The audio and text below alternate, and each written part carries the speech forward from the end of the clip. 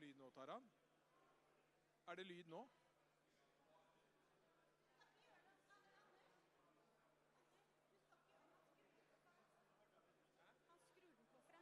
Jeg gjør ingenting. Hallo?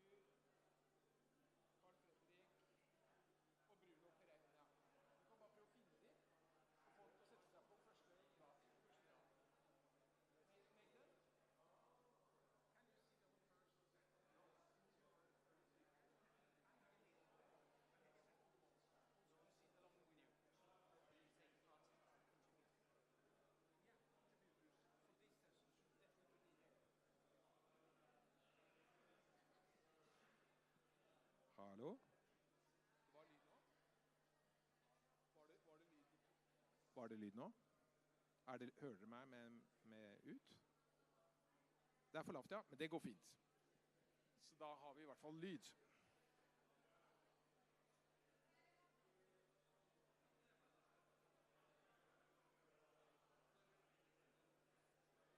Yes, we're starting, so please make your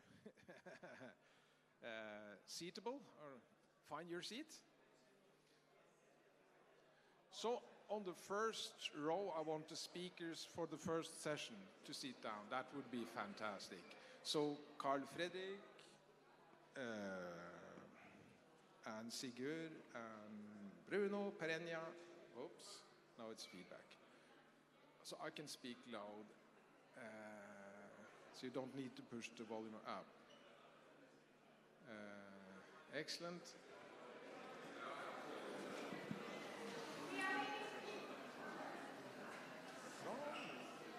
Og så må vi ha Nathan kommer, og så må vi i hvert fall ha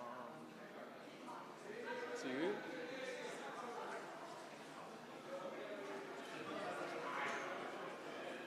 Og så Bruno Perenja.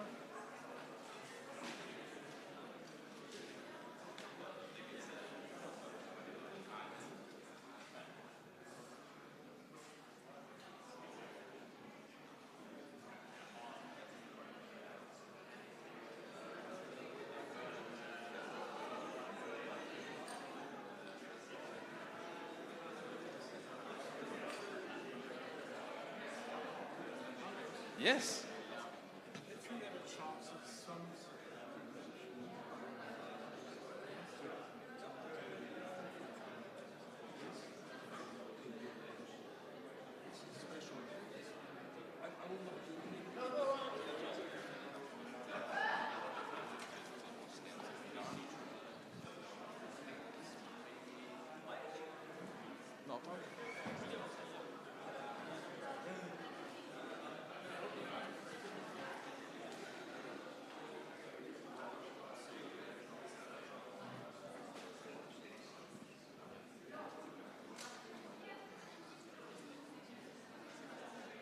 So,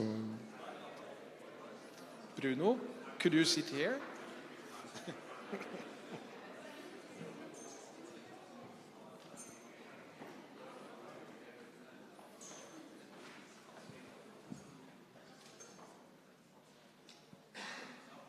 Bruno, kom og sitt her. Du skal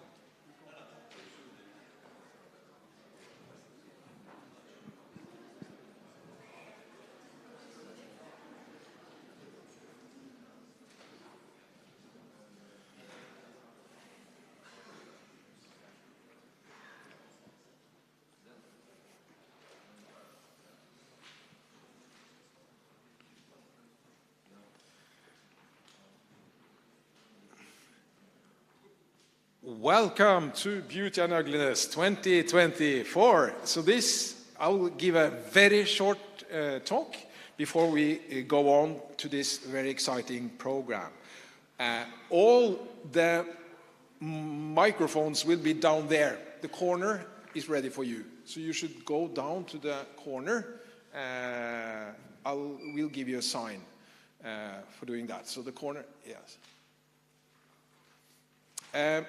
So this year's conference is almost 4 times as big as last year's conference. And we have 4 subtopics this year. The first one is ornaments. And some of the classic people think that that's a stupid idea because it's an integral part of the building. I think completely opposite. I think ornaments have been forgotten, also a little bit in the new classical architecture movement. So we'll put it in the forefront, focus especially on ornaments. We also have a section on classic architecture, and also on non-modernist urbanism and traditional vernacular architecture. So all these 4 topics are not chosen by accident. It's an idea behind focusing on those 4 subtopics. So I would like to introduce the first speaker, Nir Haim Buras. He's the author of an amazing book on the art of classic planning. So we are very fortunate to have you here, Nir. Do you have the microphone? Yeah? Or you could use this one. Yeah. So please come, Nir.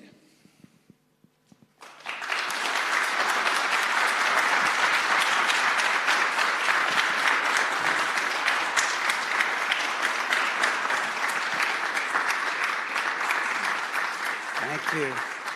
This is really amazing, and I'm genuinely humbled to be in this group. And I'm very, very happy to see a full room because what we're doing, what you're doing is essential across so many different areas. So we're going to talk about a number of different things. I tend to ramble. I really love this picture. It's the first time I ever designed something that I really, really liked. And it happened late last year with the help of some really wonderful colleagues from all around the world who are on our team.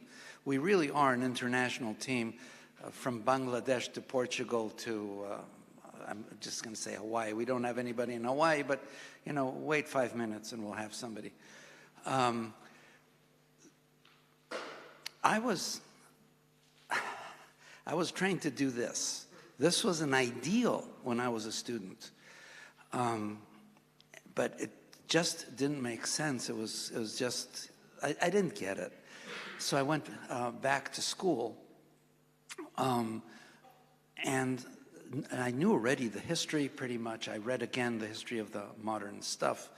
And I asked the question, what is modernism? And I found out what I found out. And I had an intellectual conversion to the classical method. And then I started working towards being able to produce stuff like that with my team. I just wanted to say that what I learned in my PhD, which is quite a while ago and it hasn't been published yet, is that there are 3 types of ideas that you can have in architecture, some which have no bearing on design, some which inform the design, and then there are the stylistic issues which tell you exactly what something's going to look like. these are ideas that underpin the modernist studio jargon and dialogue, but they're all from the 19th century. The most recent modernist idea is from 1865, form follows function. 1864 maybe, I don't know. In the traditional architecture, and much of it you see here around this building in this part of town or in all of Oslo, there's this fantastic dialogue going on with all of these romantic ideas, and that is actually where we need to continue the dialogue, pick up where we left off, and I think that's going to be what I'm going to be focusing on later this year and next year. When I returned to practice, I started doing classical, traditional stuff, but I always sought the science. There had to be a reason. My mother was a biologist, my father was an engineer.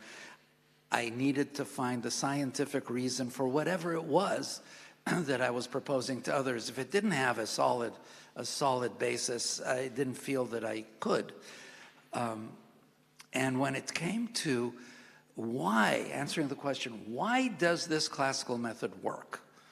I don't have available to me nostalgia. I don't have available to me any belief system. I don't have available to me some mythology. So I found the notion of how it affects the experience via the brain processing perception. And I at first discovered neuroaesthetics and the work of Richard Taylor and others, which goes back to the 80s prior to fractal analysis, and then fractal analysis, which started explaining the process. This is essential. It doesn't mean that you don't need the orders. On the contrary, it explains why they work. And it gives you, as a designer, the freedom to use them in completely new ways within the classical discourse. Even more recently, I designed the extension of Grand Central Terminal back in 2001. It was just opened last December. Wayfinding, how do you find your way through a train station or an airport, which I also designed, when you don't have any cues from the architecture. So I installed in the architecture some cues for Grand Central, but then this wayfinding business came up with other research we were doing in the Classic Planning Institute and laboratory. Kate Jeffries, she's into the memory thing. And memory and place are very connected. Then I discovered, I don't remember when, in the last 6-9 months, that hands are half the brain. They occupy half the brain. So this perception neuroscience covers the stable environment business. And then you ask, well, what about the mobile environment? And it occurred to me, I always go back to sitting at the mouth of our cave in Serengeti 50,000 years ago, looking out at the environment, because that's our natural state. And what do we see? So we have the stable environment. If a rock is moving, you're in trouble. If a tree is moving, you're in big trouble. But you have stuff that does move, people and animals, and you're for sure in trouble, because you don't until you identify what they are. So this identification happens very, very quickly in the brain. And the odd thing is that people and faces are identified in the same 80 milliseconds as buildings are. But modernist buildings are not identified. Modernist structures are not identified as buildings. So then the question is, what is a building? What makes a building recognizable? I don't think I need to answer that. What came up for me was, what do the eyes actually see? And I'm surrounded by young people, grandchildren and so on, and I watch them looking at the world, and we thought at first that they're just vacuous looking. No, they are calibrating their brains to what they see and what people are telling them they see, because this is what they see. Aside from color, it's just edges. That's what the eyes do. The rest is processed in the brain. Fast forward, I don't know how many millions of years of evolution, the first neuroscience experiment was based on the idea of truth, goodness, and beauty being a unity. Who here has heard of truth, goodness, and beauty as something? It's an essential. I might get to that later, but here's the first experiment. Here are folks who understood that they are a unity, and they said, well, what will happen if we'll design the absolutely prettiest thing we possibly can? There's not a single straight line in that structure. It's entirely designed to accommodate the conical lens of the human eye. And it was the beginning of what we can call canonization. It's a terrible word for what's really going on. It's more of an understanding, a level of understanding that enables you to move away from it to your own creation in this dialogue. And it also forces us to be very careful with the use of our words. There's classical, classical, and classic. The classical with a capital C is a name. And we might have another classical era, but we're not in one right now. The classical lowercase is a method. And classic is the best of its sort, like classic Coke, classic Blazer, all that kind of stuff. So the classical method is universal to all cultures. It's always existed and it's always been used, except for recently. It is based on the unity of truth, goodness, and beauty. And the interesting thing about it is that it defines holism. Now, all of us, I think, thought that holism was an ancient concept. Actually, it's 98 years old. It was coined by Jan Smuts, and it describes this unity of truth, goodness, and beauty. Holism is defined by that unity. That's what holism is. It also, this unity, it actually describes the universe. I'm not going to give you a proof of that, but you can get there through introspection, something that was removed from the academic method in 1805, and it comes together with the Industrial Revolution and the digital revolution and so on. People who were in there, it's clear that whatever is going on, there's no introspection going on. Everything that we do, however, is based on common sense and reason and science. And the idea of holism is very easy to understand. If you're measuring one, you're measuring all. If you're changing one, you're changing all. And therefore, that can connect to the idea of a beauty scale as a measure of environmental durability, adaptive reuse, and human experience. Samir Zeki at UCL, University College London, in 2004, actually formulated the beauty scale. You can look at anything, put it on a scale of 1 to 10, and then based on appropriateness, not everything needs to be 10. You don't want to be eating cake all day long. You can design whatever it is you're looking to put out there.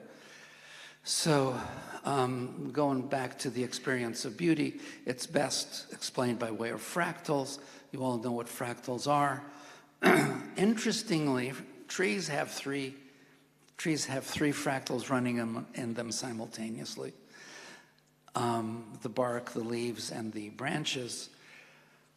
And at some point, I had been taught by Richard Sammons at the ICAA,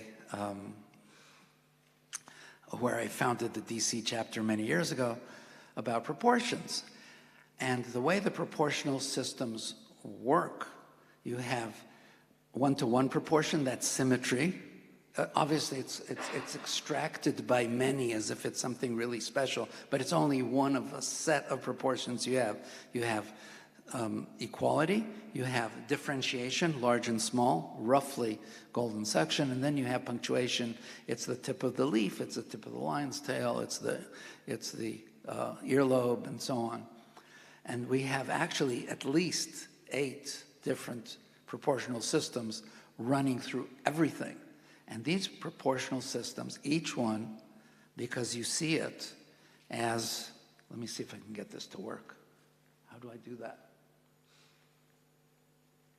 No? I want a light. Is it going to give me a... Oh, yeah, here it is. Okay. You see here, these are all self-similar at different scales. Okay? They're all fractal. They're statistical fractals. And this is Palladio's Doric. So you have that lighting up the beauty center that Zecchi measured back in 2004, and that's how it works. All the classical orders are pre-existing to give you a pleasing experience so that art imitates nature, that the experience of art equals the experience of nature or is similar to it. And it's best explained using these fractal facts. We check it out using eye tracking. You can see the eye has no idea where to go to in this modernist design by Gary. You put up a traditional design, it goes exactly to where you're going to have the lettering and the carving and so on and so forth. Isn't that amazing? That's what holism means. It simply works, and once you know it, which is very, very simple to get to know, you have a huge amount of freedom, like you see in the work that's outside by the people from NTNE. Yeah? Yeah. And that is how we actually design. We work with components, whether they're building components or urban components. So if you're putting an arcade on a street, you know already what it's going to, you can work from what you think it needs to feel like to what forms it needs to have, and then iteratively until you reach what you need. And then I discovered that memory is locational. You cannot bring up a memory of anything without first being conscious of its location. All memory is locational. Now let's take that and find a corollary. Place making is therefore memory making. Location making is memory making. That completely puts a different spin on the urban work we do. And it's keyed into the human brain to such a degree that we go to all these places to visit real places and have real memories in them that we can share with other people because we come from modernist environments where there's no there. What we really understand today is that the number of beautiful places to visit today is a constant, and the world's population has grown by 4 in the last, 40 years. Well, we need 4 times as many special places out there. So there's a huge amount of work for the people in this room just making new special places and reducing the load on the existing ones, the destructive tourist load. And then I discovered that hands are half the brain. This is a huge revelation when the entire culture in the last 200 years has been about taking stuff out of people's hands and putting the labor on machinery of some sort, and the profits taking it away from people to the people who own the machines. We are Homo faber, a species of makers.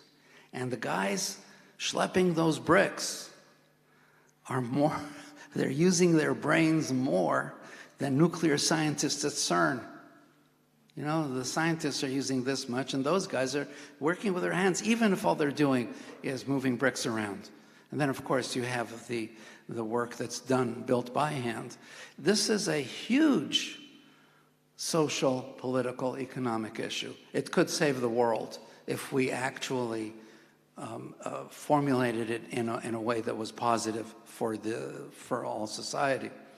So the values that are unique to classic planning emerge from all these things. They are that architecture is central to urbanism, that we are genuinely holistic. This business of balancing town and country for homeostasis is of the essence. We have been building, in common planning parlance, we've been building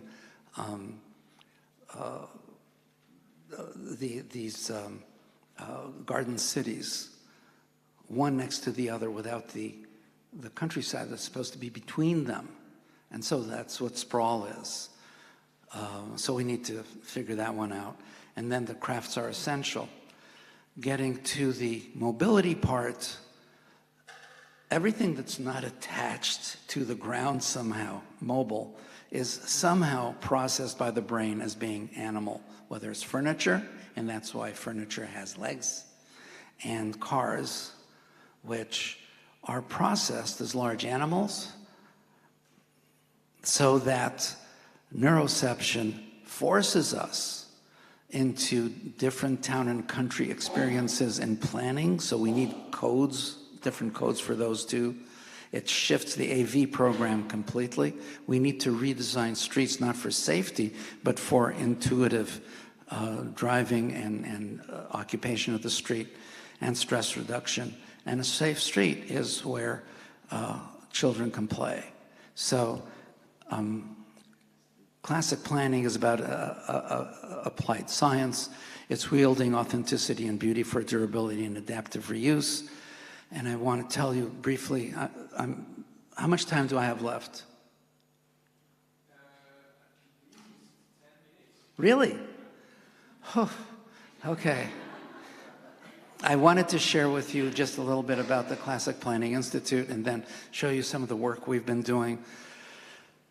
The Institute, because we are operating in a holistic environment, the Institute itself has to be built holistically. And this is very different from all the other institutions, academic, professional, networking, and so on and so forth that we have in our area. We are completely inclusive, open to all the other organizations as being part of the dialogue. We try to, in our STOA, we try to bring to the audience, the full community. In our academy, we teach architectural literacy. Studio does its work. We have a library project, which we have started, but it's going slow. And then in the laboratory, we've been very busy doing all this neuro stuff. So if you look at us as a building, you'll see the STOA in the middle, and the surrounded by the rest of the parts of it. But we insist on having multiple divisions holistically. You know, you measure one, you're measuring them all, and so on and so forth. We observe.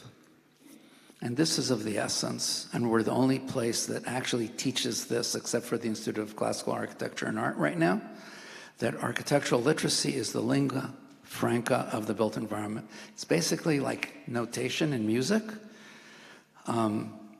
Those of you who know how to read this stuff, look at this and immediately hear the music.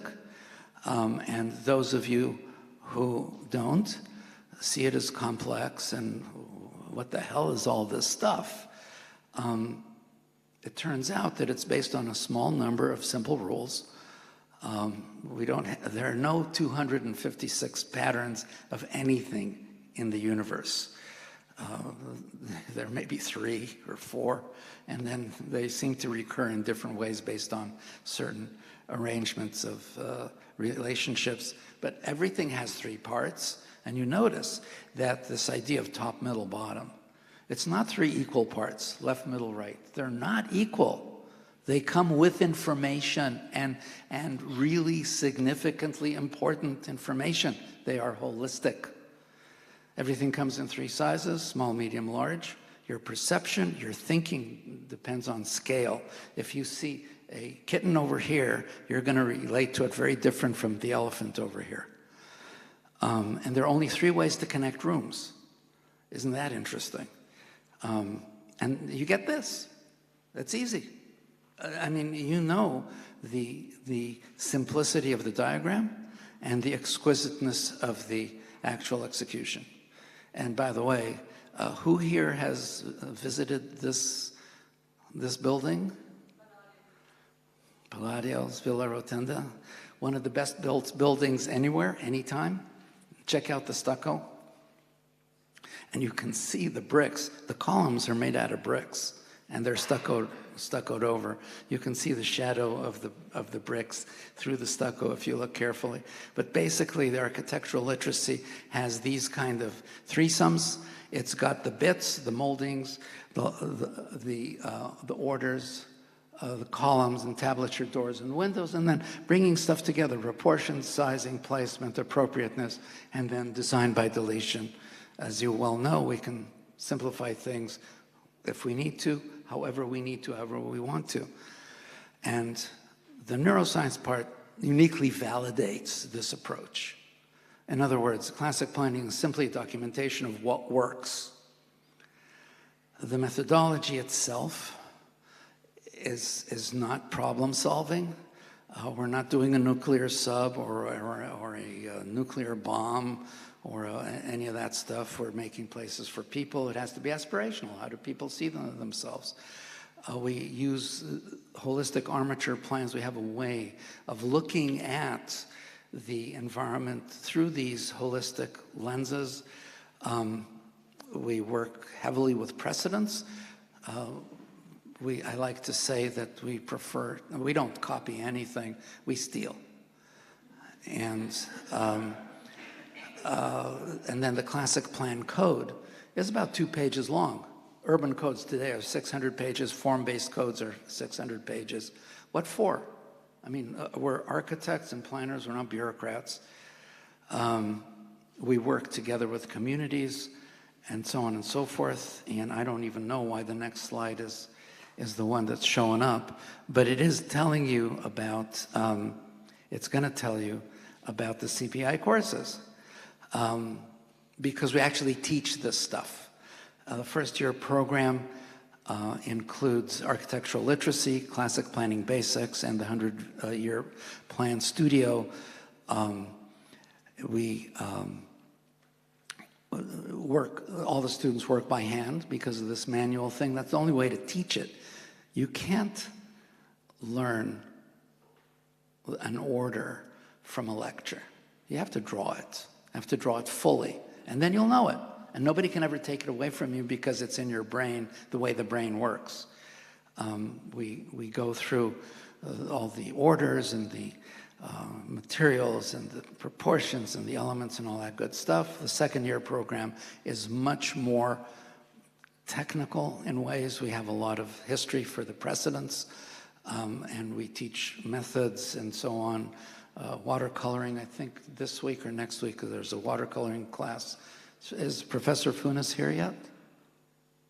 No, he'll be in later on. And the work it stands for itself. And it's no different from what is being taught at UVU, at Notre Dame, at NTNU.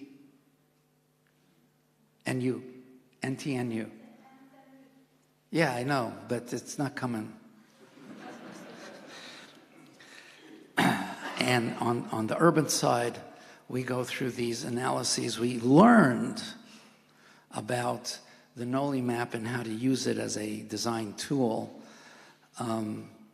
without going into all of the explanations of these things. Could get boring. But fundamentally, we're looking at taking horrible places and reconfiguring them for people. This is the Business University in Vienna, a particularly horrific assembly of structures. And the football stadium plaza in Amsterdam. People like our stuff. Even children love it. No, this. But anyways, so we've been supported by wonderful people, including Millie Main. So how many more minutes do I have? 2 minutes, okay. Here we go. It all started with the Anacostia River Master Plan, which we took a mile-wide gash in the city. And this is what we did. Here it was. We emptied out all the crap, the freeways, and there's a whole bunch of underused parks. It's a flood zone.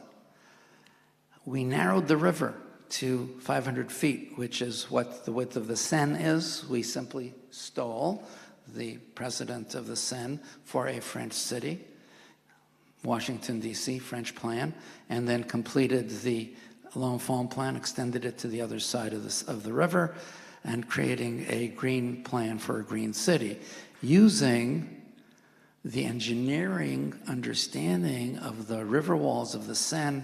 I'm not going to go into that right now, but the point is, build it right, and it will always have adaptable reuse. Durability, adaptable reuse, and beauty all come together. Build it right. And it could look like this. One of the interesting things is, in terms of the process itself, is that we always start from an aspiration document. We don't ask people, what are your problems? They're always, unhappy families have different problems. Happy families are all the same. It's the opposite with cities. Unhappy cities are all the same. Happy cities are all unique. So we start with the aspirations. We ask people, what do you love? What do you want more of? What do you want you don't have? Those are the three questions we ask. And we did this with the City of Jerusalem Planning Department. They said, oh my God, we've never had a process like this. We're working on Jerusalem architecture stuff because they're going to hell in a handbasket from an urbanistic standpoint, but that might also be applicable in Gaza. And we get out of that urban design guidelines. It's easy to translate the aspirations into urban design guidelines in a very clear way. The holistic armature plans, they look like this. They're very blobby and linear, but they identify stuff, and we learn from the process. So while we're applying our process, we also learn more about it. At the end of the day, it's a holistic process we got into, and there's always more. There are always more aspects to discover in it with regard to what we're doing. We overlay all of these, and this is not, we call this a 100-year plan map. It really isn't a plan. It's actually, I don't know what to call it yet, but it shows you what you need to think about, where you need to think about stuff, what you need to think about in every location as you move forward. So without going again, we seem to cover a lot of ground. One of the things we've been working on lately is in Indianapolis, Indiana. There is this diagonal street that comes out from the city center. We have been looking at it in great detail and coming up with buildings that come from the original architecture of Indianapolis in a distribution of styles that would be recognized as Indianapolis. Same as you walk out into the street here, everything's classical, but you know that you're in Oslo. How does that happen? Well, you actually know. And as we move forward, we don't have land use, but it's more like a tourist map. You can have the, you got a cup of coffee over here and a market basket over there. So we take the aspiration urban design guidelines, and that goes into a code. And this is what a classic plan code looks like. The first page is motherhood and apple pie. It's all the good stuff. The second page, the important thing is that you see all the things that are in brackets. These are decisions the community makes, not the planners. The community can make these decisions. They're simple. And everything then is based on a distribution of styles, as you can see at the bottom. So we're taking the architecture of the city, we create these new places, brand new places. These buildings don't exist yet. And we put them on the, we have some really wonderful tools for generating what stuff could look like.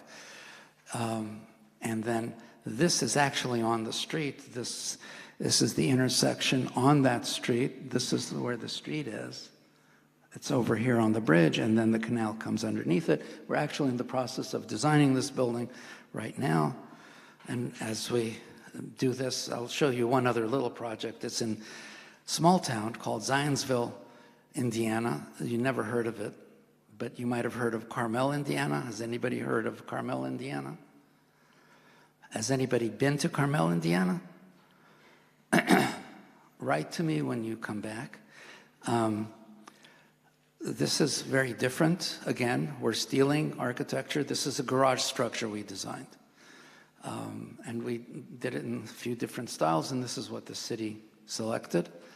You can see here that there's no traffic signs, there's no markings on the street.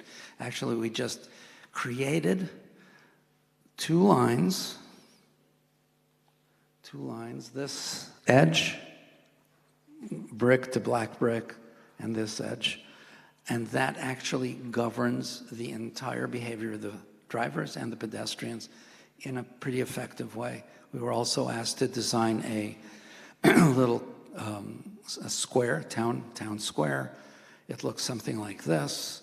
It's got a little pavilion for your children's dubious art.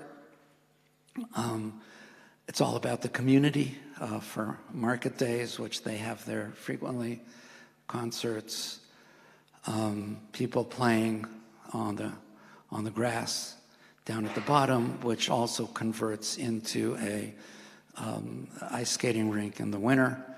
I don't know why I keep on hammering on this neuroscience stuff, but apparently I was very impressed by it. The idea is that beauty is the key, that placemaking is memory making, that we need to design streets for people first, that we have to insist on skilled manual construction. I don't know how we're going to get there. That traditional design is not a personal taste preference. So it could be that the method that I sort of described here, I don't own it. I just documented some parts of it. Maybe this is the future of urbanism. I want to extend an invitation to collaborate, which is hugely important with the different aspects of the CPI. But here in this conference, to move us forward, we have two ideas in mind. One idea is that we really need to come out with a document. And this document should have three parts.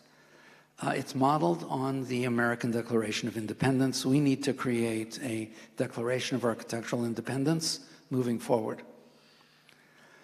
We need, for that document, a list of the modernist sins, what I call. In other words, we have been abused. Cities have been abused. Communities have been abused. Whole nations have been abused in terms of the built environment, and we simply need to end that. Number two is this Declaration of Independence. What will it open the door to? We need a constitution for the built environment. We talked about these things last week at the International Making Cities Livable conference. We're going to continue that conversation, and I want to invite whoever is interested in joining this conversation. And the last thing I want to say, don't copy, steal. We are going to, and I want every single one of you to save enough money to participate. I don't know how we're going to do it, but we need to do it. We need a CIAM, Congrès International des Architectures Modernes. We're going to take a boat from Marseille to Piraeus, and we're going to write a new Athens charter.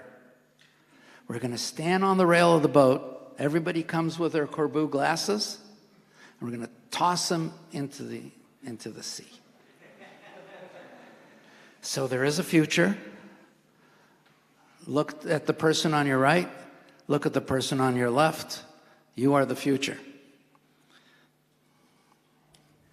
Thank you.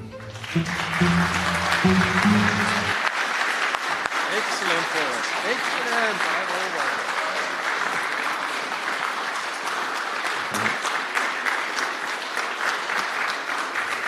Thanks a lot to Nir Buras.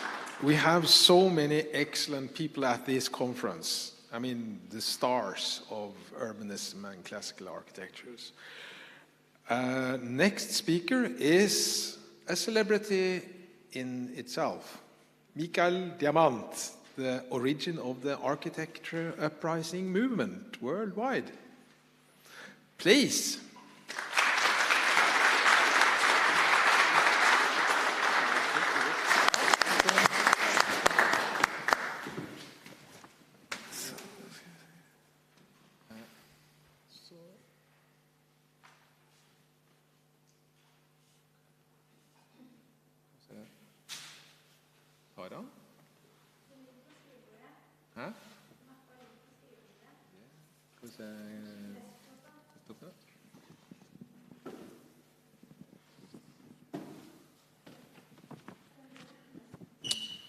Where is my presentation?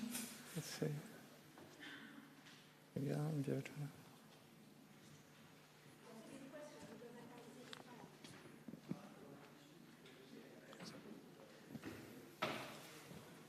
I had a file there with each and everybody on the desktop. I mailed it yesterday. No. Everything is downloaded, and it was a file on the desktop.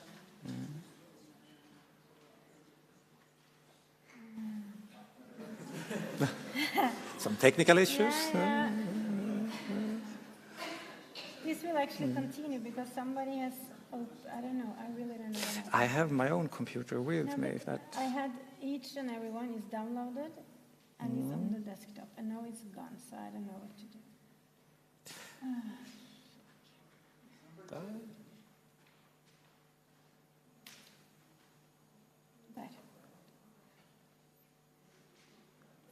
There. So, let's see.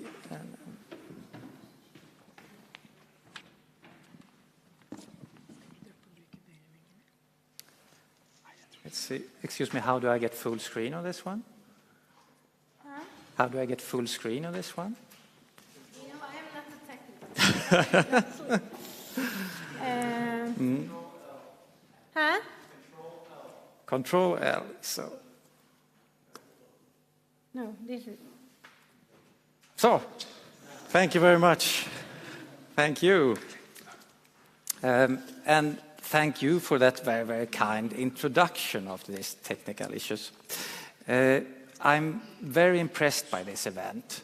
You know, it is doers that change the world, and Anders and all you others that have been part and organized this, you are really changing the world, because we need a physical event in Europe. And this is the second year of BUA, so I really hope that it will be a continuation, so that we will meet here every year. My presentation then, caring about the climate. Well, you can see the undertitle, and it may sound a bit hyperbole, but it is not hyperbole. Because very much in today's discourse about the future, we constantly cross the stream for water. We look to the future to solve our problems when there are so many good solutions already present, if we just dare to look back. But our minds, and of course we can blame the modernists for this, have been conditioned to always look forward to solutions when the solutions may be right in front of us. You know, they say about tradition that it is a solution to a problem that everyone forgets. And that is very much true. But as soon as we forgo tradition, then all the problems come.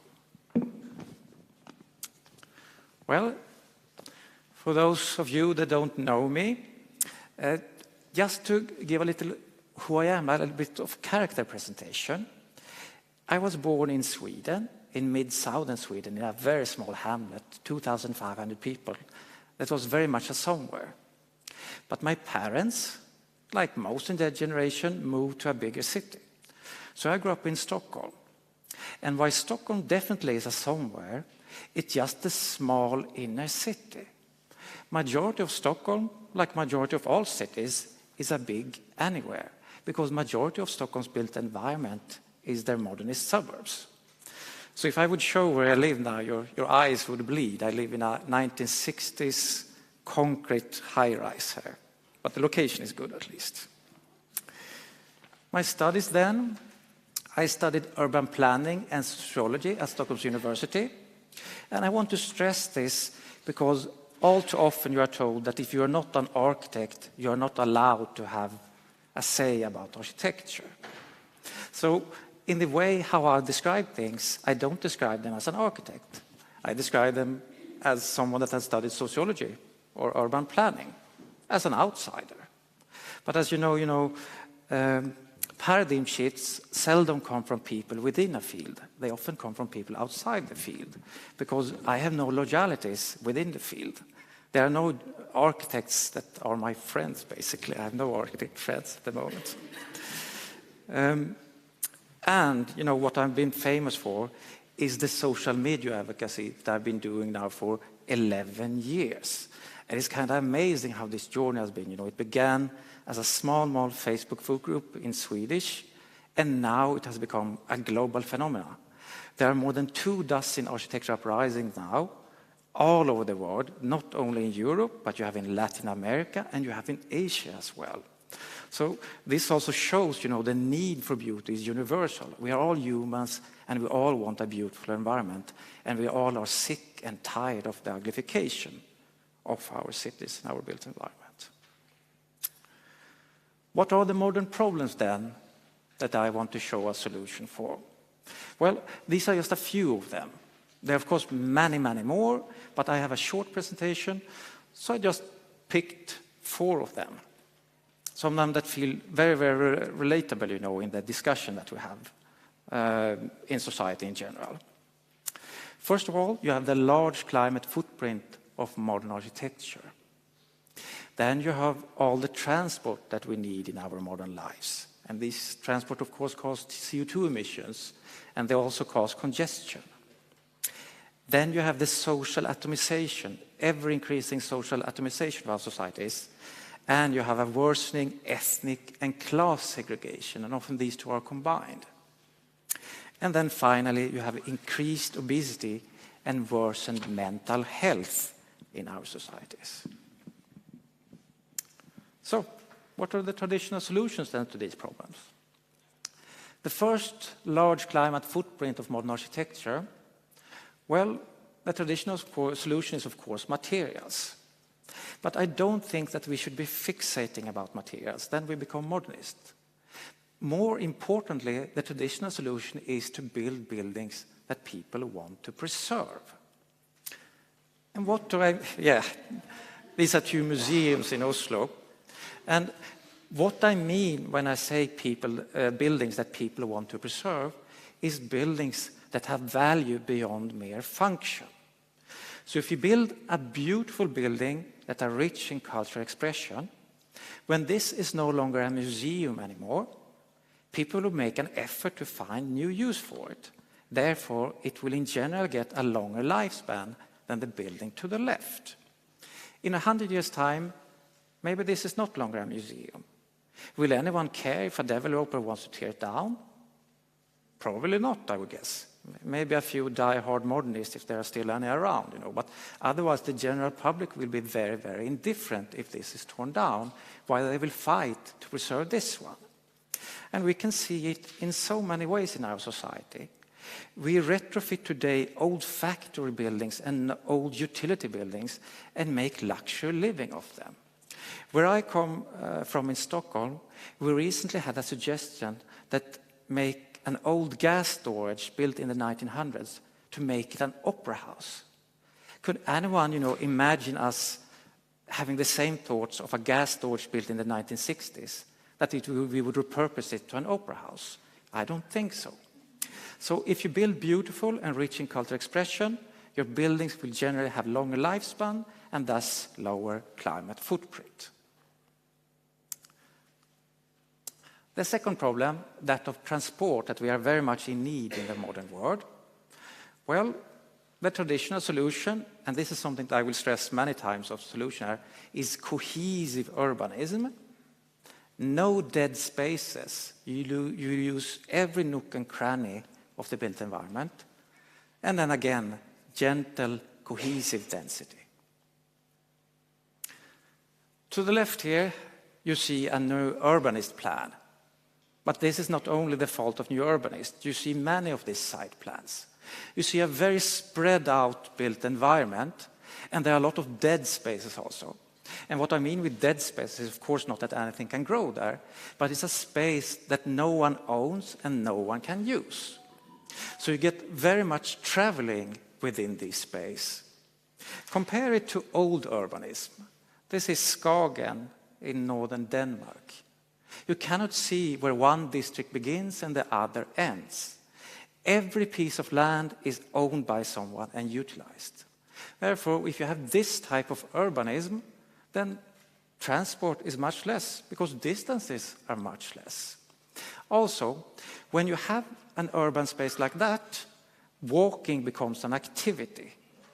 You will make a conscious mind, I will walk today. More than often you will use your car to get anywhere because the distances are large. Here, you don't think that you walk. It's just a natural mode of transport. You go out for a walk because the distances are so small. Thus, you reduce the amount of needed transport with fossil fuels. Thus, this lessens transport very much and CO2 emissions. Many of you maybe have seen these pictures of Leon Krier. And what he means by this is that we haven't allowed our cities to grow now, especially maybe in other countries, but I can speak for the Scandinavian countries at least. We haven't let our cities grow now for 100 years. Basically, what is downtown Oslo, what is downtown Stockholm, is the same as in 1920. The cities may have 4 or 5 times the many residents, but what constitutes the city center is exactly the same. This leads to an over-concentration of economic activity to the old center, and of course, a lot of commuting. And it doesn't help if you densify the suburbs. They are still suburbs, and people will commute to the real city center. The traditional solution is, of course, to do exactly what we did before. Build new city districts. And they are wall-to-wall with the old districts. It's not rocket science in a way. You just let the city naturally expand, exactly like you did before. Leon Krier calls it duplication. And what you get then is gentle, cohesive density, a multi-core city. And with a multi-core city, there's less need of transport, and you also get less congestion because there are many centers where you go to. The third modern problem then, that of social atomization and ethnic class segregation. This one, height limitation, is very, very important. Then, of course, you have the cohesive urban space. And then you have beautiful new builds that let people do housing career in their own area. Height limitation is very important to stress because in the current discourse, we talk about high-rises, that they are the solution to the problem with housing. You don't need high-rises to solve the problem with housing. You can build gentle density, you just focus more on the grid than on the building itself. The only people that like to build high-rises are, of course, developers, because they are easier to build. But high-rises bring so many bad things. Except for bad microclimate, they bring down wind, and they need large roads around them. Social studies also show that they bring social atomization. And it's a causality, not a correlation. So in Vancouver, they did many studies about people living in high-rises, and they defined a high-rise actually more extreme than I do, a building over 5 stories tall. And they noted that people that lived above 5 stories generally knew fewer neighbors, and they were also more anxious in socializing with people in the neighborhood. Very interesting, and if anyone wants, I can send this study to you. When you build lower buildings, the street becomes part of the community building experience. Not the least because if you build lower buildings, the street doesn't need to be as wide. So you get a more social street with less cars, and how you organize the buildings will also be easier to organize them in quarter blocks, and then people easier can socialize.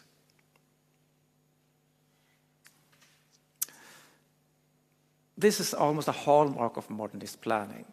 The only thing that can stop them is, of course, geography. But in Stockholm or Gothenburg in Sweden, geography couldn't stop them. What you see here is a very distressed area in Stockholm, and it's totally physically segregated from the surrounding built environment. And there are even like a wall, this highway surrounding it. So it's only accessible by either bus or subway. Otherwise, it's totally disconnected from the surroundings. So it's like an enclave in total isolation. If you compare it with how it traditionally built, here you see another section of Stockholm, and you see you have apartments to the right and you have villas to the left. They are wall to wall with each other.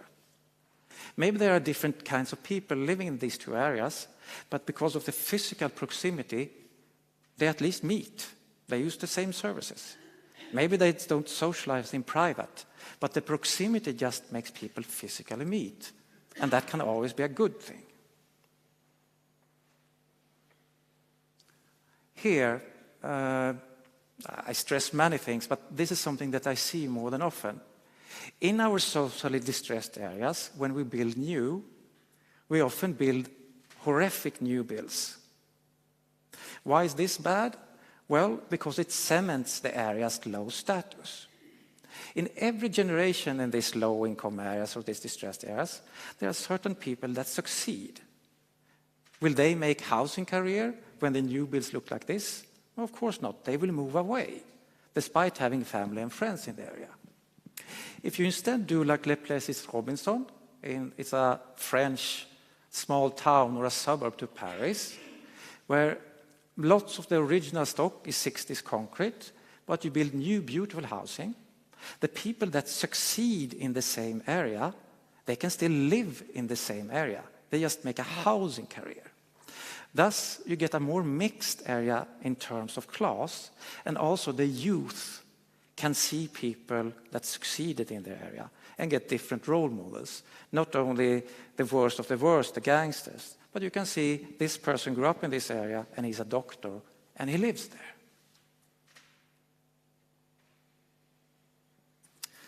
And the final modern problem that I wanted to address, the increased obesity and the worsened mental health. What's the traditional solution, where we can say for the final time, cohesive urbanism and beautiful architecture. And I made a claim there, the classical facade division. Because beauty is very, very much objective.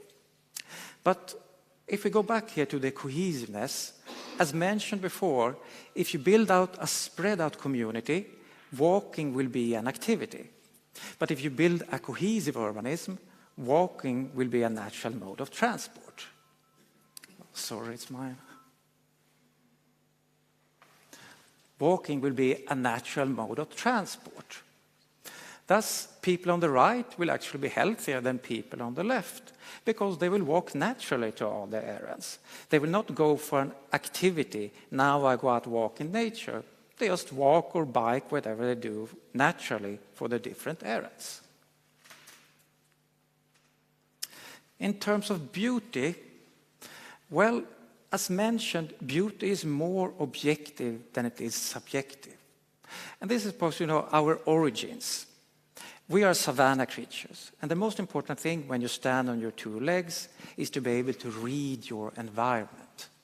So the genius of the classical architecture is that it's readable and stimulating at the same time. Typically, in the classical facade division, not everyone, is that you divide it into 3 sections. So you have a very solid base, the base, you see the line there. Then you have a mid-section, it's also marked here. And then you have a roof section. And the roof section, the windows are often smaller. So it's very easy for us to understand this building. Regarding the stimulation part, you see that windows are organized not in one symmetry, but in part symmetries. There are many symmetries on the same facade. So there you get it, a readable facade that is stimulating at the same time. And this is enjoyable for our mind, thus we relax when we walk in environments like this. So the key of beauty is just that we can relax in those environments because we can read them, we can get a grasp of them. If you have a modernist environment, well, either they are dull for our minds, as you can see, and there's no, how to say, 3-part division of the facade. So the eyes try to make a grasp of it, but it's harder to make a grasp for it. Therefore, we rush through modernist areas while we stroll through classical areas, because we always feel that we can read and understand our environment. So that was my presentation. And don't necessarily believe it, but digest and analyze and see if my arguments hold water. That was all. Thank you very much for listening.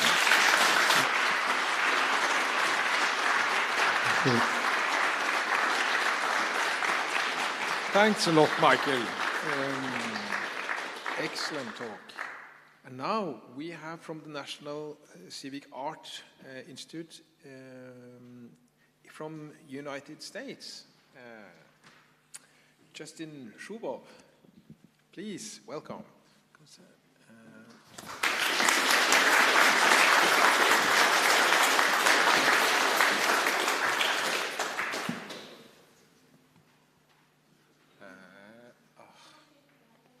En gang til. Se. Open. Åpne. Inn. Full screen. Just in.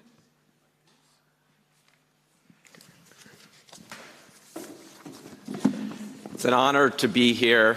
It's great to have an excuse to visit Oslo. And I'm especially happy since this is by far the biggest screen that I've ever been able to work with.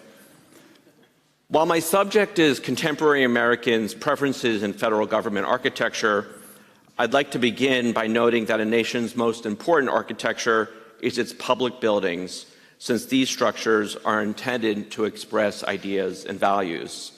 They speak to who we are as a people and who we wish to be. They shape our consciousness. Like Pericles, the builder of the Parthenon in ancient Athens, all great statesmen have recognized the importance of architecture for the body politic. As Mies van der Rohe once said, architecture is the true battleground of the spirit.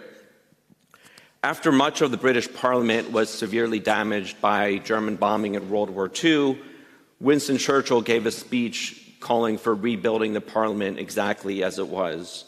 He famously said, "We shape our buildings, thereafter our buildings shape us." Among America's most important buildings, public buildings, are those built by and for the federal government.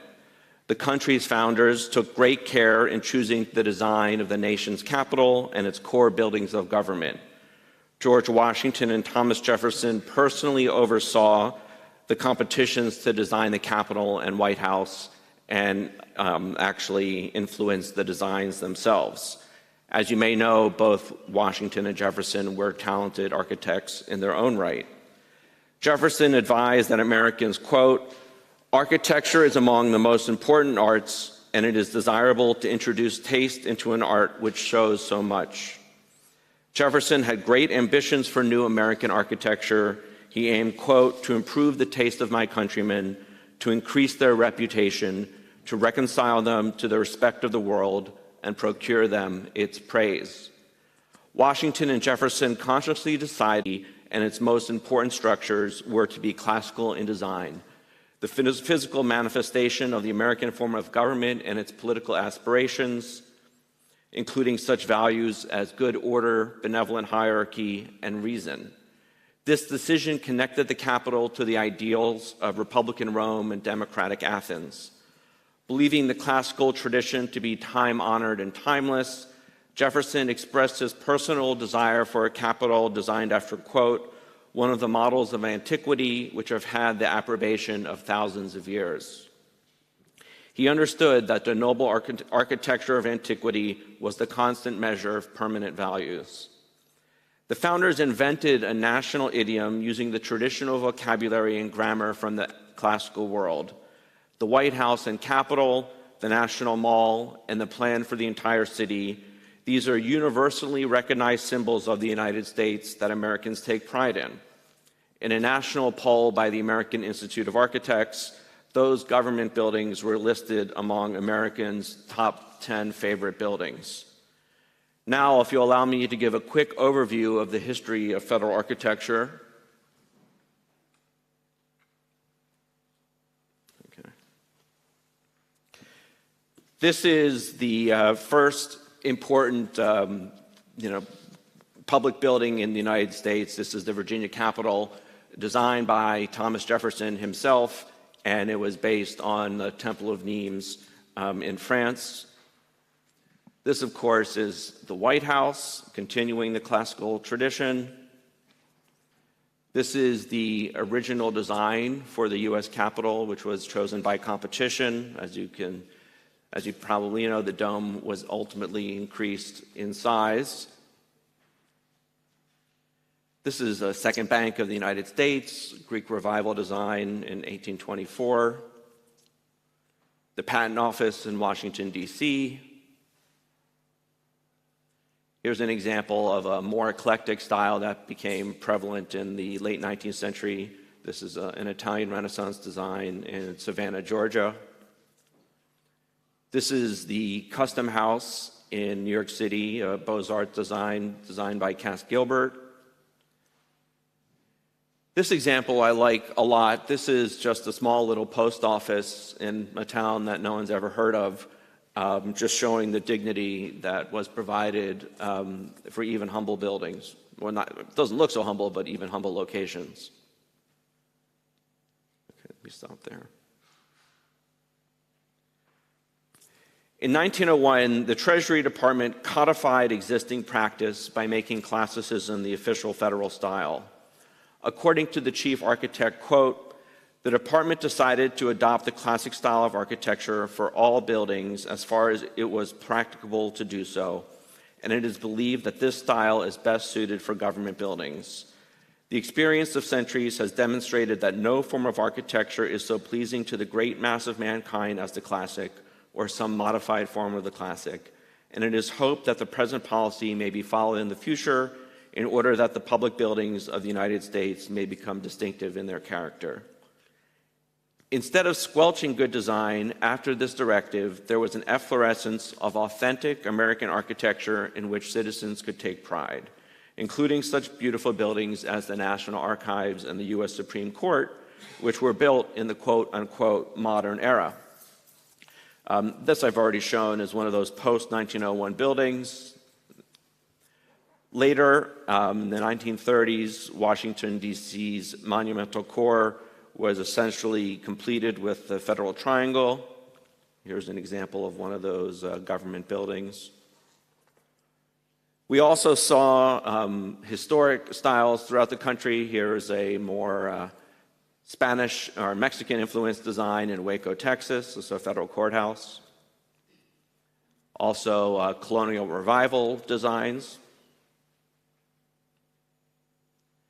This is Cass Gilbert's skyscraper courthouse in New York City, demonstrating how the classical tradition can be used to build very large buildings. And this, of course, is the U.S. Supreme Court. Like I said, this is built in the modern era and finished in 1936. And this is an interesting photo showing the harmony of three important classical buildings in Washington, the U.S. Capitol in the front, the Supreme Court to the back left, and the back right is the Library of Congress, designed in a Beaux-Arts design. After World War II, however, the newly created General Services Administration, the agency responsible for all federal buildings and courthouses, abandoned classicism in favor of modernism. During the mid-20th century, the government built the generic boxes and, to a lesser extent, the steel and glass cages that came to exemplify corporate America and international business. It was the architecture of rational bureaucracy. The aesthetic line between public and private buildings was erased. Federal buildings were indistinguishable from commercial office buildings. This was no accident, since many modernists explicitly rejected the idea that buildings should show their purposes. The hegemony of modernism in federal architecture was formalized in 1962 when Daniel Patrick Moynihan, then a young staffer in the Labor Department who would later become a U.S. Senator, he inserted a single page in a White House report on government office space. He rather ambitiously titled it Guiding Principles for Federal Architecture. GSA would go on to adopt the principles which rejected official classicism and implicitly favored modernism. Indeed, although the principles state, quote, the development of an official style must be avoided, modernism would, in fact, de facto become official. Indeed, since the guiding principles until the 1990s, not a single government building of any significance was erected in a classical or traditional style. I should emphasize that the guiding principles also state, quote, design must flow from the architectural profession to the government and not vice versa.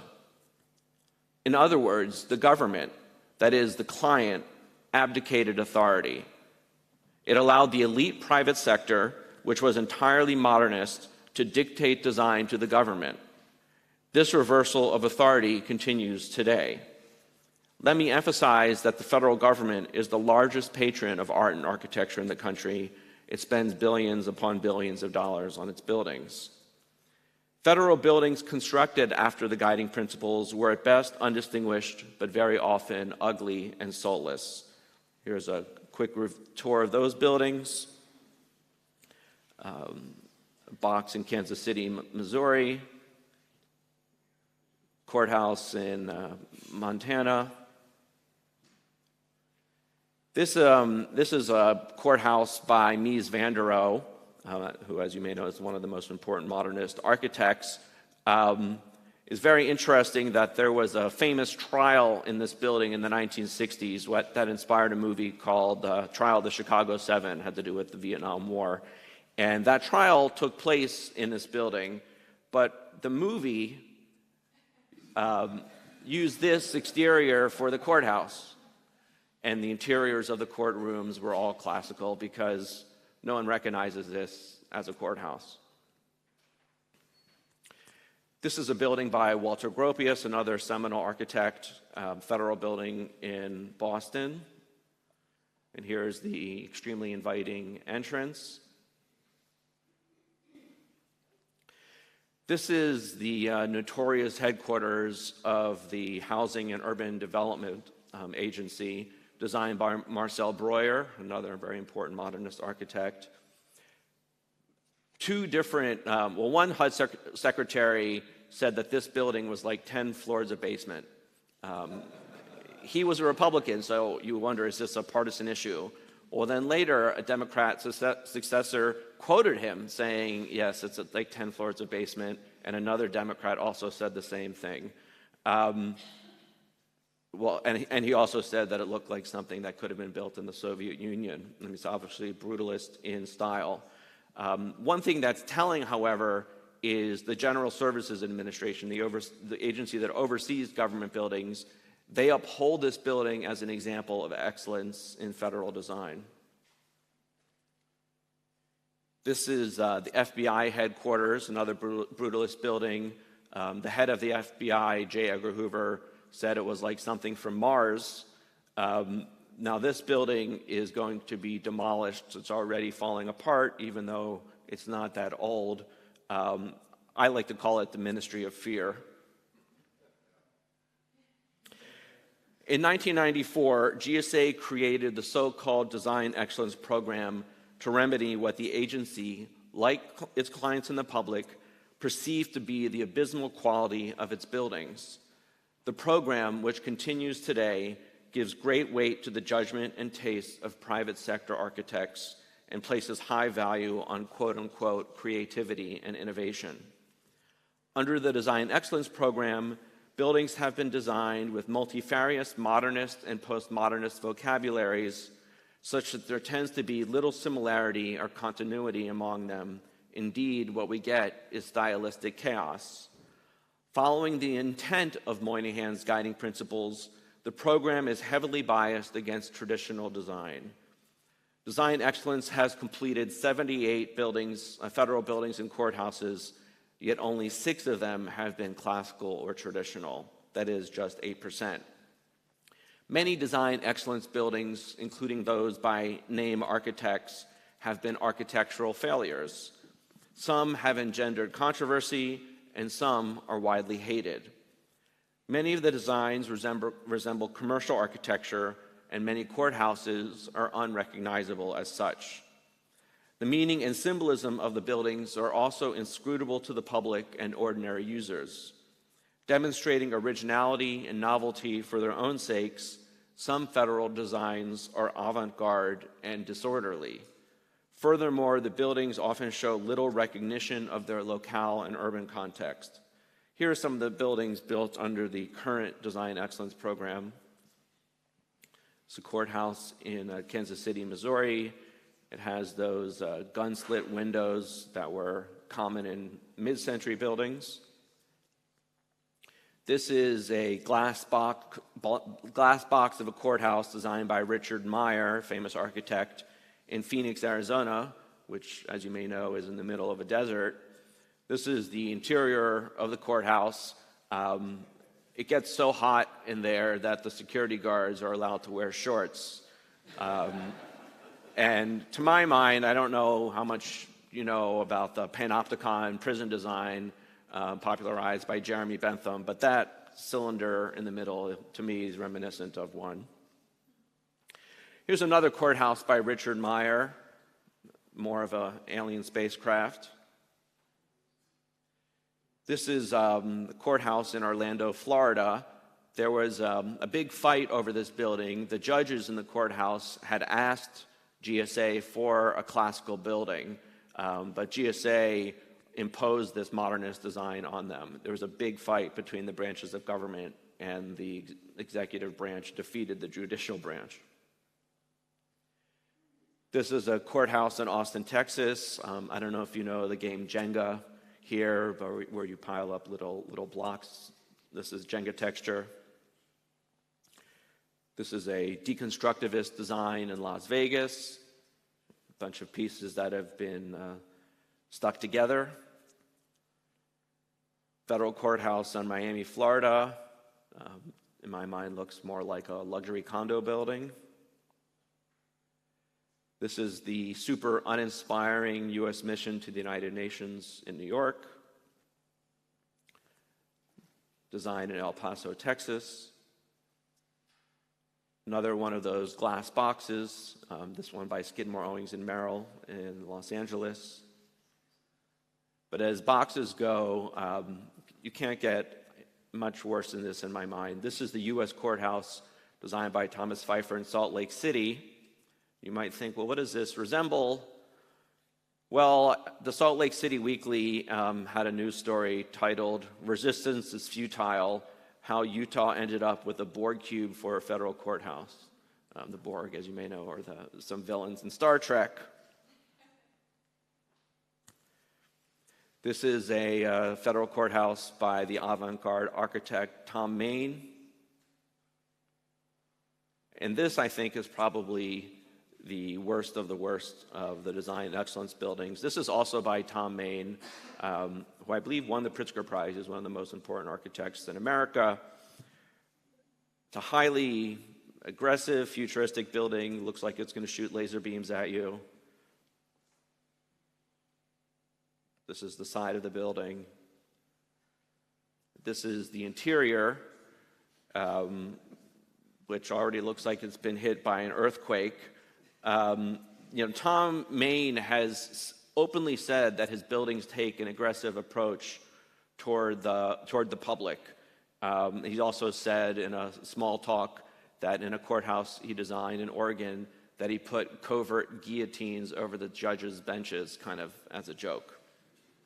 So in other words, he's being subversive in the design of federal buildings. Here is a rare example of a new classical federal courthouse which shows what the alternative to the Design Excellence Program could be. This building exists only because Alabama Senator Richard Shelby, as the powerful chairman of the Senate Appropriations Committee, fought GSA to get a classical design. Now, turning to politics.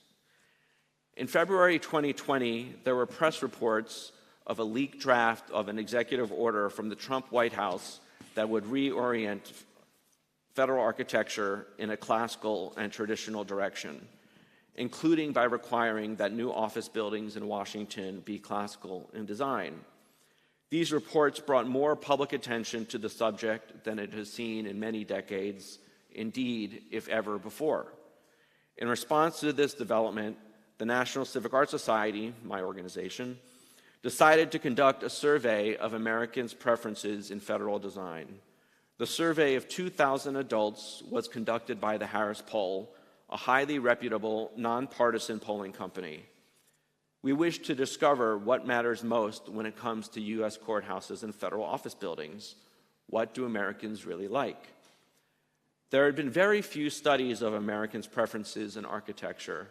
In 2007, the American Institute of Architects, the main trade organization for architects, undertook a survey of 2,200 Americans, also conducted by the Harris Poll.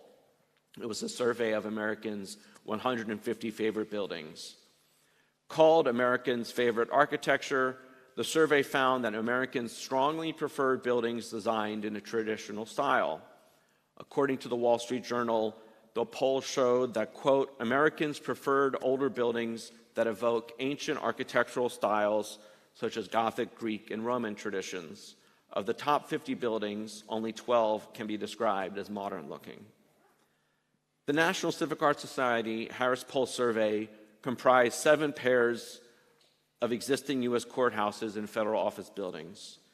The buildings were not identified in any way. Each pair comprised 1 building in the traditional style and 1 building in a modernist style. The order in each pair was randomized, as was the order of the questions. For each pair, the survey question was, which of these 2 buildings would you prefer for a U.S. courthouse or federal office building? From a long list of many dozens of photos, the 7 pairs of images were very carefully selected and edited to ensure fair competitions. Factors such as sky color, angle of photo, light conditions, distance from the building, weather conditions, nature of foreground, nature and quality of street furniture, presence of street trees, parked cars, and passing people were all controlled for either controlled for perfectly or as far as possible by careful photo selection and editing.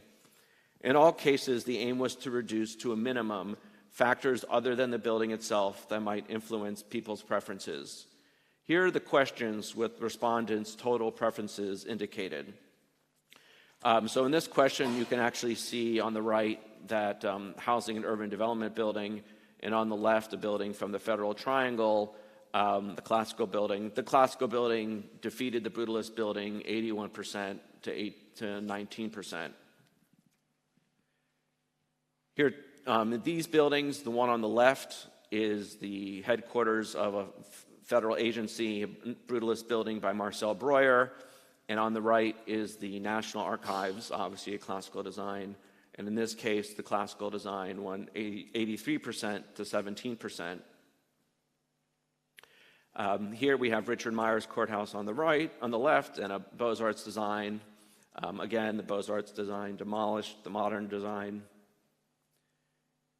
Here's an example of 2 more courthouses, or a courthouse and a federal building. Here were smaller buildings. That courthouse, that's Spanish-influenced courthouse on the right won 60-40. And here we had a colonial revival design on the left and a modern design on the right. The colonial design won 58% to 42%. And here we have a building by I.M. Pei on the left in Indiana, and a courthouse, a classical courthouse on the right, which won 81% to 19%. Whether knowing about this survey, well, actually, let me show you a little bit more of the results. Just overall, 72% of the people surveyed preferred the traditional design versus 28%. And there were widespread majorities for tradition across all demographic groups. This, for instance, is political party affiliation, showing that 73% of Republicans supported tradition, 70% of Democrats supported tradition, and 73% of independents. There was also strong support for traditional design, regardless of race or ethnicity. The same thing goes for socioeconomic status,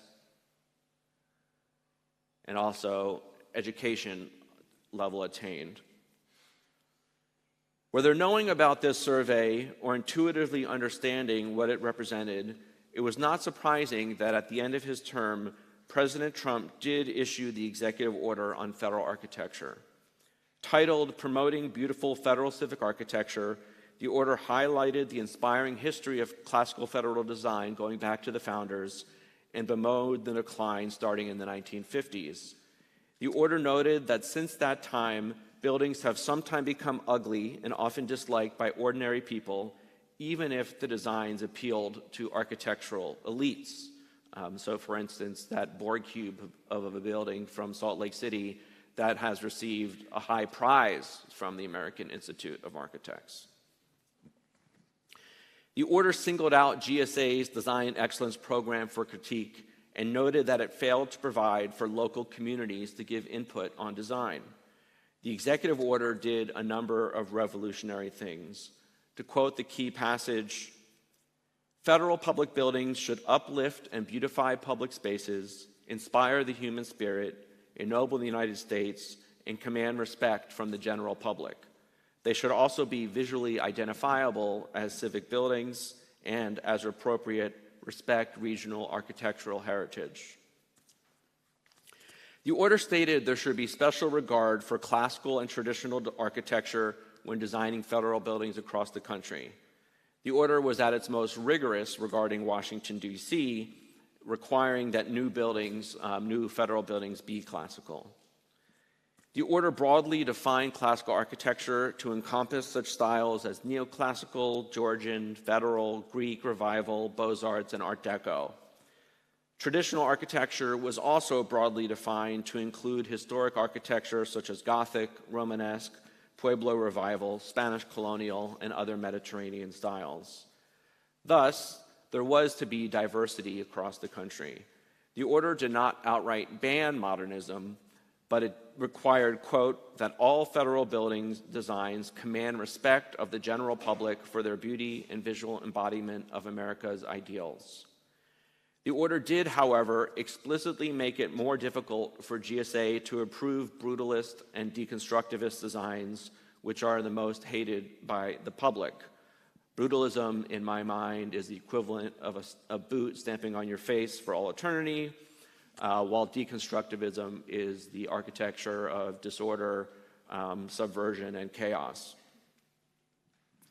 As for the country as a whole, the order also stated that, quote, GSA should seek input from the future users of applicable public buildings and the general public in the community where such buildings will be located before selecting an architectural firm or design style. In other words, for the first time GSA was established, ordinary people would have a say. There would finally be an element of democracy in design. Soon after President Biden took office, he rescinded Trump's order without providing any explanation. However, ever since the executive order had been leaked, the American Institute of Architects, which has 80,000 members, had been engaged in an energetic lobbying campaign against it. The order was also opposed by cultural elites, such as the editors of the New York Times, which published an editorial titled, "What's So Great About Fake Roman Temples?" The editorial noted that the Founding Fathers leaned heavily on ancient precedents, but the New York Times claimed that American architecture today, quote, "no longer needs to wear borrowed clothes."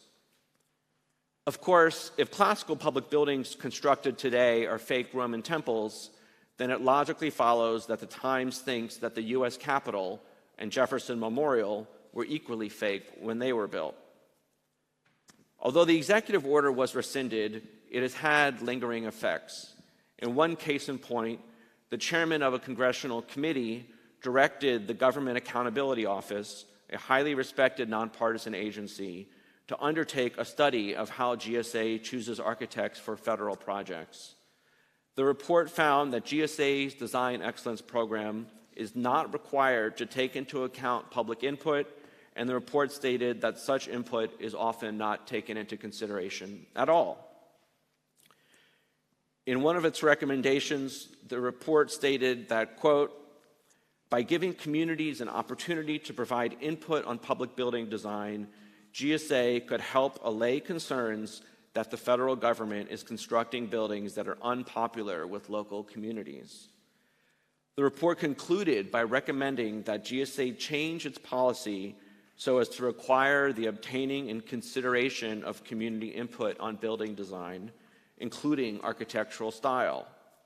Happily, in response to the report, GSA agreed to make these changes. This was a major victory for proponents of Trump's executive order.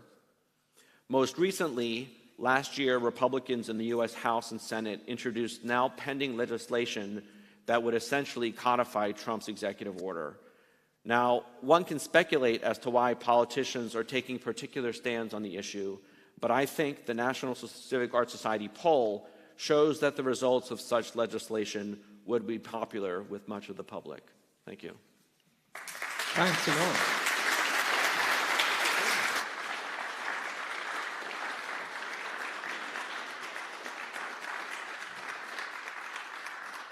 So, thanks a lot, Justin. And we are a bit over time, so I suggest that we take 10 minutes break, brace up, and we'll be back 12 o'clock. And the next series of 4 speakers should maybe get their mic before you sit down. Okay? We will be back 12 o'clock.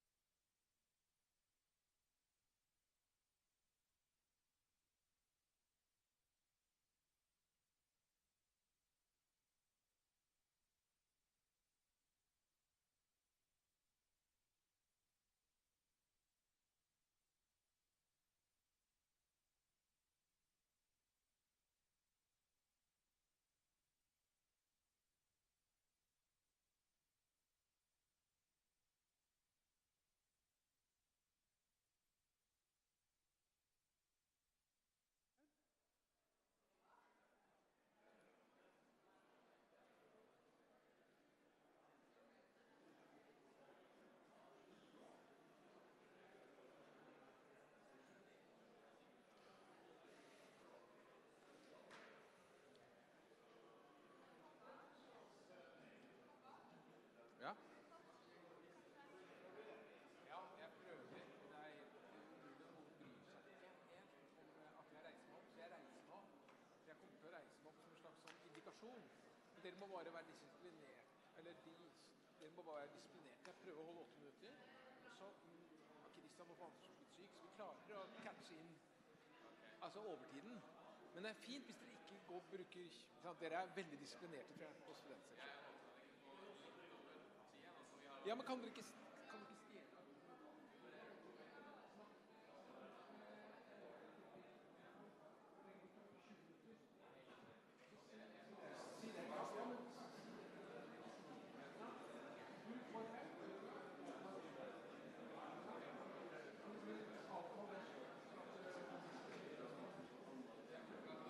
Yes, Taran.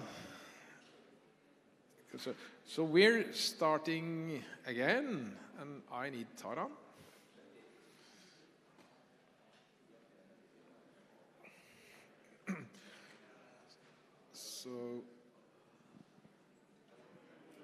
So next section will be the student track. And it's very interesting, this track, because for the first time we're showing the students' work at Beauty and Ugliness. And students are extremely important, of course, because they are the future. So if we're going to get a beautiful architecture in the future, then we need to see what the students are doing.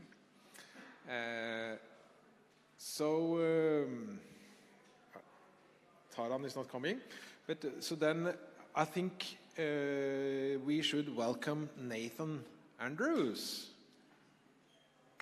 Yes, welcome. Thank you.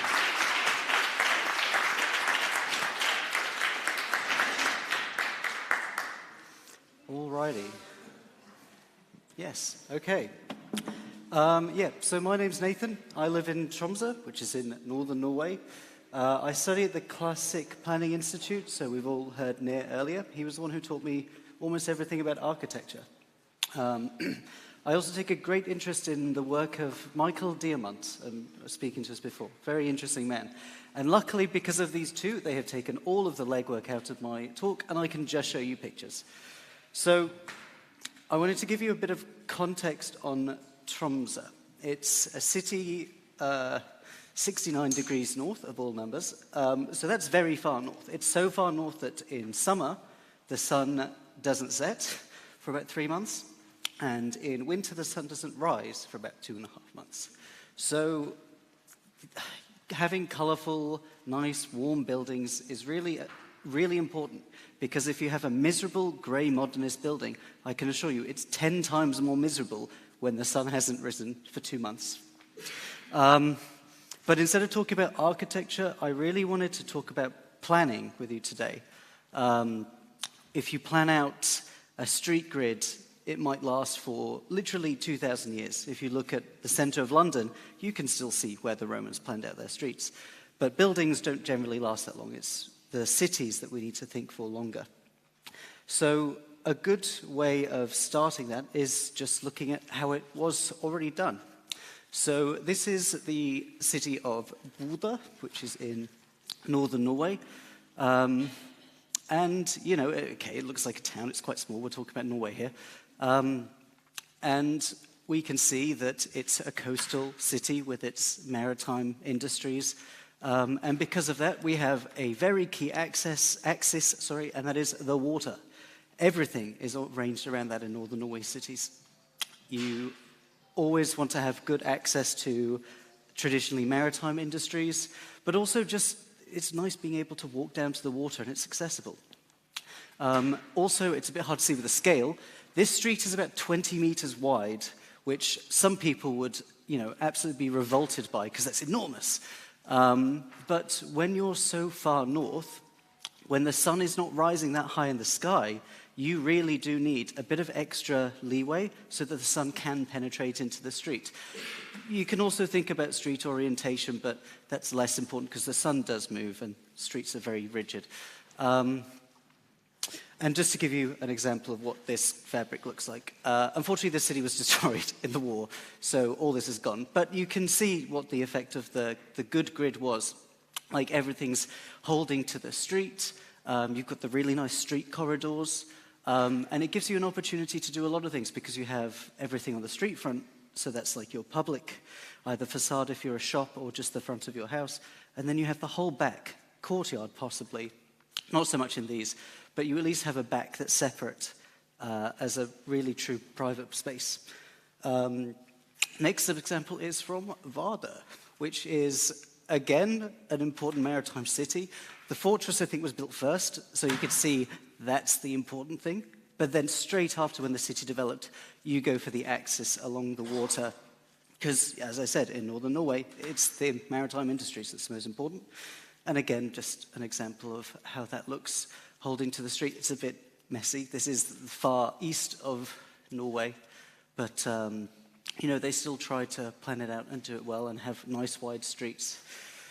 And that brings us to Tromsø. You can see, obviously, the original fabric. This is the oldest building in the city from like 1100, and the church has been in use since 1200. So you can see this area where it's, you know, pre any kind of planning in this part of the world. It's just, you know, very just naturally evolved. But you can see that there's later on in later years, which would be in the 1800s, I guess, the deliberate effort to plan something that makes sense. Like you have good logistical flows, you have space for people, you have these nice streets, so it becomes very easy to get around. And of course, the result of that is, nice, easy to get around. You've got cool sight lines, you can see mountains, which is very nice in northern Norway. So let's take a look at an area specifically that was, this is it in 1952. The next picture I'll show you is it in, I think, 2023 last year. And you can see here, like the old city limits, like where they've got the grid. You can even see it extends here and you've got farmland around. Now, it's obviously grown a lot in the past 60, 70 years. Now, I want you to guess which way you think, which way you think it's grown. Has it been all this suburbia, like just filling out and not really getting denser, just suburban neighborhoods? Or have they destroyed the waterfront and built out into the water? Hands up if you think it was suburbia that's destroyed it. No? Okay. Hands up if you think they destroyed the lovely, nice waterfront. Okay, I have bad news. They did both. So you've got this massive overexpansion through the suburbs. There's some very nice houses. It's very nice. It's not very practical, though, for a big city, which is what Tromsø is trying to be. But then on the waterfront, you've built these, they're denser, but they're quite ugly. We won't talk about architecture, but I assure you, these are ugly buildings. And this area was intended to be an extension of the city centre. It obviously isn't with the typology, but they at least try to do something with having enough people so that there would be businesses and activities and things to do there. And there aren't. No one wants to go there.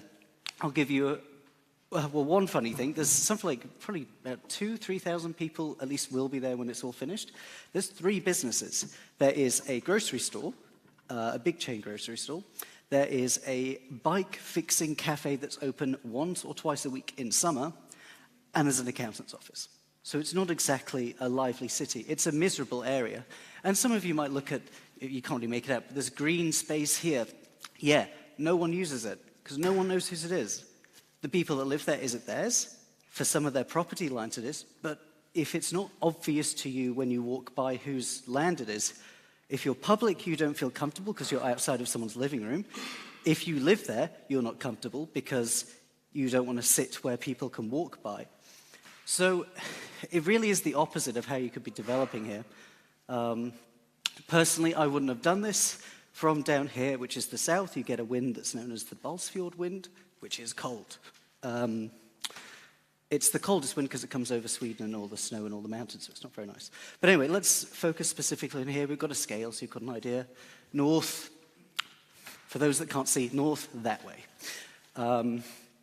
So this is it a few years earlier. This is the best Google images I could find. But yeah, let's think about what it could be like if we rethought it as a logical extension of the city using the current fabric, using a good building typology, so a courtyard structure where you've got a clear delineation between public and private space, where if you have a courtyard building, you could perhaps have your kids play outside unattended because it's safe and private. And also with a continuous waterfront that is accessible. I didn't mention that, but a lot of these which are still being built out into, you cannot walk in front of that. So you don't get that lovely walk along the waterfront. A picture would have been helpful, but just what would be down here are gorgeous mountains that you can see, but not when there's buildings in front of you. So doing it properly might look something like this. You have the courtyard-based buildings where, as I said before, you can have a bit of mix of activities, but also get used. You open up a promenade so that people can actually use it. It can be used to get around. You can hang out there. You can do whatever you want. Let's see. I've given some color just to indicate things. This is about 2 stories, 3 stories, and 4 stories. As I said before, in the north of Norway, where you have such a low sun, I have put shadows here. So this is the 17th of May, which was not picked to be wistful, if you Norwegians know the date, but as that's the first day of the polar day. So at this point on, it's all summer and it's lovely. But you can still see, even then, in some of these courtyards, there's not much light penetration. So imagine if they were even taller. So that's really the maximum of what you should be doing. Adding parks so that it's clear where the public can hang out. Like, you don't look at that park and think, oh, is this someone's garden? No, it's so clear. And you don't have to explain that to people. The point is that it should be clear when you go there and when you see it. But yes, that is, in a nutshell, everything that I've been doing recently. That is about my time exactly. Wonderful. Thank you very much.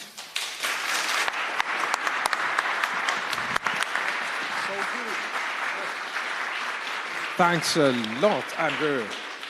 And next up is,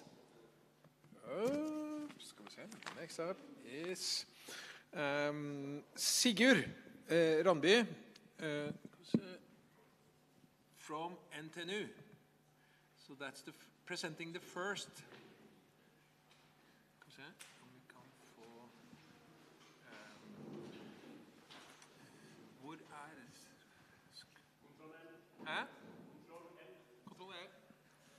So, from the new group of classical architects educated from Trondheim.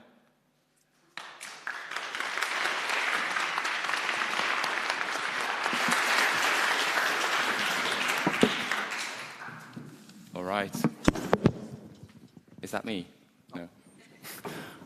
Hello, everyone, and welcome to this 2-part series on the classical studio of Trondheim.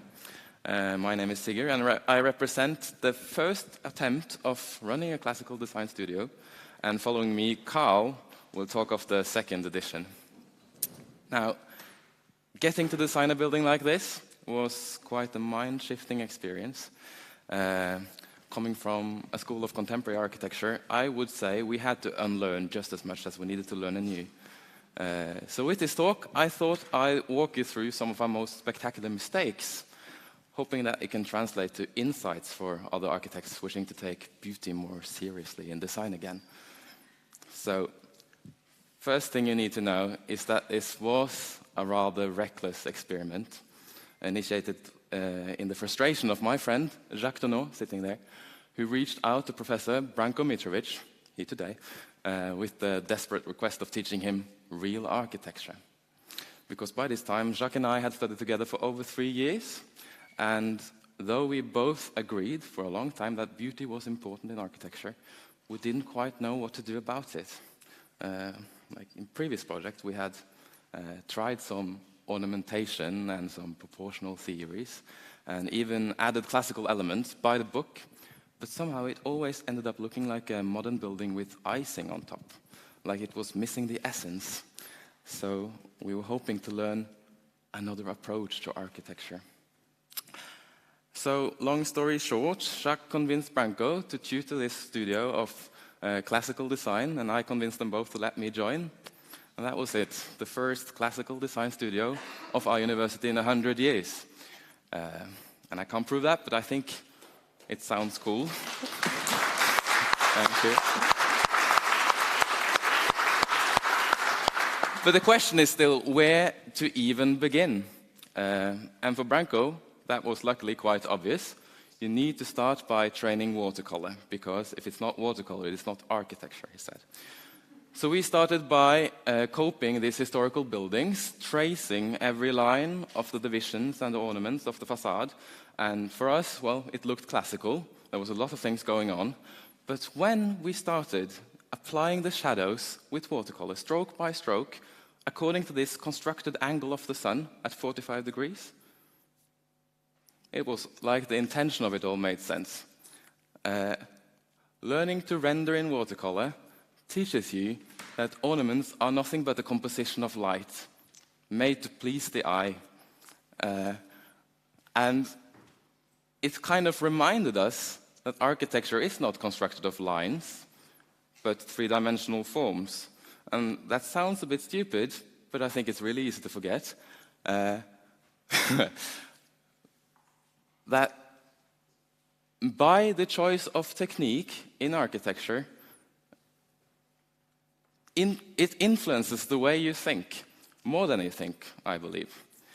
So, we spent a couple weeks rendering watercolor until we figured we were ready to start design. And our goal of designing was to create a new art gallery for Trondheim. So we started out as usual, gathering information about the functions of an art gallery. So we visited the existing museum of Trondheim, and we went to some exhibition to see how they work, and basically ended up with this list of functions, color-coded blocks to scale, that we could move around on the site until we would find something that worked, like a working concept for the building. And, well, yeah, I think we thought that we were solving everything all at once. But in reality, we were spending most of our time planning the elevator shafts and the delivery truck and the employee entrances. And I think today, I would say we were on the path of letting our art gallery be designed for everything else than art. And I don't know about you, but I think that sounds quite familiar. No one goes to an art gallery to visit the escalators, right? They come to see the art, but they need good spaces. So what we did is we threw away all the employees and the functions for a while, and we started to design this building as if the Queen of Norway would come to visit Trondheim and visit this art gallery. And this, my friends, was the secret sauce of designing classical architecture. Because we then created this list of spaces in our art gallery in order of importance, like a design hierarchy of the building. And we knew we wanted to lead the Queen, or visitor, into this central domed space that connected all the art gallery halls together. So we started here. We learned that the cylindrical room is basically just three facades. It's the floor, and it's this barrel wall, and it's the ceiling. So that's what we designed. And we ended up with this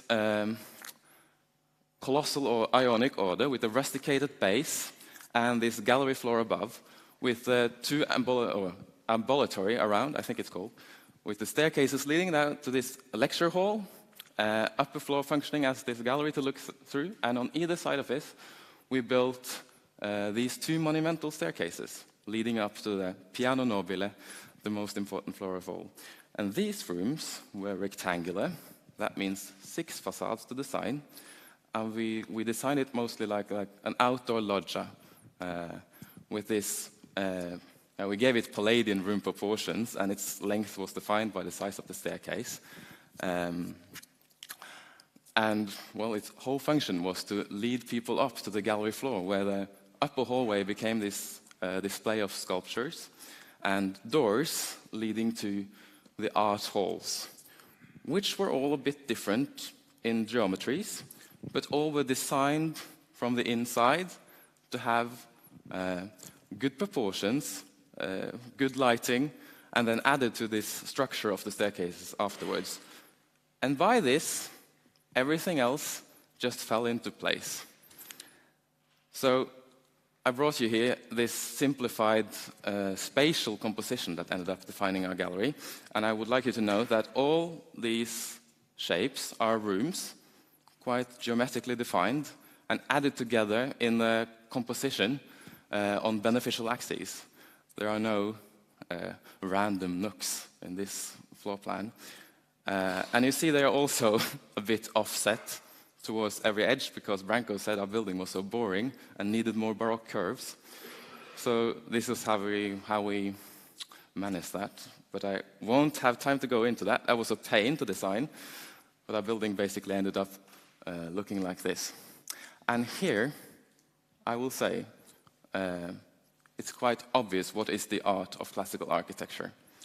That all the leftover functions, the emergency staircases, the toilets and elevators, they fell into the leftover spaces in between the oval gallery and the circular and the rectangular shapes.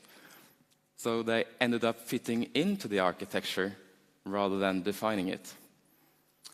Now, what that also means is that the ground floor, all the administration functions, the workshop, restaurant, kitchens, and offices, also had to fit into this guiding geometry of the gallery floor, which is to say that these offices here on the right are not ideal offices, but they do work. And they probably could be needed a bit more to function better, but they will never compromise on the exhibition space.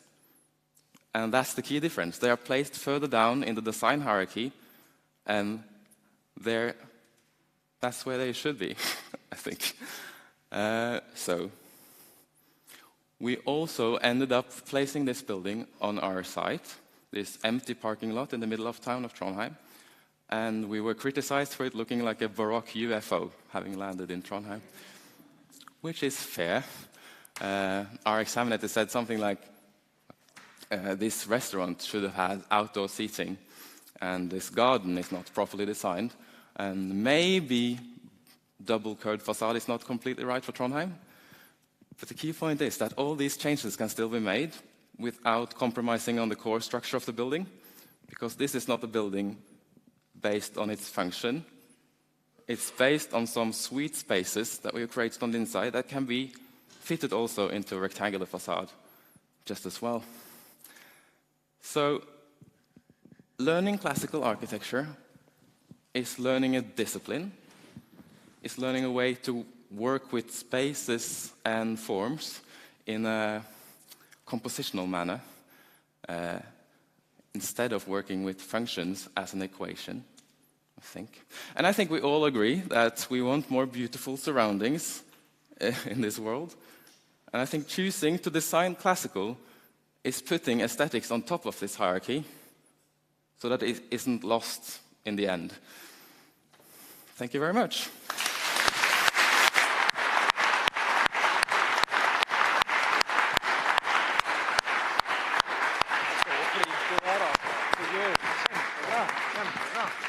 Thanks a lot. And then we have the year after, there was another group, more students. Vær så god, Carl.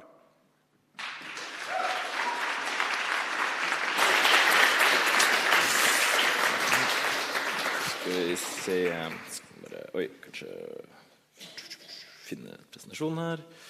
Jeg skal presentere først på vegne av Ylva Seierstad, en annen student fra studiet vårt, som dessverre ikke kunne være her i dag, fordi vi jobber fortsatt med diplomoppgaver, som...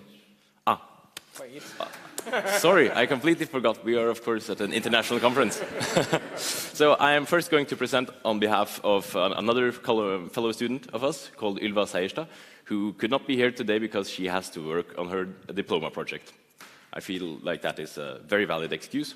So the year after Sigurd and Jacques did the classical studio with Branko, we had a lot of students also wanting to do this, because the drawings and the watercolors that Sigurd and Jacques produced, they were very convincing. They were beautiful pieces of illustration, and also the building was exactly what a lot of us had always wanted to design but could not do. We never had the chance to do it in the other education we had received thus far. So this is what I have produced previously in my education before Branko. It's not very good architecture, I don't think so.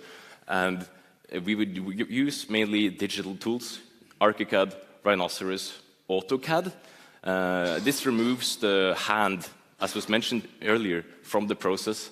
It makes it very, you're removed from the composition by a screen and a computer mouse. And it doesn't give you the intuitive feeling of design that you would get from learning the classical process.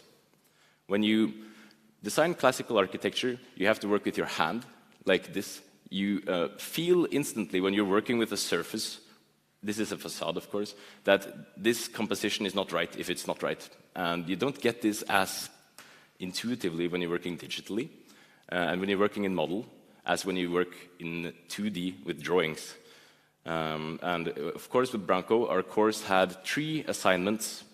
I'm going to talk you through the course now, first, that we had. Where first, we would do watercolorings, exercises in watercolor, mainly with making windows or some composition. This was one of the first attempts we did at watercoloring that semester. This is another example. They're very bad. These are relatively bad watercolors, I would say. We had not done this before. Many of the students, we had never touched a watercoloring pencil before. So we will see later what we actually ended up producing through the semester, as Branko introduced us to his first proper architecture assignment, which was this. It is a spatial plan. It's a plan drawing, essentially, with a central space and a simple portico, where the assignment was very simple. It's not a program. You don't need to make a functioning building with this. It's just an introduction to thinking about the space.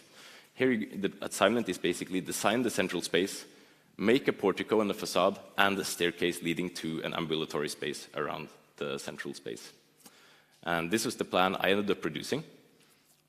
And you can instantly see how this is very different from how modern architectural plans work, where you have the central space takes all priority. I'm not going to talk as much about this because Sigurd already did a wonderful talk about how this spatial composition in design takes priority over the functions. But here also you get the leftover spaces. They fill out the necessary requirements for the building. And then afterwards you are left with a shape that you can alter with pochés and shapes to make or organize and compose a beautiful facade. Here's a section of the same building. And the facades. This was our first classical project where we worked with the exterior and the interior. But the important part to extract from this is that the classical process is not an outside-in, the facade takes all priority process at all. It's actually quite the opposite. I would say in classical architecture, you are working from the inside out even more so than modern architecture, where I think it's more concept down.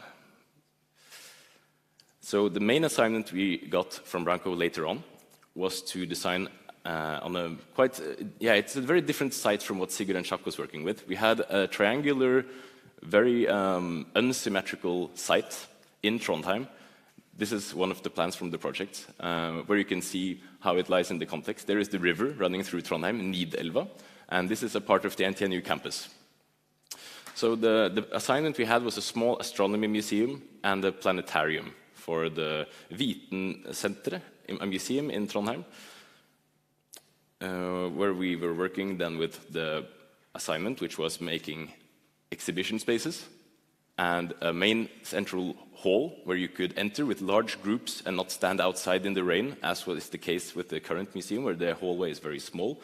And then the planetarium, where you can show on a large screen or analog planetarium the night sky and simulate it within a space. So I'm not going to go very much into detail. This is my plan for how I did it, where you can connect the building to the various other surrounding structures and try to make it a part of the urban fabric of the area also.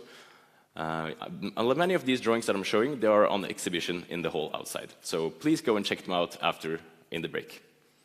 Here's the second floor, and you can see how this central hallway, which was the main problem of the last museum, it takes priority along with the planetarium, and all the other spaces protrude from them and become secondary spaces or tertiary spaces. A section also. And now I'm going to just show you some of the results from this studio, where in NTNU, we feel like we were working a little bit in a vacuum, knowledge-wise, about how to do watercoloring. As I mentioned, none of the students almost had touched watercoloring before, and this made it so we had to try and figure out how to do it almost from scratch. Branko is a great tutor. He gave us a lot of tips, and we had some other professors also who are very sympathetic with our cause, who would also aid us occasionally. And the result is we have learned a lot, but we don't have the body of knowledge embodied in the student mass like schools who have been doing this for a longer time, such as Notre Dame have. So this is very much something we are working on currently. I'll return to that later also. This is still my planetarium project. And this is our perspective of it. Perspective drawing is also something we have never done in an organized way in NTNU before. So constructing a perspective and presenting it through hand drawing was a very demanding exercise. But you learn so much more from doing these kinds of studios than from doing just another modern studio. This is a project by Jeppe, who is also here, another student from NTNU. I will inform you, he's also one of the first 2 people in Norway who will do a classical diploma project for his master thesis in 93 years or so.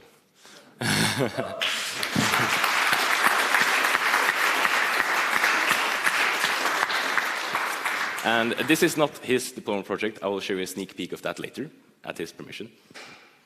So I'll just go through the other projects now, and we will go on to the next part, which is my actual presentation. So this is a project by Ylva, who was supposed to hold this talk. Another perspective. This is a project by Emil, who is not here today, unfortunately, but he is the other student who is doing a classical thesis this semester. Also a very talented student. Another perspective. This one is by Håvard, who is sitting here.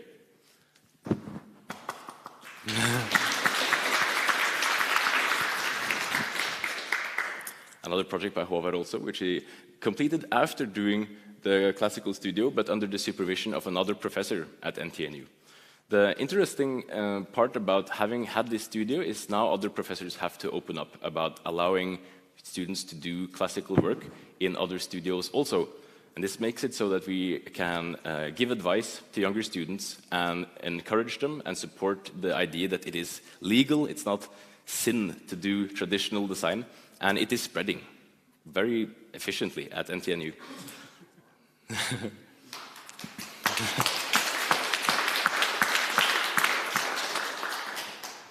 Yes, so this is the end of the first presentation.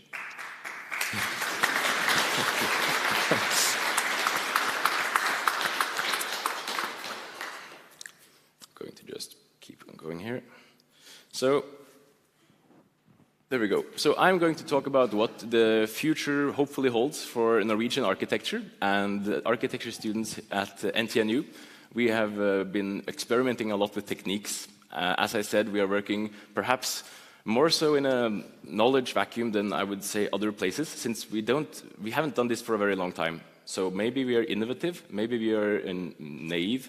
We'll see.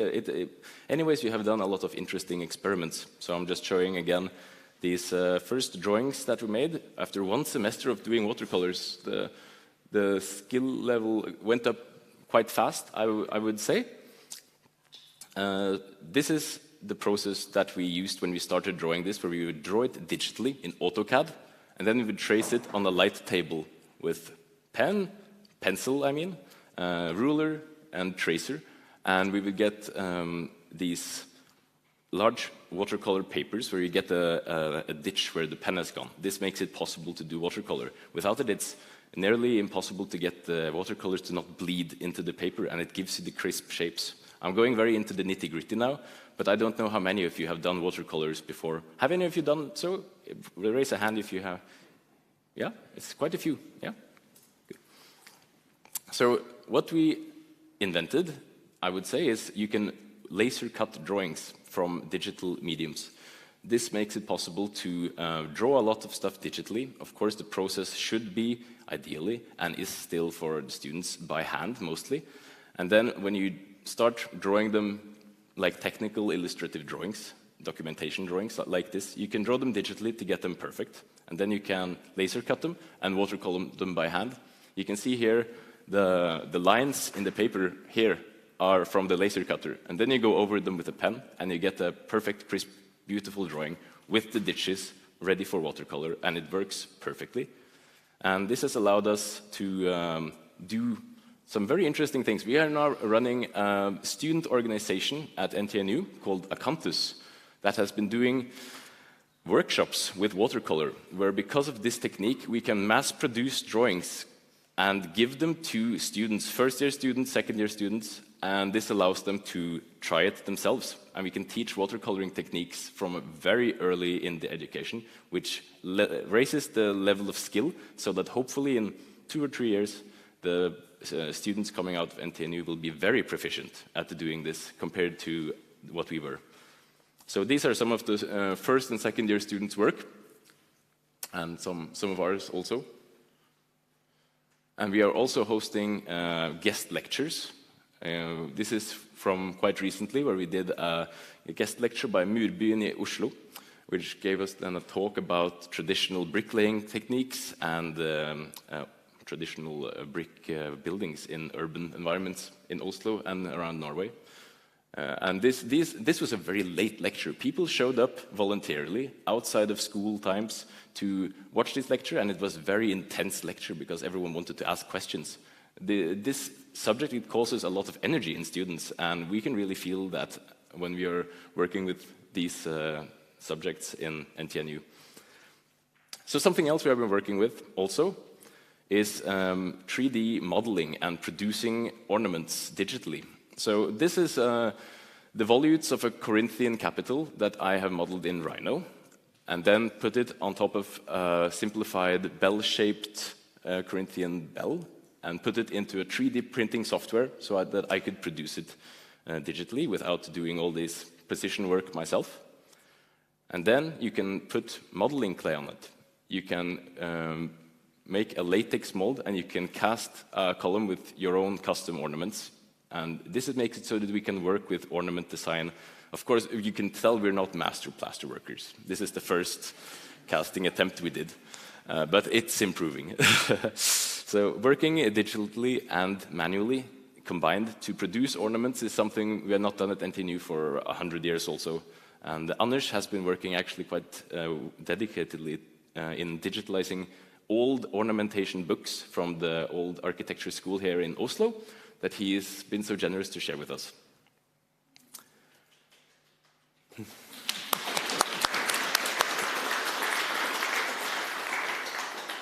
Here's another example done by a student who's here today, Frank, who CNC cut a Doric order from MDF.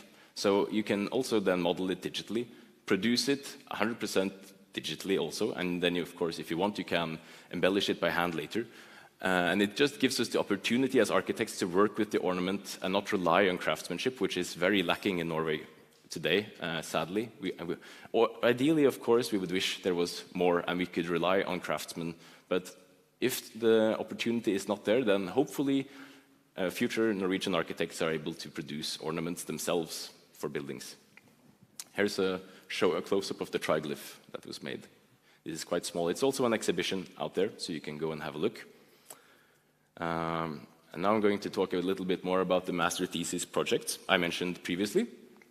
So the first project I mentioned, which is Jeppes, he is taking a competition in Trondheim about this fish market called Ravnkloa, where there has been a competition, and there were 4 participants, and 2 of these won.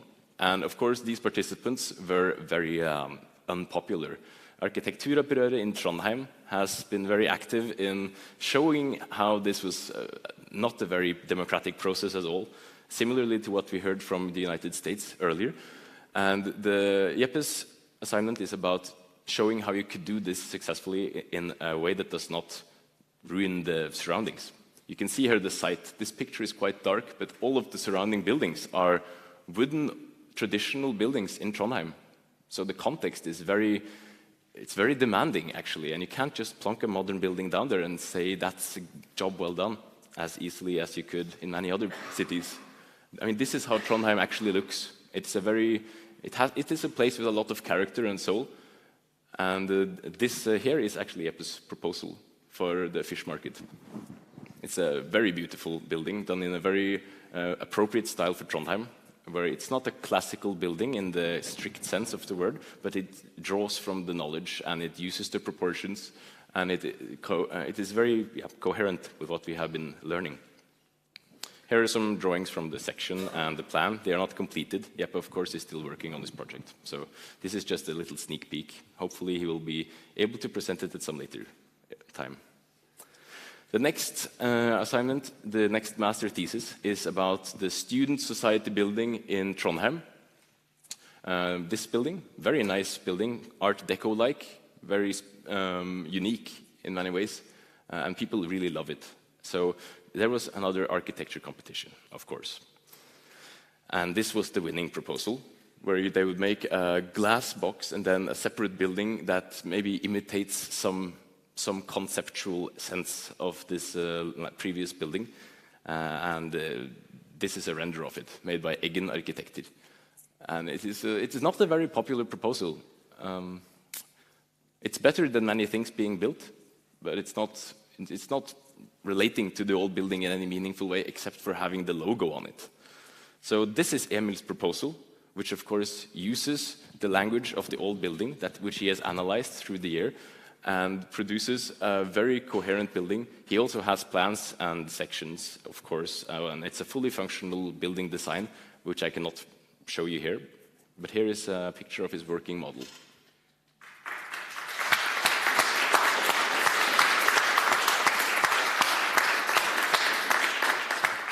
Agreed. I am also now working on my master thesis, which is the last thing I'm going to talk about. It is not ready yet. I'm finishing in Christmas, around Christmas time. But I'm taking this behemoth and making a counter-proposal. I would, of course, never say that you should tear it down, because that would be an environmental disaster, the way it's been built. But my idea is, of course, to try and take this building and make something more beautiful in this very nice site in this very center of Oslo, where the city really deserves something beautiful, and it has the precedence for building beautiful things in the area. And that is, here is a quote from Responsanalyse in Norway, where 7 out of 10 Norwegians think the new National Museum is very ugly. This is, of course, the new National Museum. Yes. I think I'll end it there, and hopefully I can present you this next year. Thank you.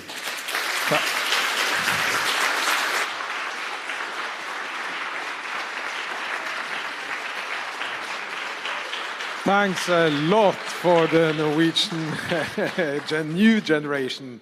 So this is really a sensational thing going on here. The last speaker is from Brazil. So we really would like you to come up here, Bruno, and give the last talk before the break. So.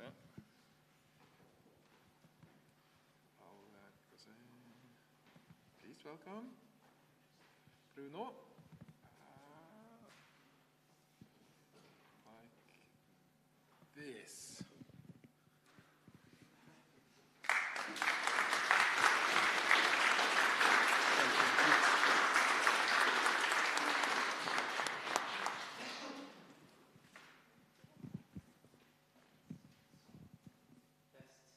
You hear me well? Yeah.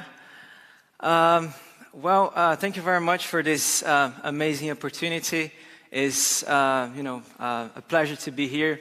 among friends and people that I have great admiration, such as Professor James Stevens Curro, Neil Burrows, and so forth. So my name is Bruno. I'm an architect. I'm from Brazil, yes, but I'm living in London for 7 years now. I've been doing some studies there. My wife is here with me. And today, I'm going to talk about Brazilian architectural heritage, an overview of traditional methods and history. So why is it important to understand Brazilian architecture? First of all, if you ever want to visit Brazil, that's important. That's one point. And the second important point is the fact that Brazil is the biggest country in South America. So whatever happens in Brazil will play and will have a big influence in different countries in South America. So I think Brazil has a big potential to be a positive force to the architectural uprising movement, to the traditional and classical movement as well. So that's why it's important to put Brazil on the map. So basically, in the next few slides, I'm going to talk about Brazilian architecture history, just a short overview. So I would say that Brazil has three big influence in its architectural history. The first one is the indigenous or the native influence from the people that lived there before the Portuguese arrival, before the 16th century. We can learn a lot from these people, especially the way that they use natural materials, vernacular materials. That's part of our, Brazilian history. We also have the Portuguese influence, which was, quite important. The Portuguese arrived there in the 16th century, and they brought classical principles.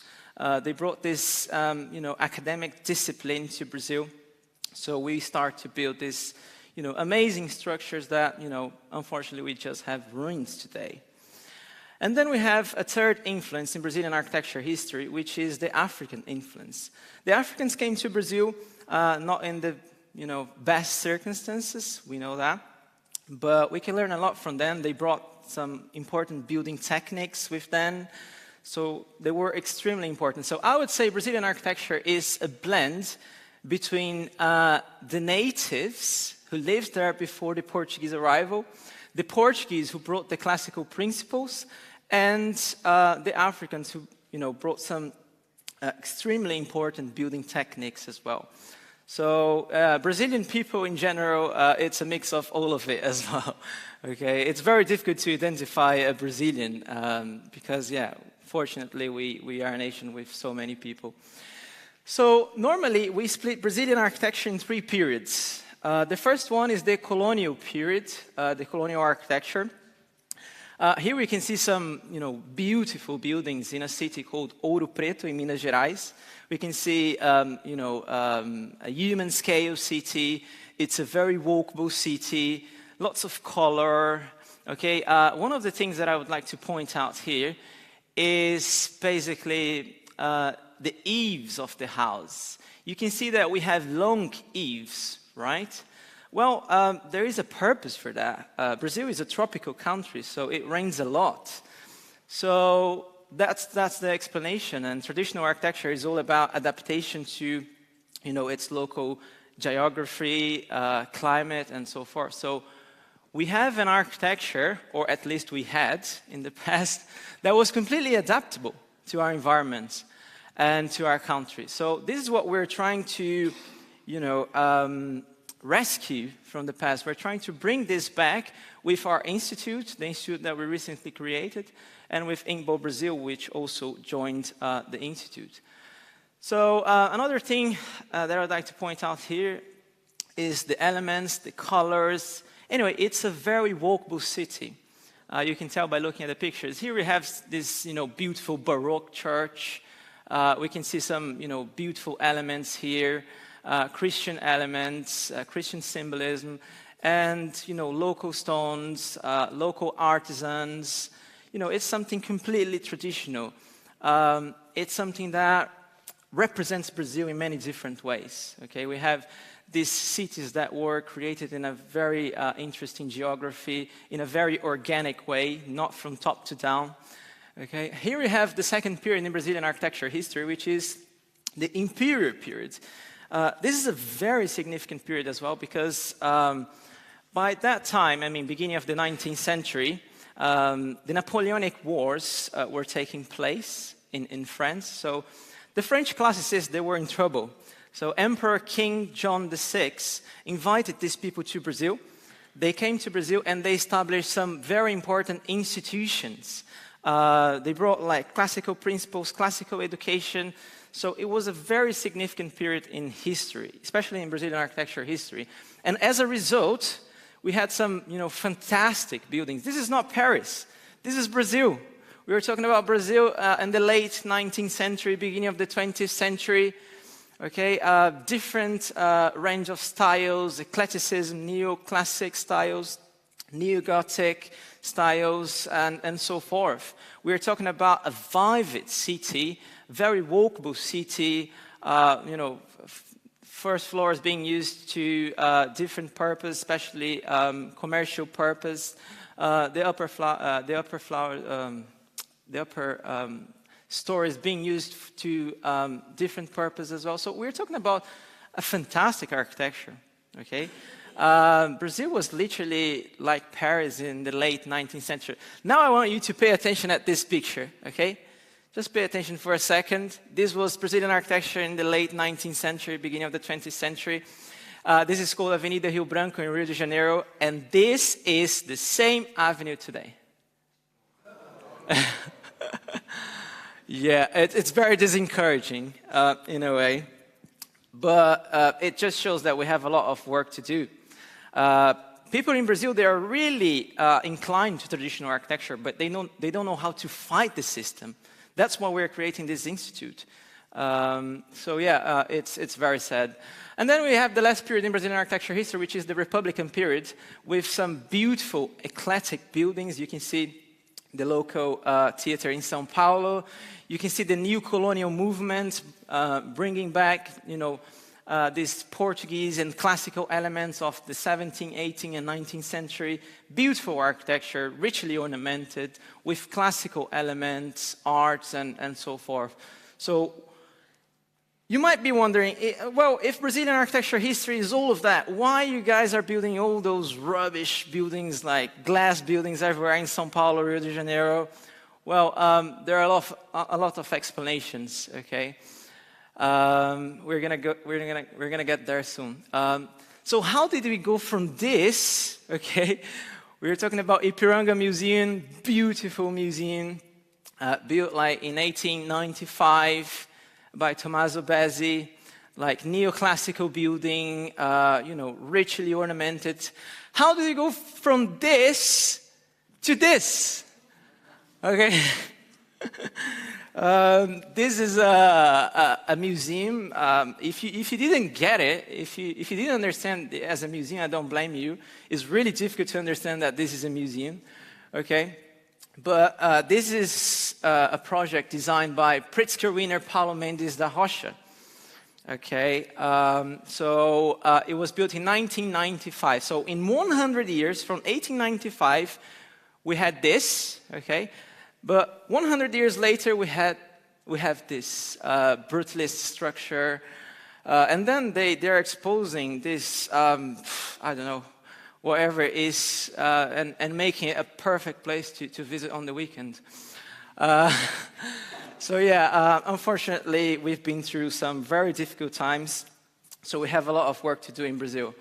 So how did it happen? How did it take place? Well, there's one single answer: Charles-Édouard Genoret, the big friend of us, well known as Le Corbusier. He came to Brazil in the 1920s, 1930s, and he made some disciples to his sect. One of his disciples was this guy called Lúcio Costa, which later on would design Brasilia and, the beautiful city that we know today. This is a plan, Le Corbusier plan to Rio de Janeiro. Look how amazing this plan is. We have these huge tower blocks and highways all over Rio de Janeiro. Yeah. It's just an amazing plan for a city like Rio de Janeiro, isn't it? Definitely not. Luckily, Le Corbusier didn't manage to build this. in Rio de Janeiro, it would be a completely disaster. But Niemeyer and Costa and Niemeyer managed to build this. Brasilia, or should I call Carzilla, because it's not made for people. It's definitely designed for cars. Okay, we're talking about a non-walkable city, vertical buildings, segregation everywhere. The Athens Charter is literally here, everywhere. Okay, Brasilia it's a terrible city. It's an experiment. Okay, someone just dumped a pile of concrete and said, "Look, just have fun with this concrete here," and the modernists did whatever they want to. Okay, it was an experiment, and as an experiment, it was a completely failure, unfortunately.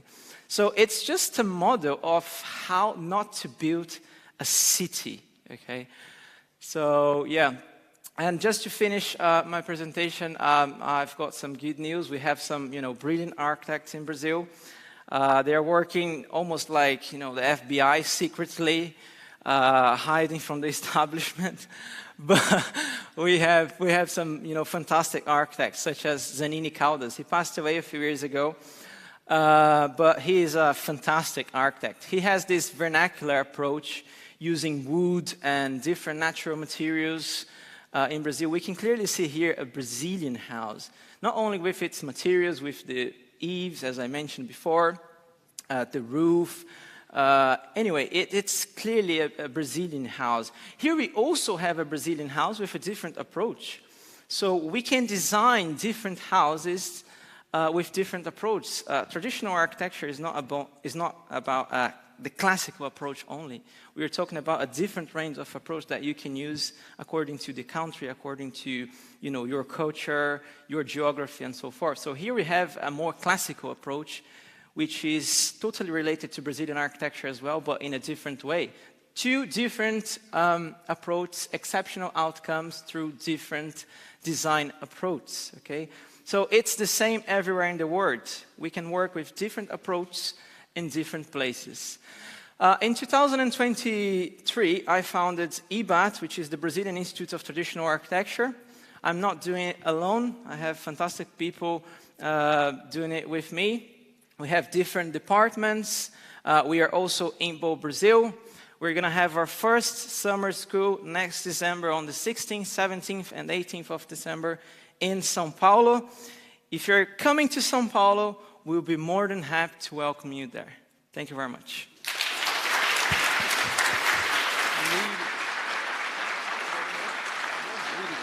Thanks a lot for that beautiful speech, Bruno. So, to sum it up, we need conferences where we attend physically, like this. We need to fix the architecture schools. Some of us discovered that some years ago, and somebody has known this for decades, that the schools were rotten. But it's happening now, and the summer school is a big part of that.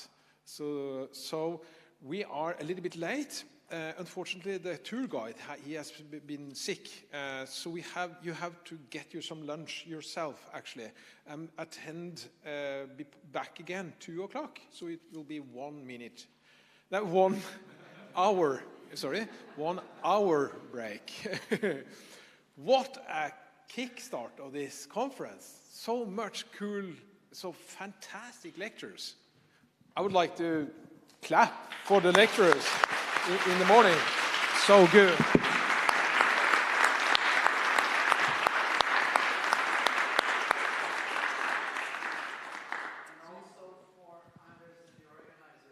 Yeah, maybe Taran should come up here. Taran and Embla and Matthijs. Come here.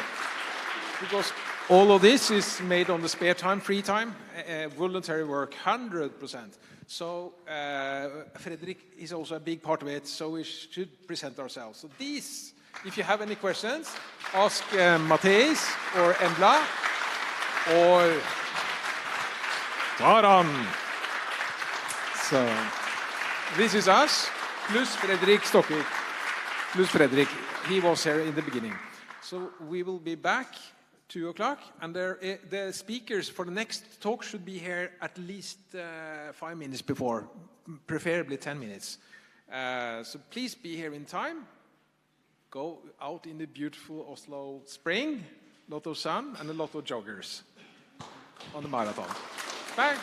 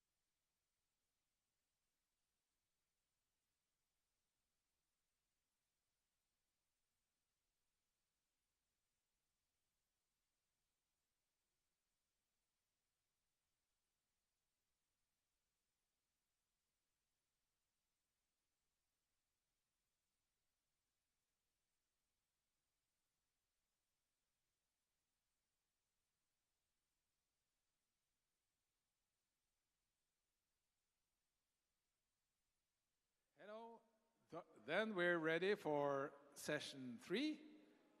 So you have to get into the auditorium. Ja, gjerne det. Yeah, you're getting my microphone. So Brandon should get a microphone now.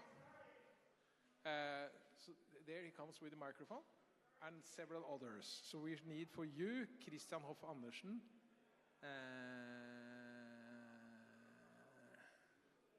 Excellent. Og så det. So Brandon is he's going to talk for 45 minutes. 45 minutes-ish.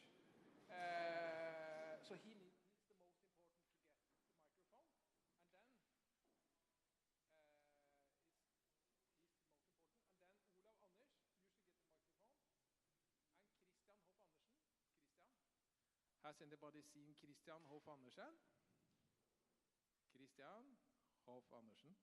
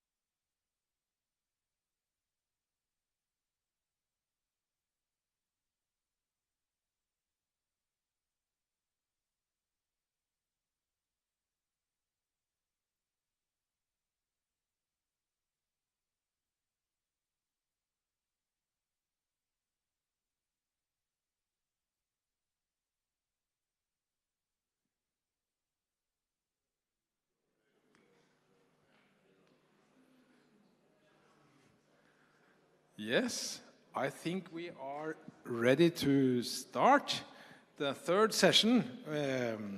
Can you hear me okay? Excellent. So the next speaker is Brandon Roux, and he comes from, he is a teacher at Utah, and he is going to give us a really thorough lecture about the importance of architectural ornaments. So this will be ornaments/tradition section. So please welcome Brandon.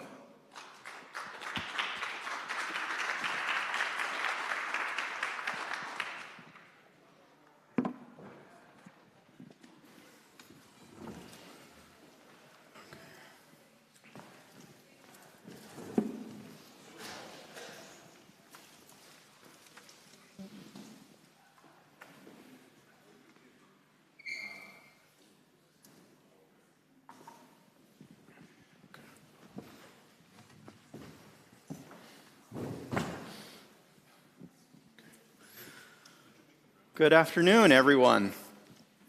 How are you all doing? Got some food in you? Ready to go to sleep? Hopefully not. Well, I'm really delighted to be here with all of you today. So just a little bit about myself. 5 years ago,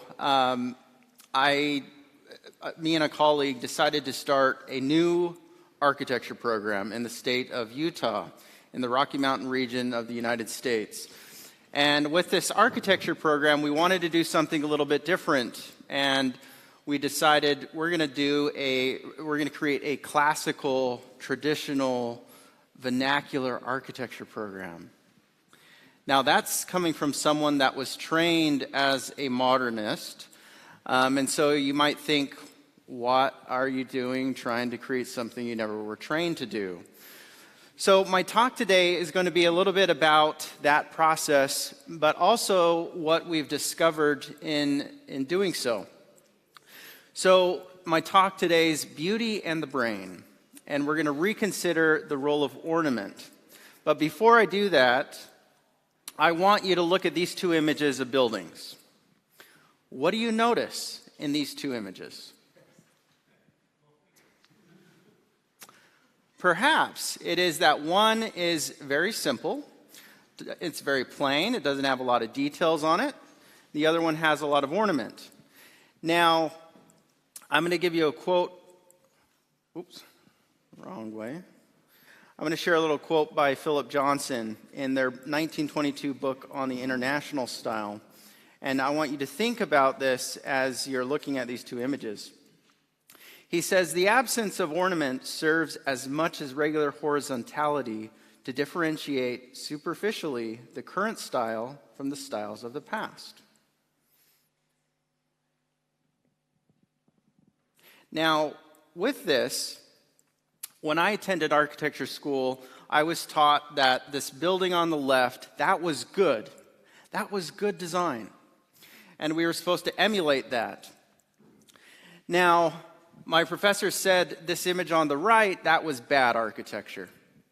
Now, at the time, as I was going through architecture school, my wife would often say, you know, your buildings, when you're designing these, they often feel really cold, sterile, they're not very warm and inviting, but they're rather boring.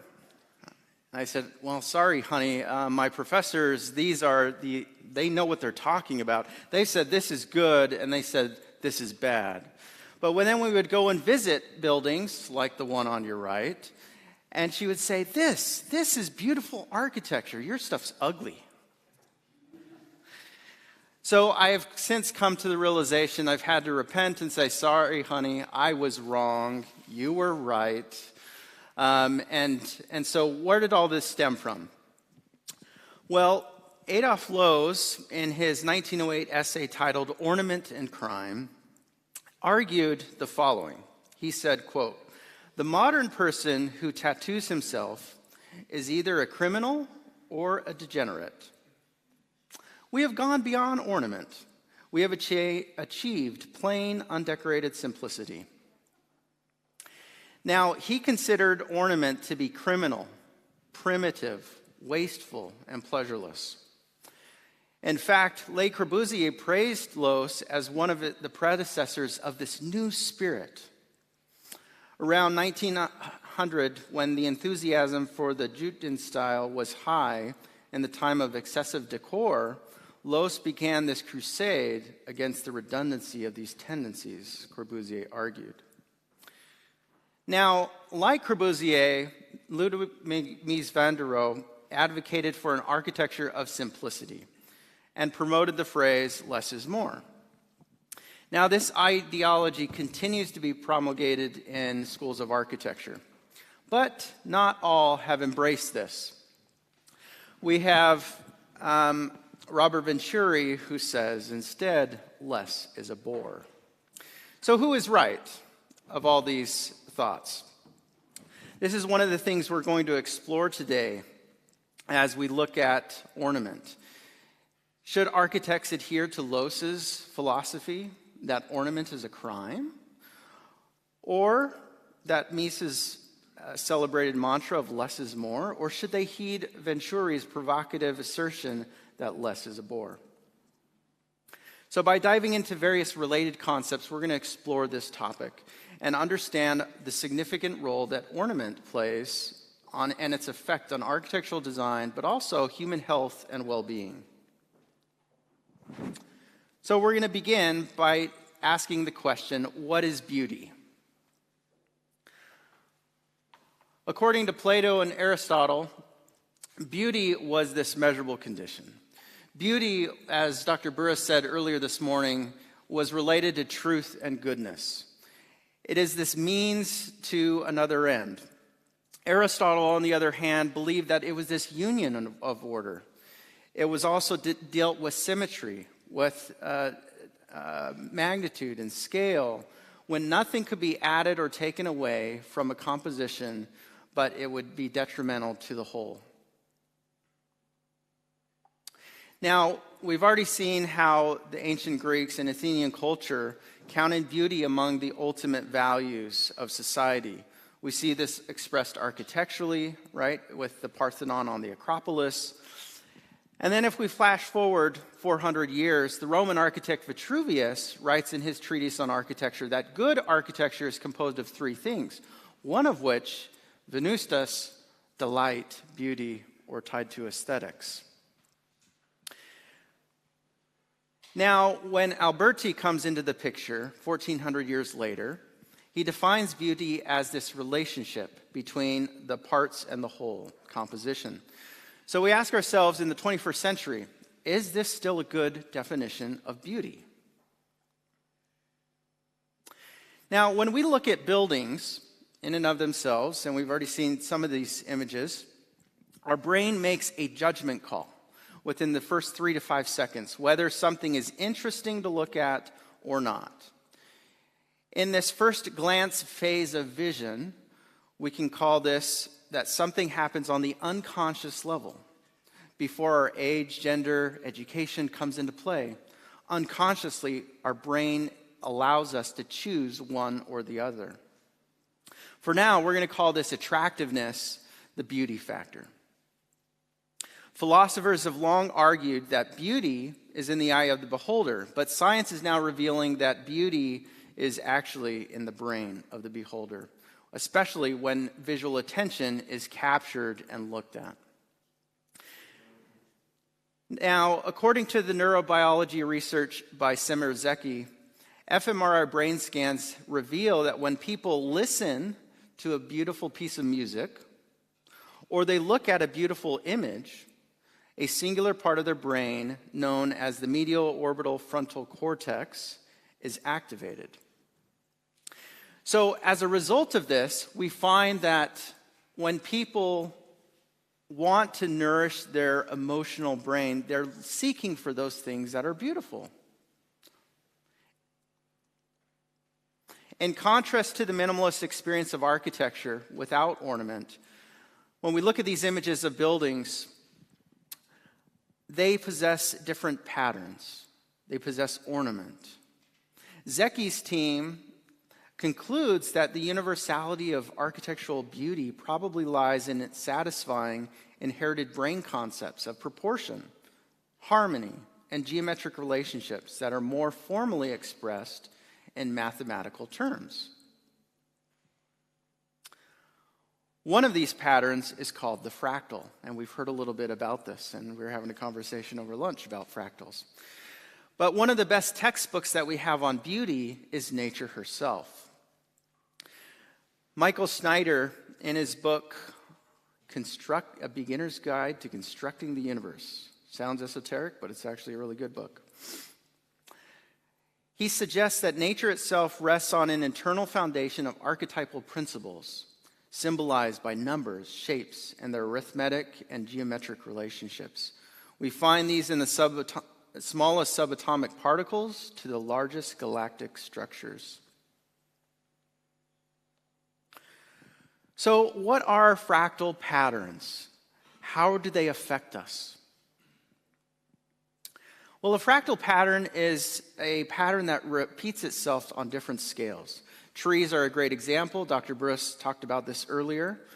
And although these patterns are observed at different magnifications, they don't necessarily repeat exactly the same, but analysis shows that they have the same statistical qualities. Now, when it comes to fractals, there's two different types. There's exact, which are more mathematical based, and then there's statistical fractals, which are more found in nature themselves. So when we're looking at how do you measure a fractal, there's a dimension to them, right? Something that is non-fractal is either 1, or a completely solid square would be 2. Those are non-fractals. Anything in between there would have a fractal dimension. Now, Dr. Richard Taylor and his colleagues have done a number of studies, and one of the things that they looked at with statistical fractals and exact fractals is that those that are found in nature, humans generally, they prefer a lower fractal dimension. When it comes to mathematical-based fractals that we define in art and architecture, people prefer a higher threshold. And so we ran this through eye-tracking emulation software to see where would your eyes look in that first 3 to 5 seconds. And lo and behold, it's right there in the middle of what we anticipate.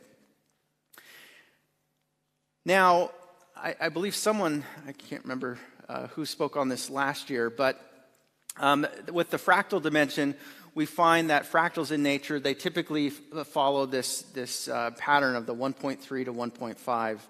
Human preferences on the conscious level that we just saw were 1.3 to 1.5, but some even have a higher threshold.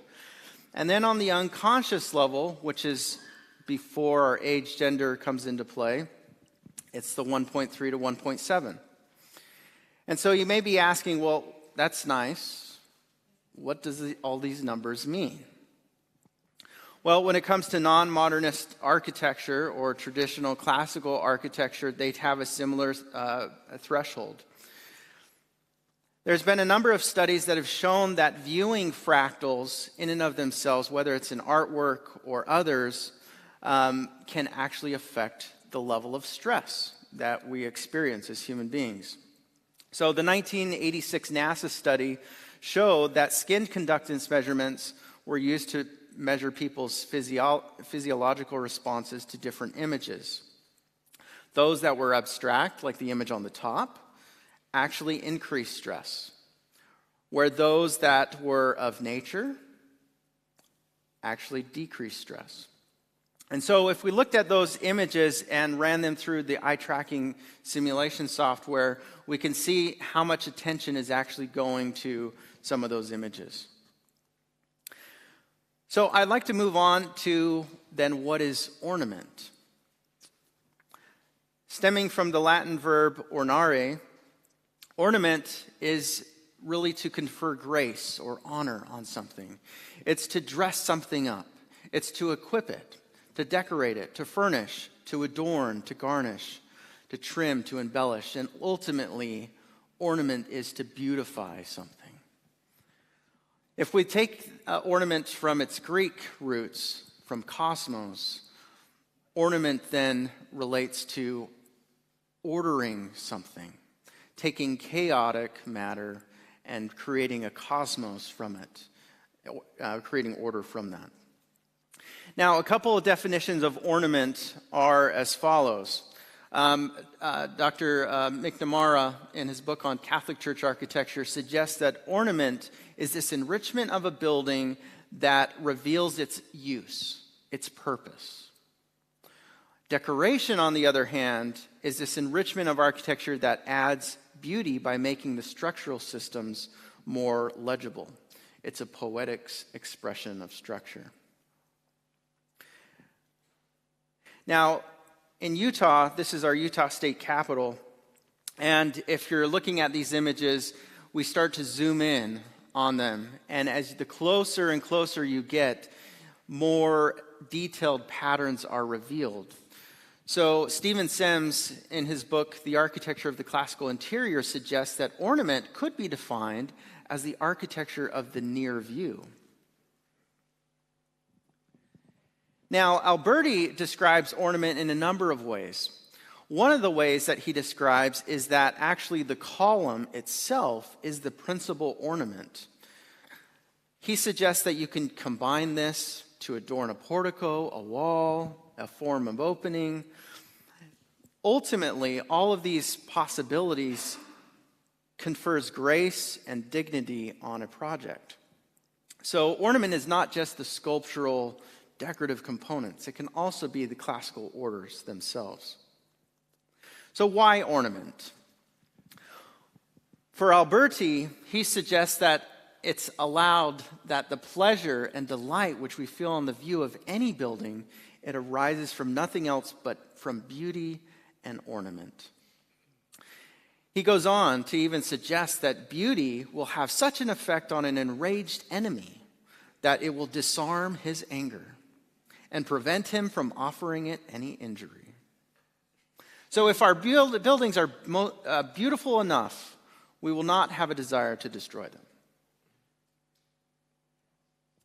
So when it comes to when we can use ornament, and we're thinking about the various classifications and its functions, we can either do one of three things. We're trying to convey something that is symbolic or allegorical.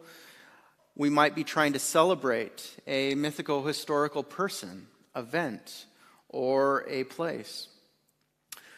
At the same time, we might be using ornament as a mnemonic or memory device, trying to convey learning and understanding. It could also be used to invite onlookers and teach them something through lettering, patterns, and other memory devices. Lastly, it's the aesthetic component. It could just be decor. And this leads me to a quote by Carsten Harries, where he describes that ornament has a narrative function to it. He says, "From now on, I shall call decoration that articulates a communal ethos ornament, and decoration that we experience primarily as an aesthetic addition to building decoration. So understood, decoration is the aesthetic analog to ornament." Now, having just returned from a trip with some students to Washington, D.C., in this photo at the Library of Congress, there's various narrative messages and meanings that are being conveyed through the architectural details, through stained glass, painting, sculpture, the like. But with all of this, we have to think, can we create ornament, a new language, just out of the blue? Stephen Sams argues that it's virtually impossible to invent a new system of ornament, just as it is virtually impossible to invent a new language. Ornament, he goes on, works like grammar, its forms drawing life from the repetition and subtle variation, while remaining grounded in memories and recognizable models. So if we think about when to use ornament, we also need to think about how and what types of ornament can be used. There's various types of ornament, from human, animal, to man-made objects, to geometric, to using letters themselves. And so here's a couple of examples where we could use the human figure in architectural ornament on our buildings. This is from the U.S. Capitol. We might also think about geometries. How can we use those geometries to organize floor patterns, ceiling patterns? This is from the Library of Congress. Here's some examples from projects I worked on in the Baton Rouge, Louisiana temple. We used various ornamental motifs. And as we were doing this, our client came back and said, well, you know, those carved stone panels, are those really worth it? So we had the stone subcontractor price them out to see how much is this actually costing the client. How much do you think it was? It was only 1% to 2% of the stone budget, and that included installation costs. So what we learned from this is that the cost of ornament, the cost to beautify your structures, is minimal. Now, more often than not, we have a hybrid combination of a number of different types of ornament. We can have human figures, vegetal motifs, geometries, animal life. So where do we place ornament? A lot of times, ornament is placed directly on the classical moldings themselves, which is the alphabet. the smallest atomic part of architecture. Oftentimes we have on the ovalo molding here, we can see the egg and dart motif. It lends itself well to that. Or to the cyma reversa, we have the leaf and dart motif. Now, with all of this, the most important aspect is education. How many of you are students here in the audience today? Wonderful. So, one of the things that we teach our students is to learn from sketching and observation to create measured drawings. And according to Kent Bloomer, Yale professor, he says, the language of ornament, like the language of speech and music, must be nourished by active procedure of renewal and education. There is simply not enough time within each successive generation of designers and artisans to reinvent the complex grammar and visual eloquence that are manifest in the most outstanding projects from the past. So we now get to the point of the presentation where we ask the question then, how does ornament affect our brains? Well, we know that half of all of the sensory information that we're processing going to the brain is visual in nature. So when we're looking at these images, for instance, I'm reminded of the quote by the 18th century Edmund Burke, who suggested that beauty is for a greater part some quality in bodies acting mechanically upon the human mind by the intervention of the senses, close quote. So looking at that definition more clearly by Edmund Burke, we learn that 2/3 of it is based on the brain. Now, if we were to look at the classical orders themselves, but let's say we start to strip away some of those elements from the column capitals to the triglyphs on the Doric order to a number of things, and we put this through eye tracking to see where is our attention landing. What do you notice? Most of our attention is landing, especially up here on the top, those Doric orders where the triglyphs are actually present. Whereas those that have been stripped down or a lot of the classical elements have been removed, we still are looking at those, but ultimately the attention is not as high. Now, on the flip side, if we were to remove all ornament and to put you in a bare, plain room, what's going to happen? Well, there's been a number of studies that have shown that this type of sensory deprivation or a lack of ornament, it actually increases cognitive impairment, anxiety, and depression. In fact, it's been used by a number of psychologists who have done studies on this, and they found that people that were put into a room like this, after 48 hours, they were hallucinating. They'd gone crazy. Now, other rooms, white rooms, and putting individuals in them have also been deemed a form of torture.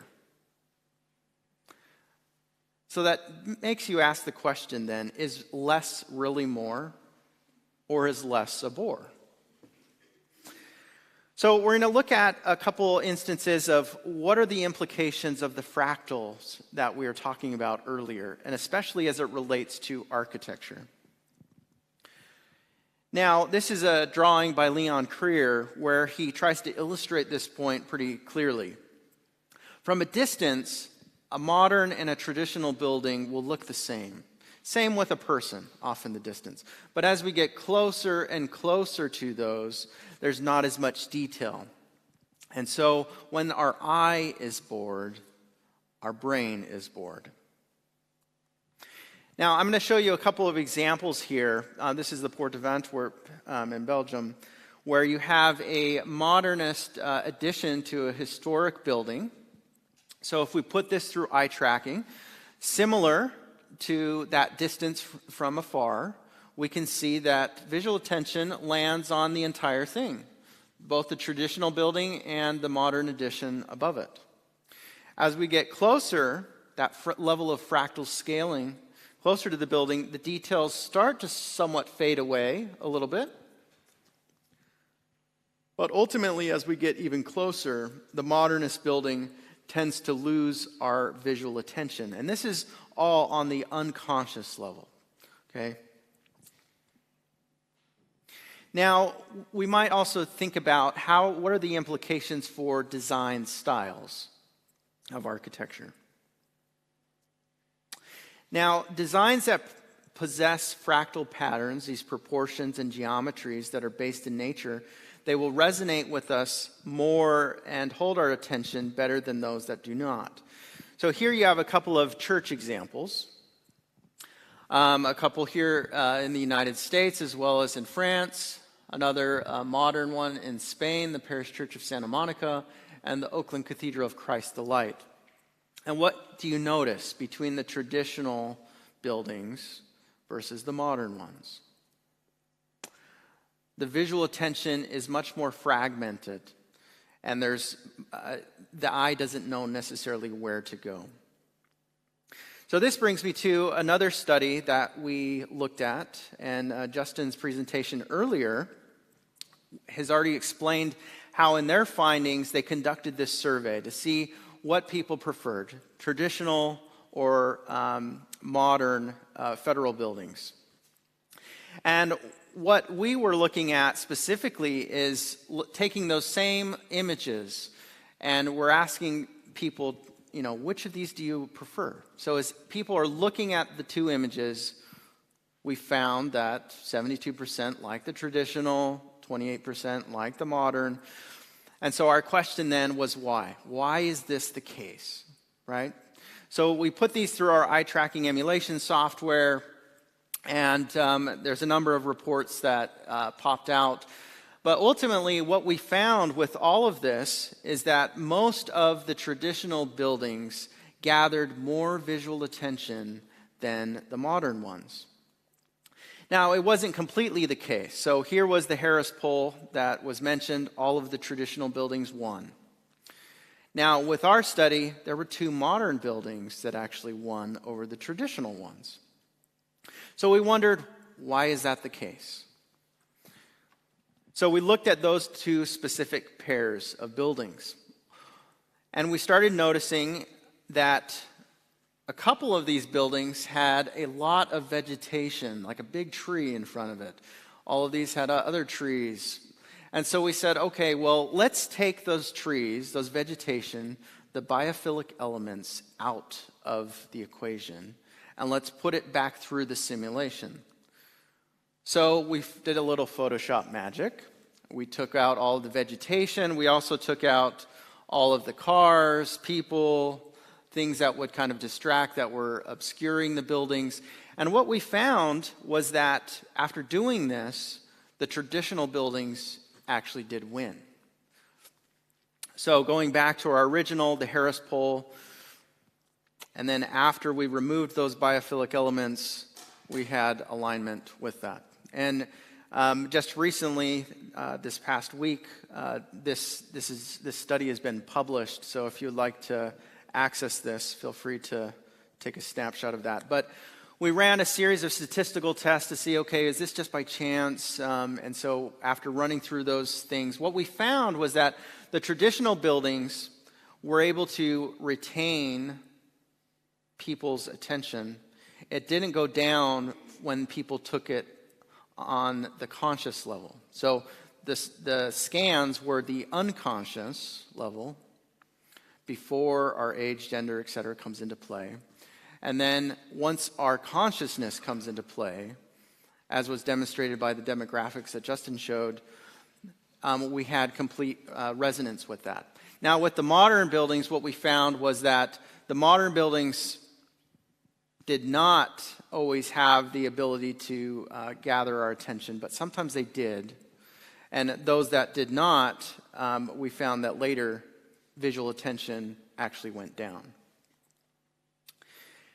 So there's other implications of this idea about minimalist and complex architecture and design and ornament. And how does it apply to like historic preservation or historic buildings? So here's the Jewish Museum in Berlin, Germany. We see the original older Baroque palace, the Kollegienhaus. And it has a very comprehensive, ordered, harmonious design. Daniel Libskin's addition on the side of it, and you actually enter the museum through the more traditional building to get to this one. Our visual attention, even despite some of the jarring architectural moves, right, it doesn't hold our visual attention as well as the older Baroque palace. If we look at another addition to a historic building by Daniel Libskin, we find a similar thing with the Military History Museum in Dresden. We see overall there's visual attention on the entire thing, but when we look at the hot spots, where does our attention lie? It lies on the two side wings, the main central, and maybe a little bit on the triangulated addition to that. Now, what about the Louvre in Paris and the Glass Pyramid? We ran this through, and we found that most of the visual attention goes whoop, right over Impey's Glass Pyramid. Isn't that interesting? And we see that also with the hotspots, that really the visual attention, the Glass Pyramid does not hold our attention. Now, those that are studying traditional or classical design, this also have implications for you. Oftentimes you're starting with the classical orders, and then you start to strip away elements. And so one of my students looked at this particular study. This was his design proposal for a new museum. And he decided, okay, well, let's strip away the elements. So let's do kind of this approach where we strip off the classical orders. We still maintain somewhat of an essence of a cornice. And then we completely strip everything away and kind of have a modern glass office building. The other end, he added a lot of ornament to this to see, what would happen. And so he ran this through the eye tracking emulation software to see where the visual attention was actually landing. And progressively, as you would imagine with the fractal qualities, the visual attention was very low on the modern one, slightly increased. His proposal had 61, add some ornament, it was quite rather the same, but a little bit of an increase. So we decided, let's look at a number of other examples. Is this just a one-off situation? So we looked at the Institute of Classical Architecture and Art. They have the Classical Primer book where they're showing this idea of progressive emission, where you start with the classical orders and you slowly strip away elements, where you completely eliminate the columns, capital and base, eliminate the columns themselves, maintain just a cornice, and then we get to the far, which is more a vernacular building. And ran those through the eye tracking, and we found a similar thing. The most visual attention was on the highly decorated, the 61%, and it slowly went down from there. We looked at Robert Adams' illustration of progressive emission, and we found a similar thing. The high classical had the most visual attention. You start to strip away the elements, and the visual attention went down. That's great. But what about the experience of the inside of a building? So we also looked at interior design. What happens if we were to go into a room and we're to use the classical orders? We have some ornament on the frieze panels and above the door, and then we start to slowly strip that away. Well, we found the same thing. The most decorative, and we'll recall Alberti's description of an ornament, it's also the column itself. So we start stripping those away and our visual attention goes down. We did that with Robert Adams' drawings and we found a similar thing. We also did a 3D mock-up of what would happen if you're in a blank room. We start to add a couple of columns there. We add some chair rail. We add some other details and niches and things like that. And we found the similar thing. And so with all of that, we said then, okay, we've looked at a number of cases. Is this really true?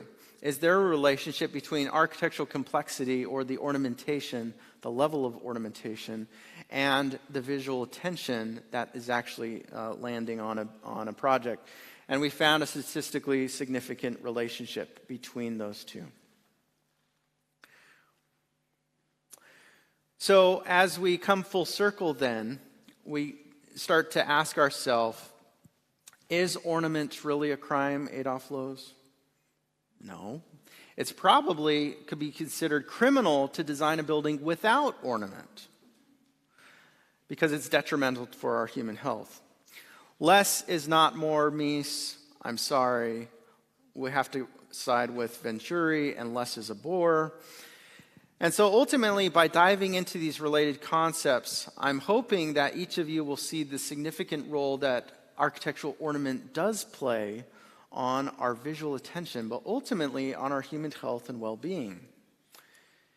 Now, Adolf Loos, after the modernists really embraced this thought that ornament is criminal, he went back and, a couple decades later and basically said, actually, what everyone thought I said, they kind of took it and ran with it the wrong way. In his essay titled Ornament in Education, he said, I did not mean what some purists have called ad absurdum, namely that ornament should be systematically and consistently eliminated. Our education is based on classical culture. An architect is a bricklayer who has learned Latin. The starting point for drawing instruction should be classical ornamentation. I'll repeat that again to the modernists. Adolf Loos suggested that the starting point for drawing instruction should be classical ornamentation. Classical education has created, despite the differences of languages and frontiers, a common Western culture. To abandon it would be to destroy this last common ground. And he concludes, it is for that reason we should cultivate not only classical ornament, but also the orders of columns and moldings. So Adolf Loos, unfortunately, your first essay really started a movement. But he redeemed himself, I would say, by coming out a couple decades later and trying to clarify what he really meant about ornament. Ultimately, I'd like to thank you all for listening to this talk, and I hope you're able to find something important about this connection between beauty and the brain and the important role that ornamentation does play on our buildings and our human health and well-being. Thank you. Thank you a lot. Thanks a lot, Brandon. So, nice talk. Really nice talk. Thank you very much. And I think you hit the audience, really. Yeah. Thanks a lot to Brandon Roe. And the next speaker is following up this topic in a very concrete way. It's Christian Hoff Andersen. Can you come? He's going to give a talk about learning how to draw ornaments at Christiania Drawing School. And their ornaments were crucial, very important to the education.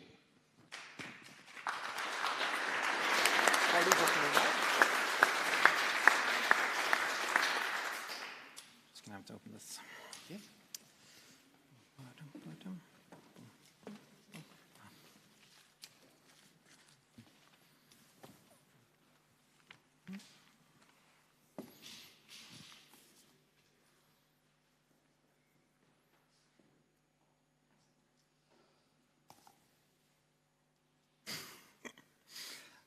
Just a moment.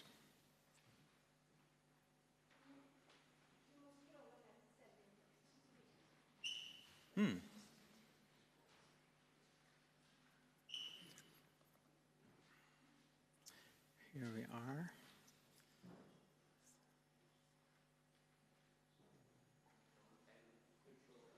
Thank you. Much better. So, Christiania Drawing School.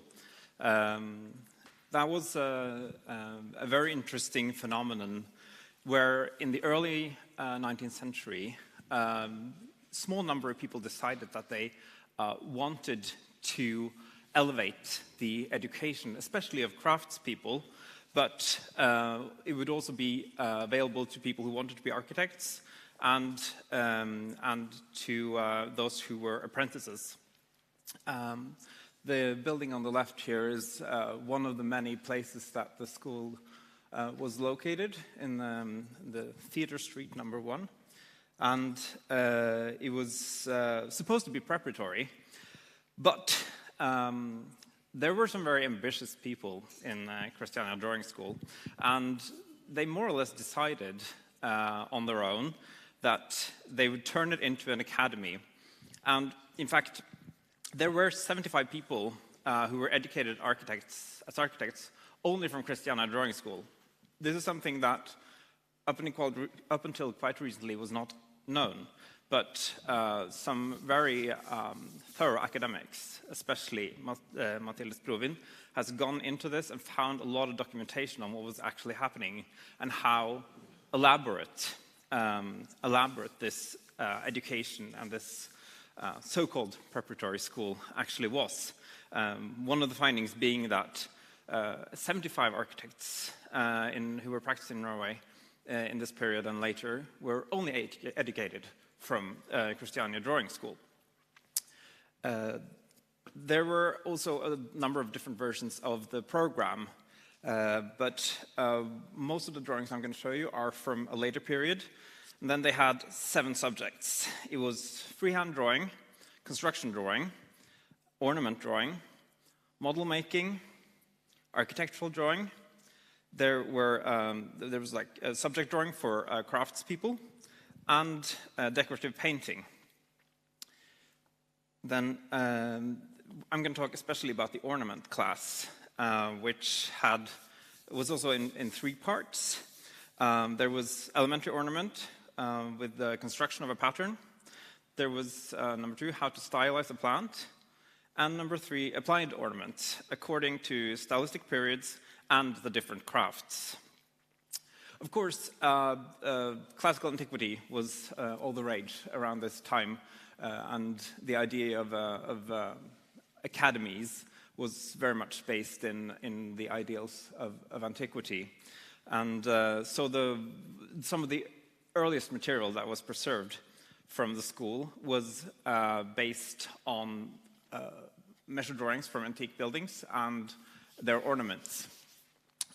Like this one, which is Recueil des Architectures Civiles, 1812.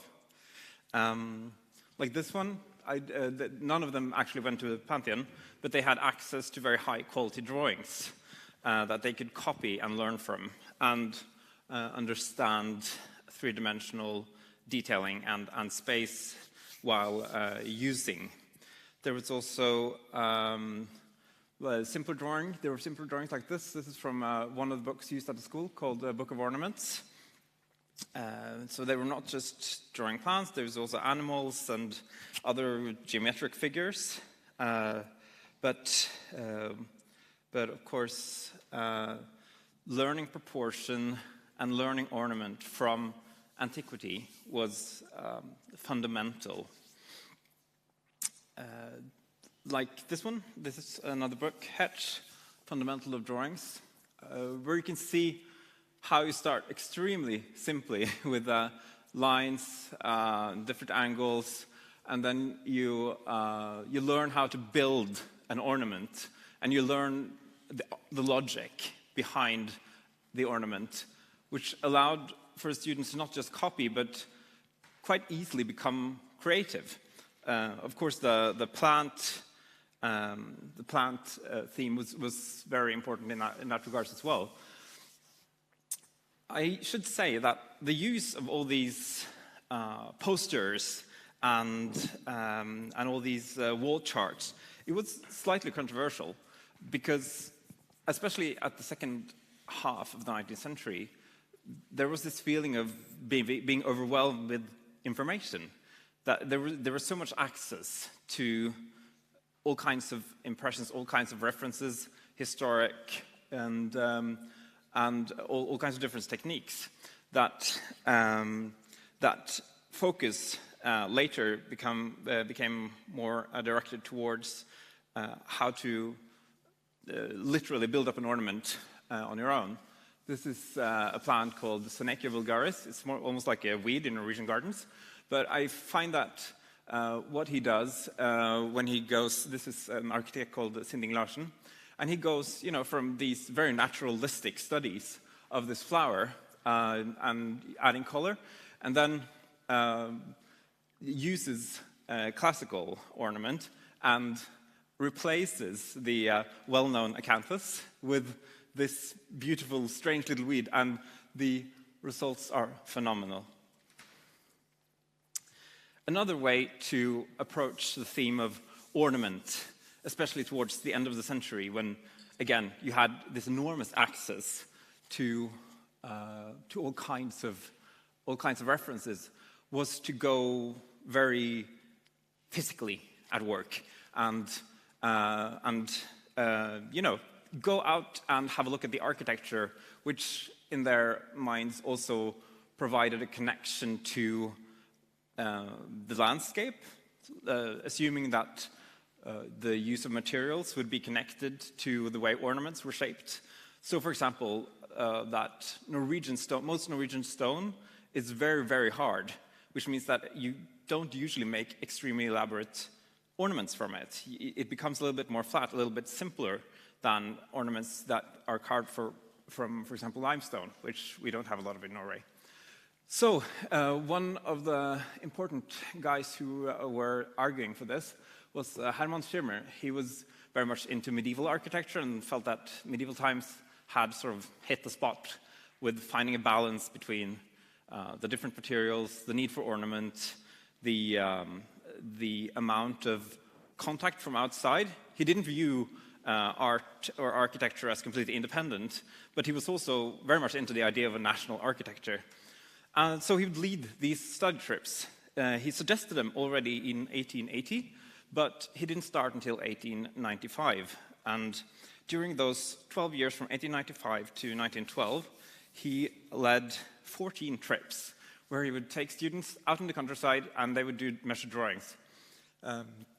You can note that there are a lot of women in this photo, and that's a fairly progressive part of this school, is that women were allowed in very early, and mostly you would have like around a quarter of the students at these trips would be women. This looks to be a little bit more than a quarter, which can be because some of them, they also were studying furniture and textile. But yeah, here you see a student called Laura Lee, and they're doing measured drawings, and they're doing them on site, because we all know if you do it on site and you just write down the measurements, you have no idea what those numbers mean when you come home. So, and I wanted to show you this, because that is the drawing she's making in the photograph. I'm going to show you both again.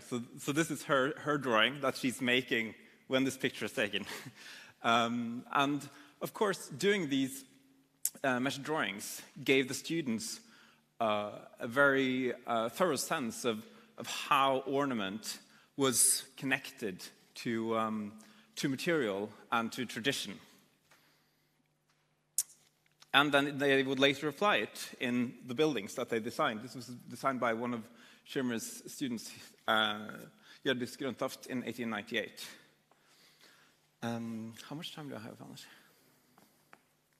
Yeah, okay, perfect. So, the remarkable case of Marie Selmer.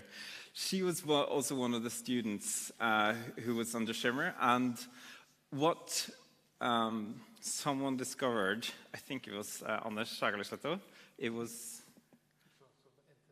Yeah, and in collaboration with Anthony, it's that they, the students at that time, of course, would mostly keep their own portfolios, and it would disappear with time.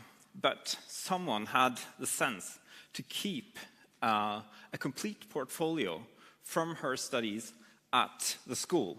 So she went to Christiania Drawing School for 7 years, from 1897 to 1904, probably part-time, some of it. And while she was working daytime, she would go there in the nighttime. And you can see there's like this immense wealth of drawings documenting how the whole curriculum worked around that time. So there's everything from geometric studies and light and shadow. There's this, almost photograph-like quality of studies of ancient building parts, but also naturalistic drawings of plants, which she later developed into ornaments to be used in her buildings. She made measured drawings. This is of a quite new building, but with roots in antiquity and medieval times here in Oslo. And probably a good way of exercising your measuring skills close to home. There's a fantastic level of construction drawings, and I mean, I'm just overwhelmed also just like the beauty of these drawings. The use of color and the precision in the combination of pen and pencil drawings. There's brilliant designs for ornaments. Again, you can see how she's applying the lessons she's learning, both from older references, but also in how to construct, like this example, for example, where she's making two different versions of a spiral wave ornament using different kinds of curvature. Or this one, which is particularly relevant for my talk, which is her suggestion for decoration above the door for a drawing school. And then this is her design for a railway station, made, again, you can see very much informed by her studies in national architecture and ornament. You can see the ornament is used quite sparingly, but in the places that matter. And two more designs, one for a Hellenistic mausoleum. I think the columns look a bit fat, but maybe they're supposed to be like that. And then also for a house for a family. So let's say if someone were to re-establish the school for drawing in Christiania, if someone wanted to pick up where this tradition left, we have an amazing possibility to use the documentation that has been dug out visually and when it comes to the curriculum, and you can really see how a school of architecture was something that was within their grasp, and I would argue is within ours. Thank you. Thank you, Christian. Tusen takk. Så flinke som kommer. Thanks a lot, Christian. So the drawings were found at NTNU by Eileen and then Øystein Nilsen Holde, correct spell. He digitalized all those photos. So we have an exact content of what it was like, what students did in their class, which is phenomenally interesting. And the next speaker is going a little bit in the same direction. Please welcome Ole Anders.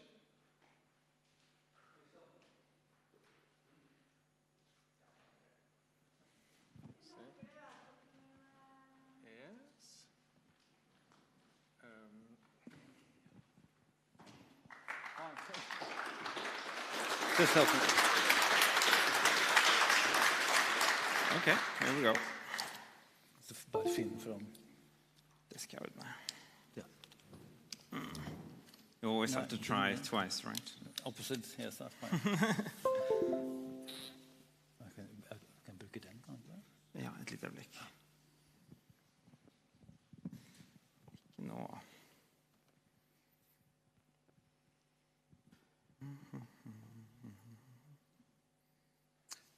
You can tell what you're going to talk about while I find it. I shall put two lectures into one session now. And the first one is about the dragon style, the reason how it came about. And the second half, I shall talk about the sustainable forestry. Talk about timber, the real timber and where it comes from. Yes. No, this is the timber forestry. Dragon style one. Mm-hmm. Done? Yes, that's right. Yes. The dragon style is a very peculiar style, and one very often wonders how it came about. In the 18th century, it emerged about end of 18th century, but before the 18th century, in the 17th century, Norway was a very poor country. We had just survived the 400-årsnatten. We were outback under the rule of Denmark, but we tried to do some timber buildings as good as possible, and we copied from Europe. Here is an example of Rococo in the 17th century. A wooden building in Bergen, and then we have example to the right, classicism. And in the beginning of 18th century, we also got the Swiss styles, beautiful timber building. We only built timbers in Norway by that time. And then after the century, we got Art Nouveau, very beautiful, but that was a very, very short period of the history of styles. In between, we had the development of the dragon style, the second half of the 18th century. But why dragon style? I have to go back to it was different dragon styles, some with dragons on the gables and some houses without the dragon style. But you have to go back to the origin of it all. Why did we create such a peculiar style? As I said, Norway, after 400 years of foreign rule, Norway had a strong desire to create their own culture. And we were very brave people. We got together in 1914 and established our own constitution. And that was the base for kind of thing to create our own culture with regard to architecture, dresses, national dresses, and jewelry. In that 18th century, something very special things happened. Two very particular events came about. We started to excavate and find the 1,000-year-old history. To the picture to the right there was a peasant who he was doing a drainage of his bog, and he stuck the spade into a pile of gold. And all these ornaments are later, 1,000 years old, 2.5 kilos of gold. All of these ornaments are inspired into dresses, houses, and ornaments on houses. And another thing, what happened in that century. In 1879, somebody wondered what that pile consisted. Nobody had robbed that pile, and archaeologists find this fantastic Viking ship. When I start talking about Viking, you can get carried and spend too much time. But this was a world news of dimensions. They found Gokstadskipet in Sandefjord. And this ship was a bit longer than this room, 30 meters long. It had 100 manpower of 100 people to row it. And as you see on the picture to the right, you have this dragon in the front and the tail in the back. How shall I characterize this ornament? It was not a decoration, it was not a special thing, but it was an ornament of fear. They wanted to scare away everybody when they landed in England and all over Europe. And they did it very thoroughly as well. Yes, another thing I'd like to mention is the technology they used for 1,000 years ago. We had these handmade ship's planks and strong grown ribs at the bottom. That was the bottom of the rib, and the planks were handmade and hand-cut. There was no machinery and saw, handmade. And to the bottom left, you see where the grown knee comes from. It's a very strong element. And I really had to show this picture as well. It's a reconstruction of the Gokstad ship, and it's a fantastic sea-going item. Unbelievable, and that's why they also managed to conquer the whole Europe. And see the bottom of the ribs there? That's the grown knee.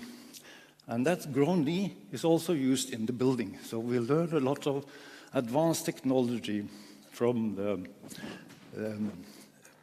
Vikings, and we implied it later in the 18th century in the houses. You see here there is a knee which is strengthening the ribs of the roof, and that's the detail, grown and taken from the woods directly. And we found Viking ornaments, coffins, dragons' heads, and lots of gold. And these carvations, they tell us a lot about the meaning of it. It's the snake which bites the next one, and somebody bites in the tail. And it was a fantastic treasure of ornament. Here we have the drawing of Holm Hansen Munthe. He was the architect in 1890. He designed several dragon-style houses. One of them was the Hasselbakken, which we saw on the model outside in the foyer here. He did a very good interpretation of the Gokstad fearing head of the ship. And we have later taken this into a 3D modeling and trying to reconstruct this dragon head on the later. I should talk about that later. This is just a study of Holm Hansen Munthe's dragon's tail at the gable and some on top of the roof. This is a start of a reconstruction of Kongsnes in Potsdam. Wilhelm II, he was a very fond of Norway, and he visited Norway many, many times. And he actually commissioned Holm Hansen Munthe to make 2 buildings like this. That one burned down during the war, but now it's reconstructed by a group of very eager people in Potsdam. Wilhelm II, it's a remarkable history. He ordered 2 buildings from Holm Hansen Munthe, one in Potsdam and another one in Rominten, which it's in Kaliningrad now. And that's how this building looked like and was erected. It was Holm Hansen Munthe who did the drawings of it. Kongsnes and Hasselbakken, twin buildings. The first one, Kongsnes on the top there, is the actually building in Potsdam, which is how it looks today. reconstructed. And on the bottom you see the Hasselbakken Oslo, which also is drawn by Holm Hansen Munthe, and it's consists of two buildings, one in the front and one in the back. So we have a desire to promote reconstruction of this building later. Here is a model which you see in the foyer. It's made by a carpenter we used for about 15 years ago when we started promoting this idea of reconstructing Kongsnes. And we shall now try to use it as a propaganda for the Hasselbakken. Yes, this is Rominten as it looks today, actually.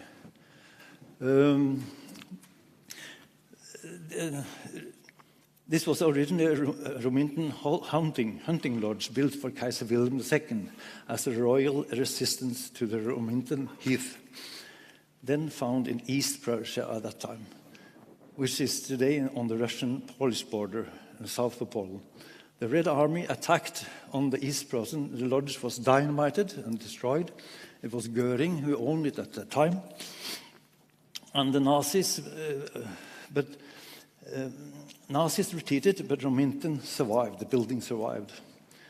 The area became part of the Soviet Union, and the village was demolished, but the hunting lodge was dismantled and moved to Kaliningrad. So this project will be the next project to reconstruct. It's stripped from all the ornaments, but it looks very much like this, as basically. Very interesting.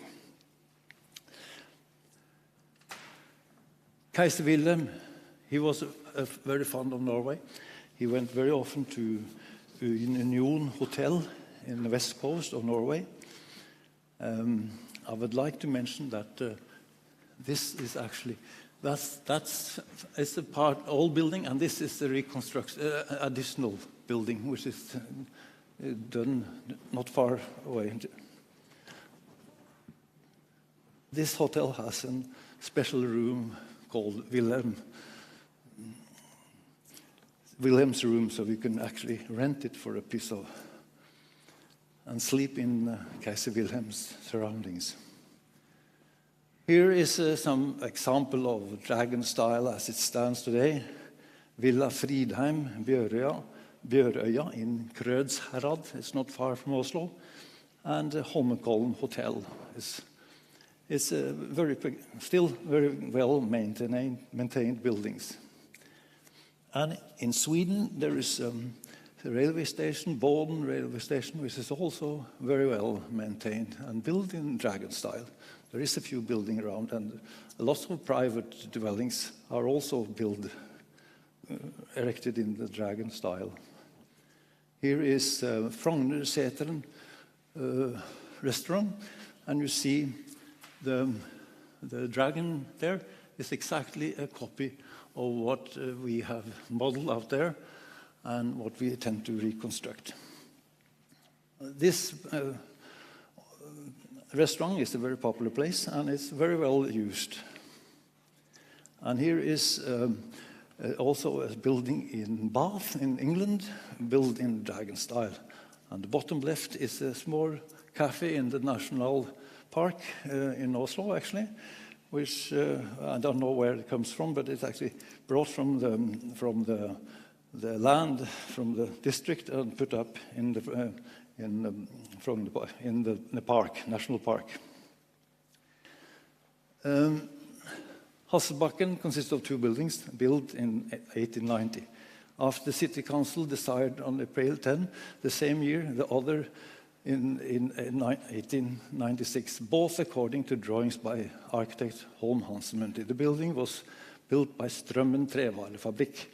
Strømmen Trevarefabrikk was a factory in Strømmen, not far from, I shall mention that in my next lecture about timber production. So they, not far from Glomma, so they had plenty of supply of timber. Strømmen trevarefabrikk. And here we see an old photo of the Hasselbacken restaurant. You see the front building and the building in the back and some existing building on the top there. It could be a very interesting project if it came to be real. This is inside the Kongsnes in Potsdam. You see the reinforced frames in there, like the Viking learned from the Vikings technology. And to the left there is the interior of Rominten in Kaliningrad. They knew what they did, those guys, and it's very specialized. This is how you can go have dinner in Kongsnes today. And I will just finish off with some propaganda. I'm using SketchUp quite a lot, and I did a model of this area, and I wish to promote reconstruction of these buildings like this. This was a short story about Hasselbacken and Dragon Style, where it came about, and now I shall talk about the timber industry. Høyre? Can you take me out of this? I'm used to Mac, you see. I hate PC. Yeah. Okay. Yes. Everybody hear me? Yeah. Everything we need in daily life comes from nature, and artists are very clever on expressing nature. This is Winter Night by Harald Solberg. You can ask what it has to do with timber, but I shall explain that later. That's a painter next after Edvard Munch, and the beautiful of it you can see yourself. Here is the place where Harald Solberg was standing doing this painting. He visited the area very many times and finally got the final result, Vinternatt. And this is Rondane. Over here, Norway was very luckily. We had this river starting from Røros. And this area here supplies us with the best quality of timber there is, actually. It's timber which is grown at a high altitude, lots in pure soil, and it contains very much resin, and it can stand, it was ideal for ship industry. So we actually supplied the whole Europe with the best timber there was. That's true, actually. That's the Harald Solberg view, where we have the mountain and the type of forest which we are utilizing. In the wintertime, yes, we have to go back to, really back, millions of years. The boreal forest belt. The boreal forest belt covers 11% of the surface of the planet and produces our need for oxygen. The biggest producer of oxygen next after Amazonas. I didn't know that, actually. And it's the largest storage of carbon dioxide, very much due to the tundra in Siberian, of course. Millions of years of carbon dioxide is now released because of the tundra is melting, and the ground is sinking 10 meters because of the an enormous amount of I find that biggest threat against the climate ever, the melting of tundra.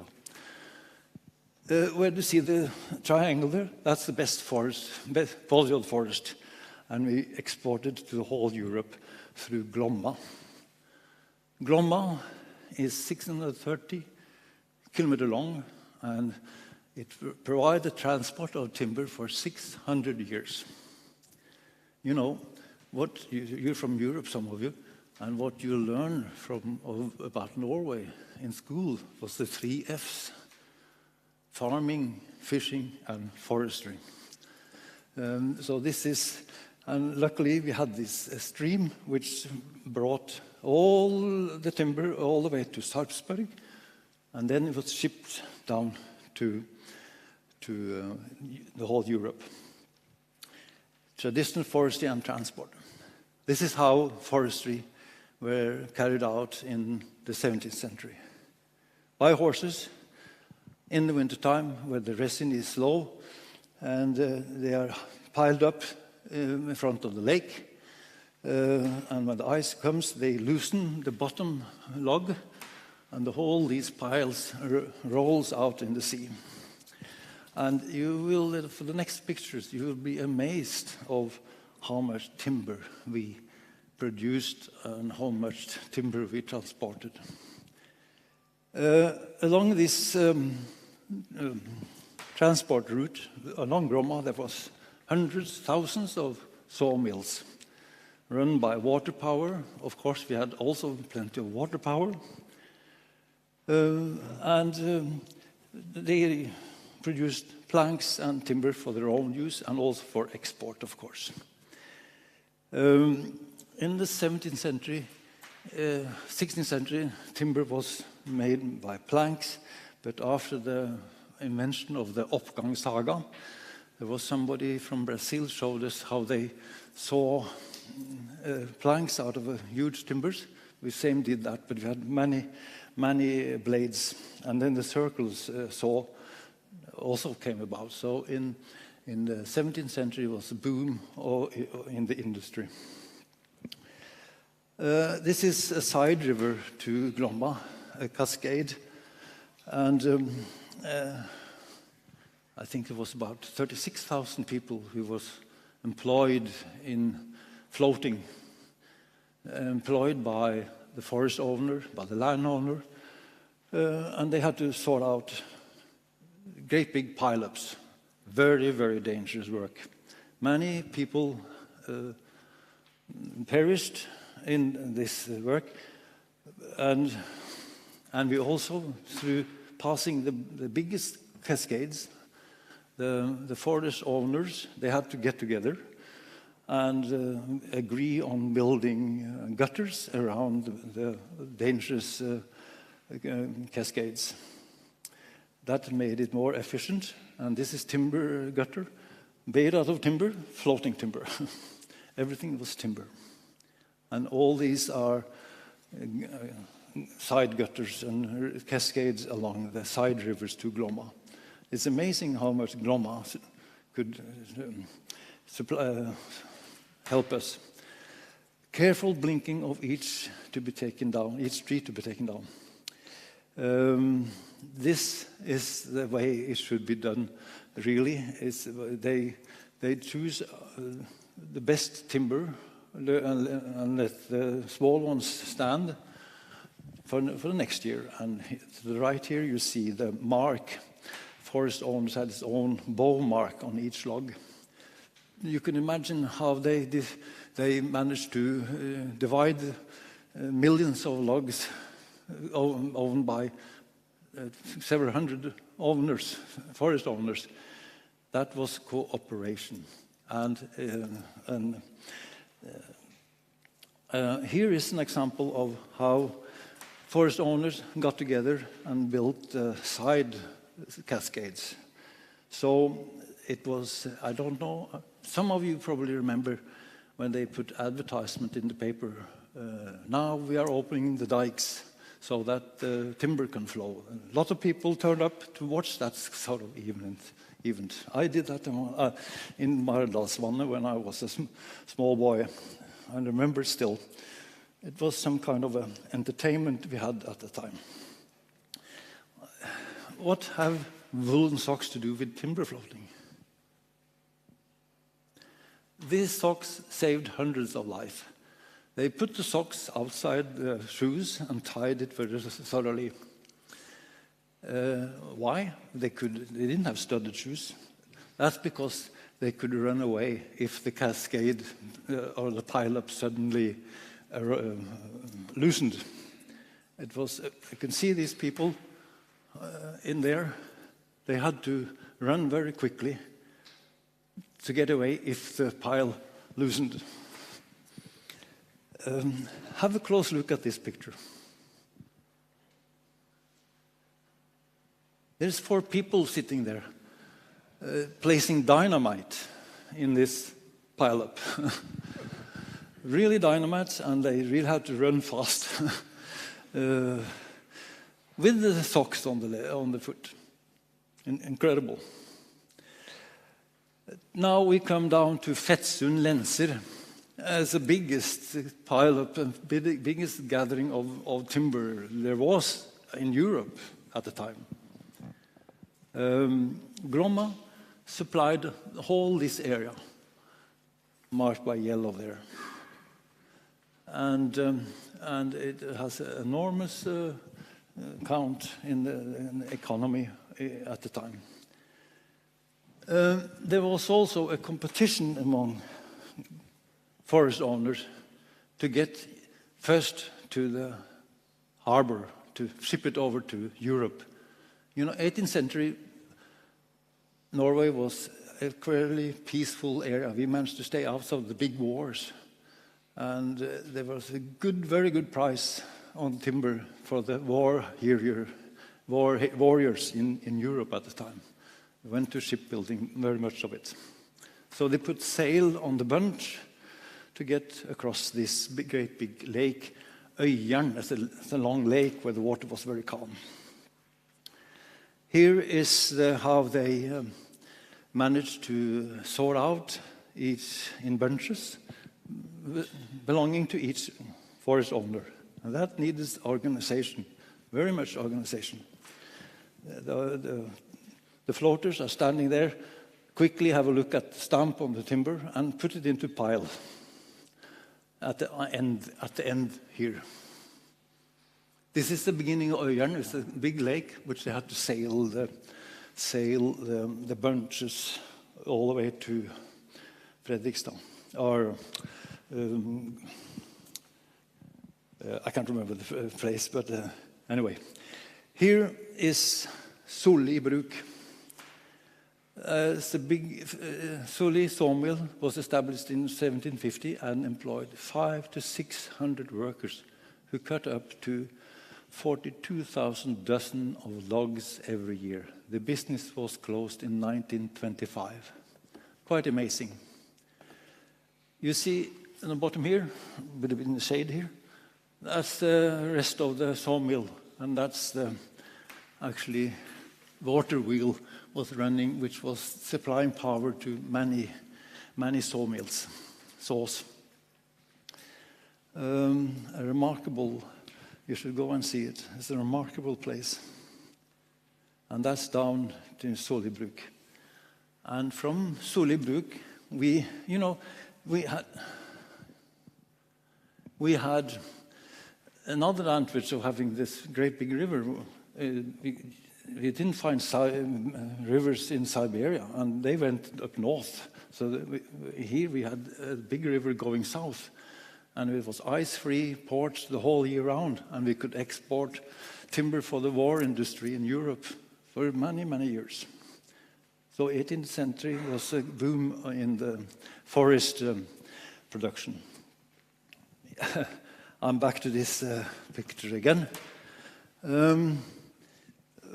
After the 14-year night sleep, we managed to get together and made a constitution. We were still under Swedish rule, but we made a constitution. As I said later, it was an urge to find our identity in that time. But the reason I show this picture now is that we had many hundred years of experience in cooperation. And that's why we managed to get together and agree on a constitution very easily, and we still have that. This is the starting of 17th of May.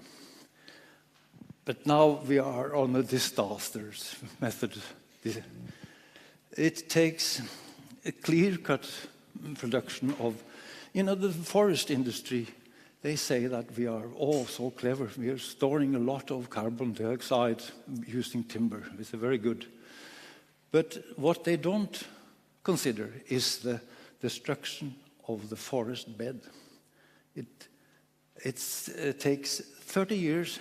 The forest bed is actually just as well as the carbon dioxide accumulator as the tree itself. The forest bed being destroyed by,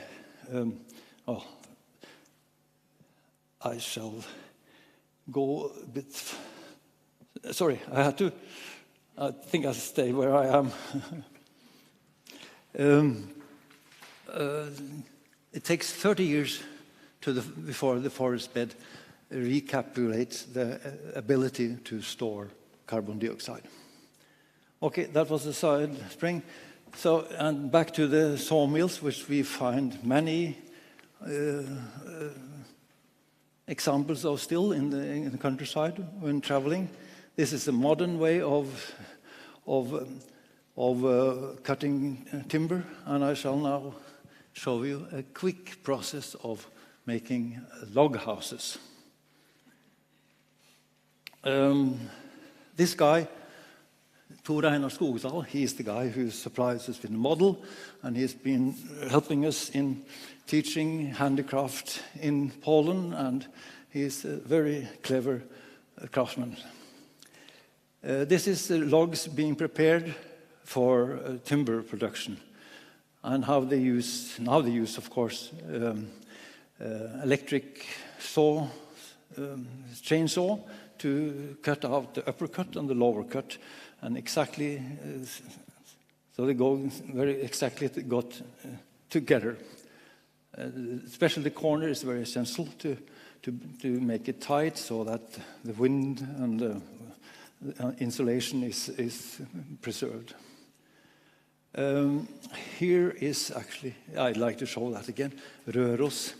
It's where the Glomma begins, and it's all also, of course, made of timber. And this is again a picture of Harald Solberg. This is how they adapt another log to the top of each other. They use a special tool which they draw along and cut it so that it fits very well on next log.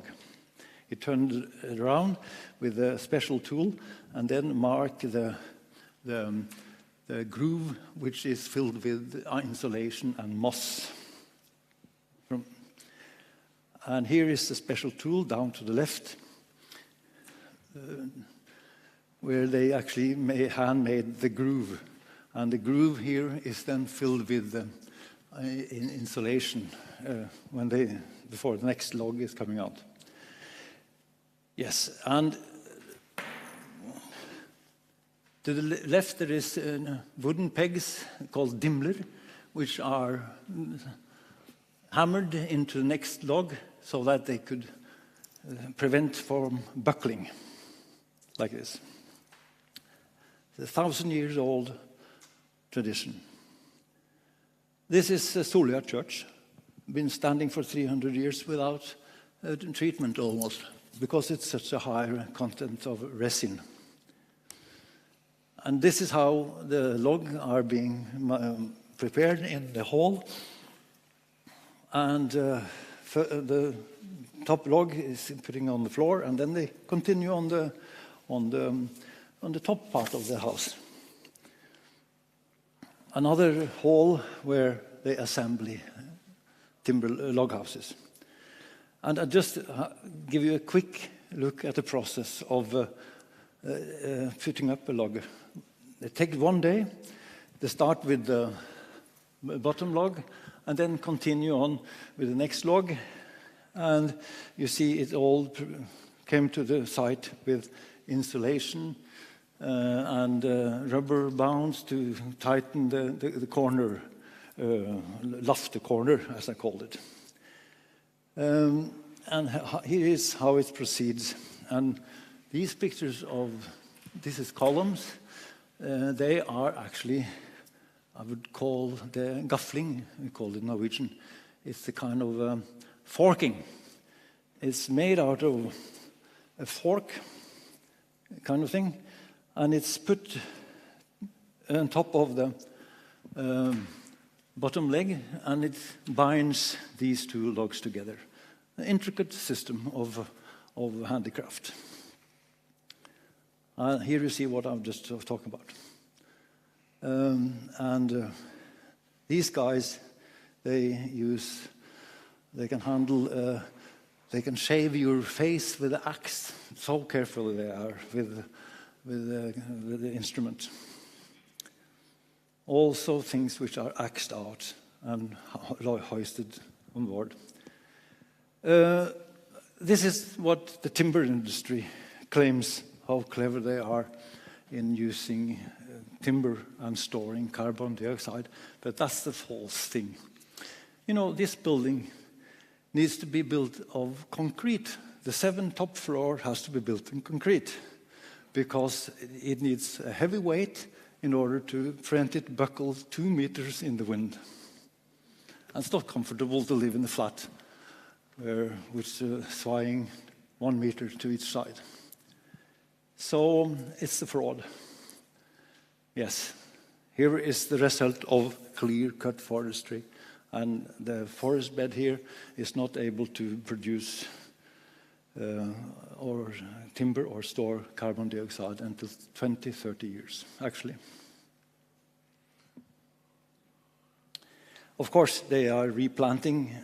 That's a good thing, but it's being done very industrially. So this is what we are lacking. I think it's only 1% left of the old primeval forest. And that's the primeval forest we are striving to regain, because the primeval forest is such a great diversity with regards to microbiology. I don't know things about that, but I believe the biologists when they say that. So we are not going back. That is an 800 years old pine, which is grown up in the area in Rondane, where I started the whole story. Okay. Thank you very much.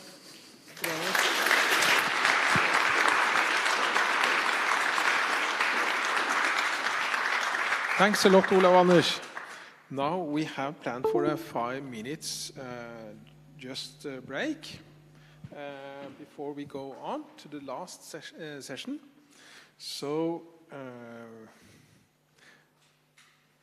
I think, is it worth it to raise up for 5 minutes and then go back here, collect people? Or should we just go on to the next talk? I really... Yeah, 10-minute break. Good. 10-minute break.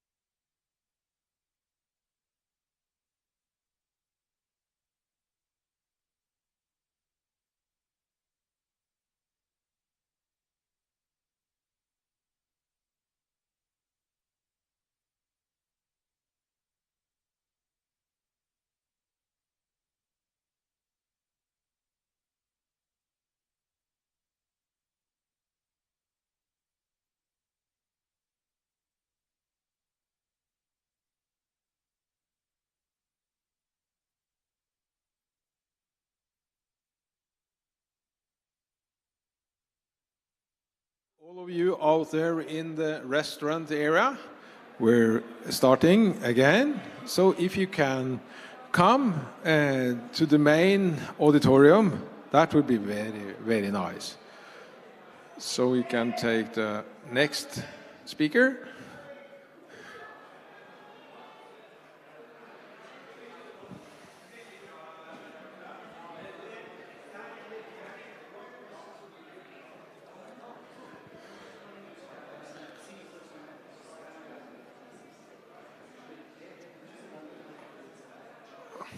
So I will give a little presentation. The next speaker is Tor Austigard, and he will give a nice talk about traditional Japanese architecture. So he was the one giving the lecture last year about the importance of beauty and ornaments from a neuroscientific point of view, architecture, psychology, what you want to call it.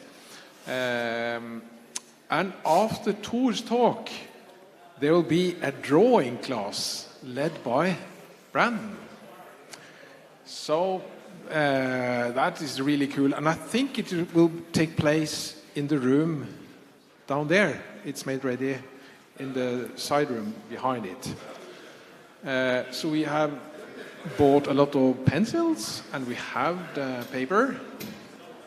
So please find a seat to sit. Yeah. So we are ready for the final speech today by Tor Austigard.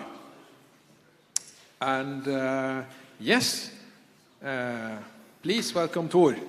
Thank you.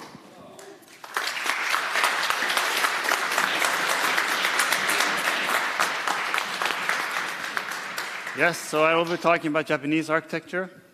I'm not Japanese, although I may look like that. I've lived in Japan for some years, studied and worked, and I know it quite well. I've talked about Japan for many audiences many times, for modernists, and it's always a pleasure because modernists, they love Japan. I haven't talked about Japan in front of this kind of audience before. So I'm a little bit nervous, if you will appreciate it, but I'm hoping to provide a different presentation of Japan than what you hear from the modernists. So I will have a quick run through the history of Japanese architecture and then touch upon a few aspects of aesthetics through that. So the oldest Japanese architecture you can find is now visible in Shinto shrines that you can find newly built today. The building style is something like 1800 years or more.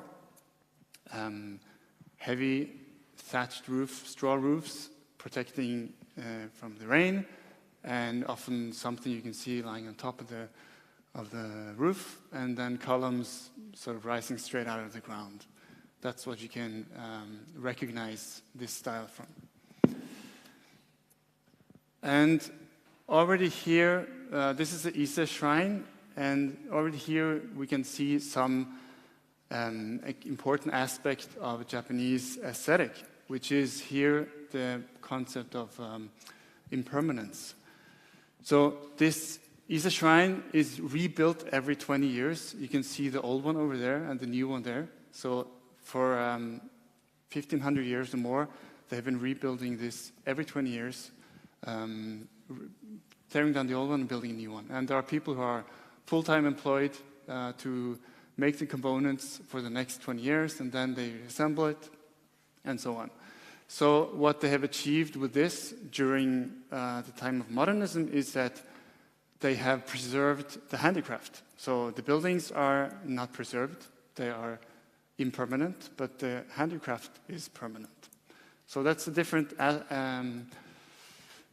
approach to preservation that we have, for instance, with the state churches in Norway, that we have the buildings, but we don't have the craft anymore. And then around 800, Japan had a lot of influence from China. and this developed into the Shinden style. For the court or the nobility, you will recognize heavier columns, more widely spaced, building raised on a podium, and these brackets, sort of column capitals that are holding up the layers and layers of beams in the heavy roof. And this is also fundamentally related to the import of Buddhism. So that's the second religion of Japan. Shintoism is a native religion, and Buddhism is imported from China and Korea. Yeah. Then later, much later, Japan went into a period of fighting and civil war. You have this castle popping up everywhere in Japan, and the development of from the court culture and society to samurai class, the rise of the samurai class. So there are a lot of samurai, and that also, I mean, I wouldn't say that it's a democratic or flat society. It was very hierarchical, but it was, yeah, the samurai class had a lot of people who needed buildings, and this developed into the Shoin style, which you can see, it's a little bit dark maybe, but the columns are square, smaller, thinner, and it develops into this more small-scale module, quite flexible for various types of buildings. And it's from this period that you get all these components that we recognize as traditional Japanese architecture, such as sliding doors, paper walls, the tokonoma recess, and the tatami mats. The tatami mats are, if you haven't sat on them or anything, they are around 5 centimeters thick. They are soft enough to sit on and hard enough to walk on. So it's a peculiar kind of, it's more than just a surface on the floor. It is also, in a way, the furniture of the floor, because people will just sit straight on the floor. And this, many people have written about how this is related to the society of that time, the samurai culture, which in many ways continued all the way up into the 20th century, where the samurai class disappeared, and also largely tatami mats, sadly, in my opinion. And also from this period, you will see the podium grow into, in wood, much longer eaves of the roofs. You have the Engawa terrace, and architecture relates a lot more to the landscape around. And the plan, this organization of the plan from this period is, yeah, I've written 15th century modernism. So the modernists, they love this, because this is, in a way, it's a one space connected to the other one without an overall hierarchy. This is, in a way, Mies space, or Frank Lloyd Wright space. They drew a lot of inspiration from this. But as always, they took something and they didn't take everything. They didn't take the whole ecosystem of the buildings where this functioned. But it's a free-flowing kind of space which can be quite comfortable. And you can also say that you find the same type of space in European medieval castles, or even in ancient Greek architecture, not Renaissance, not Roman, but Greek architecture. For instance, the layout of the Acropolis is very different from Renaissance city planning. Then there is this guy, Sen no Rikyu. He is something of a 16th century architect in Japan. He was a tea master from merchant class, and he also became an architect. And he had strong opinions about aesthetics, and basically developed his aesthetic style that he imposed on tea ceremony and architecture and objects and everything. So he took things that was there, and what what he did continued, but there is a very heavy legacy from this guy. So the tea house, he sort of single-handedly created this skia style, which is developing out of the tea house. Wabi-sabi is a concept related to that, which is, sabi means like things that have patina, old, worn, and for that reason being charming or have a soul in some way. Wabi is things being more imperfect and having a certain life out of that. You can see here this tea house, just typical tree trunks straight out of the wood. You can see this, the rocks on the ground that are not random, but they're also not ordered. They've been put out in a way that's well thought of and organized, but not ordered. And you can see this lattice window here that doesn't match the tiny sliding door below. And this is sort of the extreme version of something that also was present before.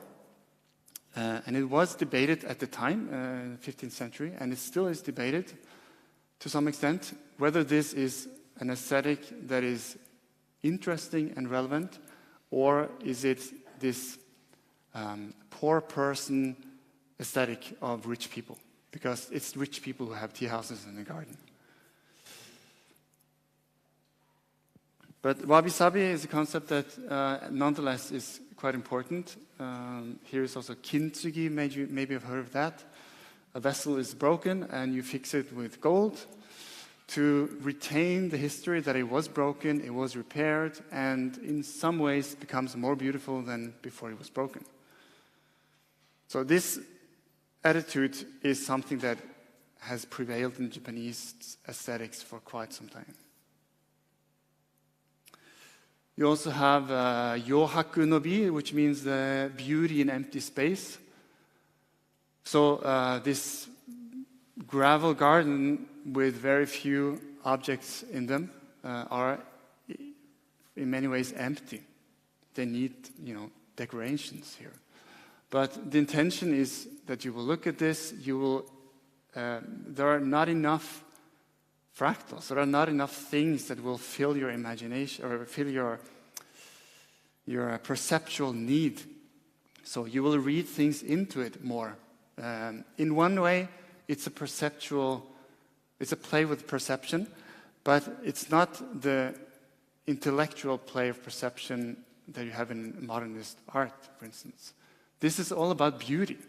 And I think it's important to underline that even today, in the Japanese language, it's difficult to talk about modernist architecture and art because they don't have the words for it. They only have, in many ways, are still stuck with beauty.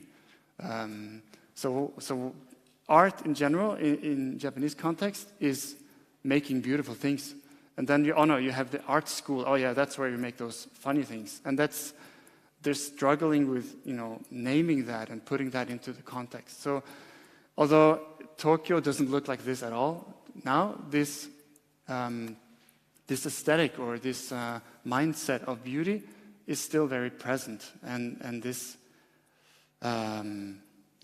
ambiguity I will get back to here. So ambiguity I have proposed as being perhaps the one overarching theme of Japanese aesthetics, that both contemporary, new classical art and architecture and several hundred years old, they're striving for this point where you don't understand completely a composition, but also it's not chaos. There is something between where it's ordered enough that you can relate to it, but you need to project yourself a bit into it. This picture a little bit darker than the screen, but this, for instance, what is carrying load-bearing? What is load-bearing? What is not load-bearing? It's an important aspect of European architecture, but in Japanese, I would say it's deliberately blurred, not chaos. It's not deconstructivist. We don't give a shit about how things go together, but there is attention, I would say. And I don't have time in this short lecture to elaborate on any of this, but I have always been very interested in classical architecture before I became an architect, which to me has been Roman and Greek architecture. And I've never had the same feeling for Renaissance architecture, everything after the Renaissance. I haven't read much and found sort of theories on this, but I feel a very strong, this is my speculation, but there is it strikes a chord in me, Japanese architecture and classical architecture from antiquity. There is something in common there, which sounds very far-fetched, but those are societies with polytheistic religion, where they have temples where you go to, you offer something, you leave. They're very different from societies based on the three big Western religions, where there's one God, where there is salvation at some point instead of just status quo forever. And this, I think, affects architecture. When I visit cathedrals, especially Renaissance churches, to me, they're more than being classical, they're first and foremost Christian to me, or they're Abrahamic religions. So I'm not religious in any way, but I feel that it's, I wonder if there is a backdrop of religion here that could affect the mindset and the society at that time, right? People are not walking around like this in these clothing now in Rome, or they didn't do that in 15th century either. So although classical architecture of all times has its own truth visually and aesthetically, there's also something behind it, all the variances over it, that I find interesting to look into. So yeah, enough of that. Back to Japan. Darkness is also an aspect of Japanese architecture, which is also related to ambiguity, because in a space that is dark, you lose the corners a bit, much less than you will lose this image here. But the point is, there is a focus. When you lose the corners, when you want to see the end of the room, there's a focus towards materials, towards intimacy, towards objects in your proximity, which is a different aesthetic. This is also something the modernists didn't embrace. They had white buildings from Morocco together with this plan, which is something completely different. And to continue my speculation, Norway and Japan, they also share the many features when it comes to backdrop, and they're both lands of cloudy mountains and rainy forests that I also feel lays the ground for something in common that I feel appealing. So these are the things I'm thinking about every day and trying hard to put into some sort of contemporary classical European context. Thank you. Thanks, Tor.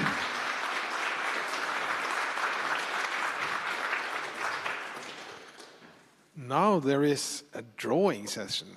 Brandon, would you take the microphone? Yeah. Yes. There are some information which is important.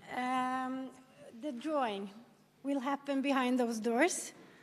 And there are tables from each and everybody. We need to stand a bit crowded because there is not that many tables. So I would like you to go out in the entrance and then behind the sliding doors, and then there are the tables with pencils and paper, and you will draw from here. So it's important that let everybody see the stage and the screen. And after, there is a possibility for everybody to have some other things than the coffee to have from the bar. But then you need to pay for yourself. I'm so sorry for that. But there will be wine, there will be beers, there will be, I don't know, if you want to have even stronger things, it should be available. Okay?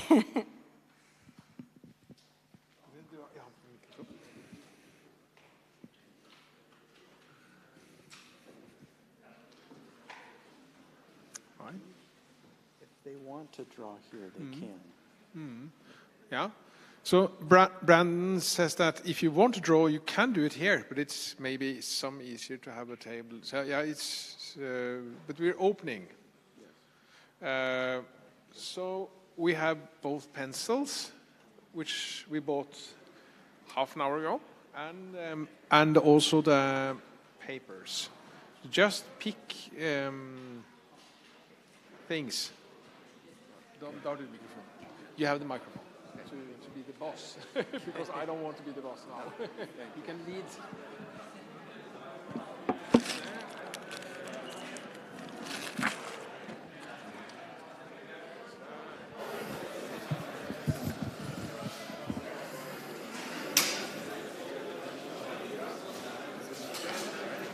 Brandon, yes.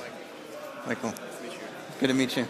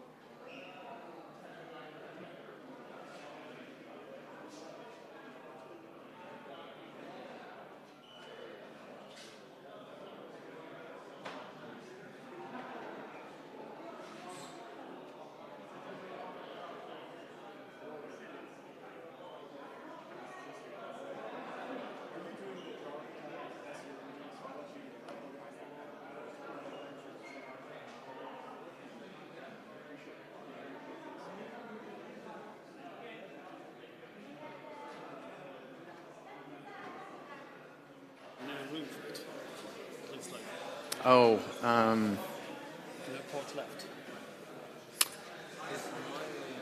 it is. Oh, did you have a chip here? No, approve. This one? Yeah. No, that's for the remote. Oh. Ja, men jeg har nok tatt den. Men det ligger ingenting her. Nei, nettopp. Det er greit. Ja, jeg har den her.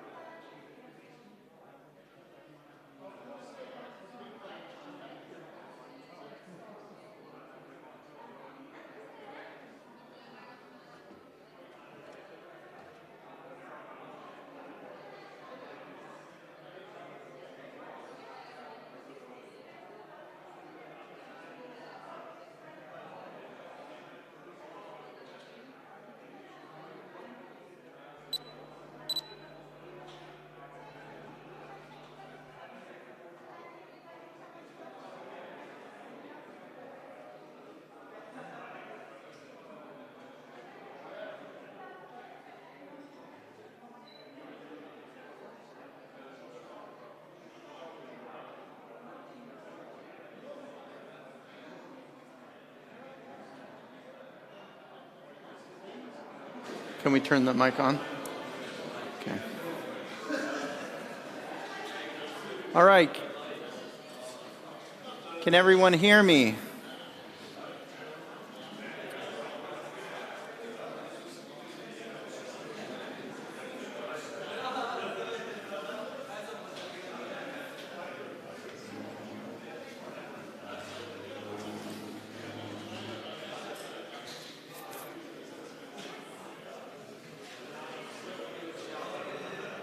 We're good? Okay. All right. If I can have everyone's attention really quickly. So this drawing tutorial, I know all of you are at probably different levels of your classical understanding of architectural elements and the orders and different things along those lines. But since I know all of you probably did not come prepared with rulers and drawing compasses and a number of things, we're going to basically go through a tracing exercise with these drawings.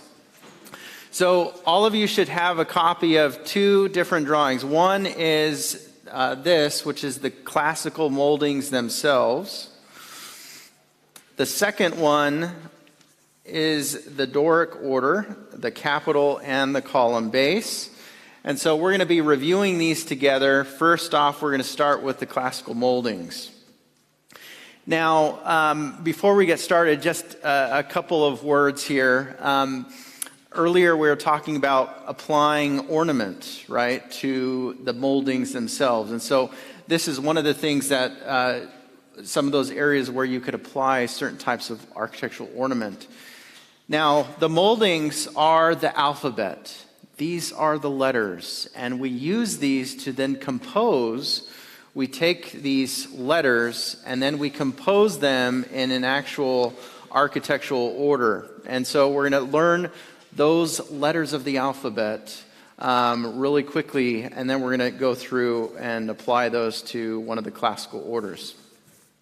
So on your sheets, you'll notice there we're categorizing, let me pull that down, categorizing the moldings into a couple of categories. So we've got the straight moldings, convex moldings, concave moldings, and then compound moldings, which are the most complex. So we're going to start with our straight moldings. So those that are going to be following along here. The first off that we have is the fascia. And so if you go ahead and trace that, one of the things that I am going to encourage you to do is, as we're cutting this, if we're to envision we're cutting through this, I'd go ahead and put a couple of diagonal lines here to help us visualize what's actually happening, how that molding is protruding from the wall or from a flat surface. So there's our fascia molding. Next is a fillet molding. And a good way of thinking about the fillet is if we were to draw a square in here, right? It's kind of a one-to-one relationship. But we're going to go ahead and add our diagonal lines there. So this is our raised fillet molding. Next, we have our sunken fillet.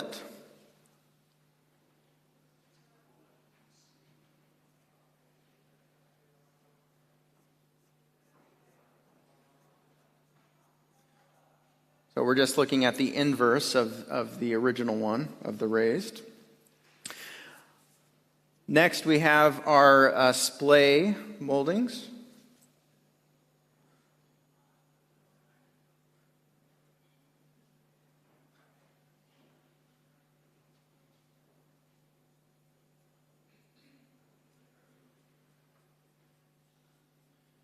And so there we can kind of envision what we have with all of our straight moldings. Our fascia, our raised fillet, our sunken fillet, and our splay. Now, when we get to the convex moldings, one thing that you're going to notice with all of these is that we're dealing with circles. And so when we start with the first convex molding, this is the ovalo.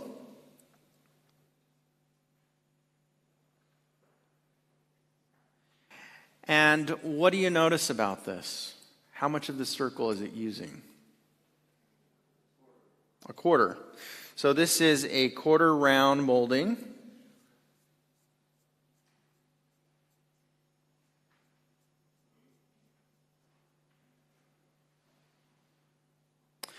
And then from there, we're just going to increase the percentage of the circle. So go down to the torus from there.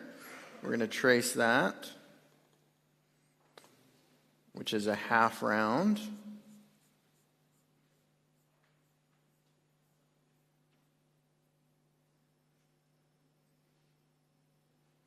And then from the torus, then we increase another quarter of a circle. We go to the 3/4 round.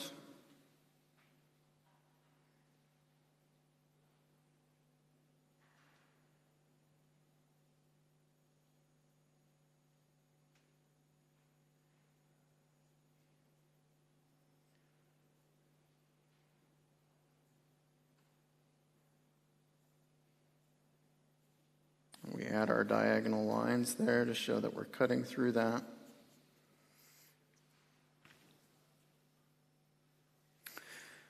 And then lastly, with our convex, we also have our, when we combine a series of toruses, right, the half rounds, those are known as individually as a bead, but when we put them together, they are reading. And so we'll go ahead and trace those. Add our diagonal lines. So we can visualize what that is going to look like when we're cutting through that. How are we doing so far? Okay. Now, with our concave moldings, think of it as we're basically doing the inverse of the convex. So we're going to do the quarter round is a cavetto. Another way of thinking about that with the translation is a small cave.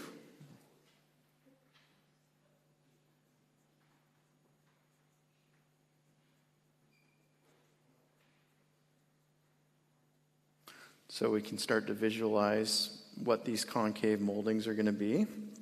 Next, we have the half hollow.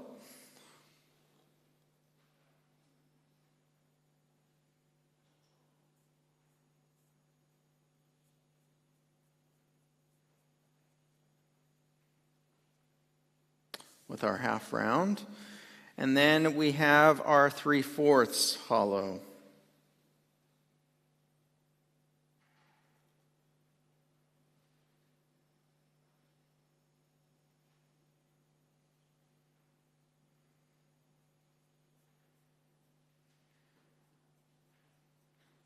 Now, once you've got through those, our next one is a little more complex because we're dealing with two circles. So this is the Scotia molding. And what you're going to notice with this is that there's the two circles. So let's say we have the larger circle, and then if we use half of that for a smaller circle, we're able to have basically a small cavetto, right? This quarter there. And then from that point, we have the larger circle as it brings it all the way down.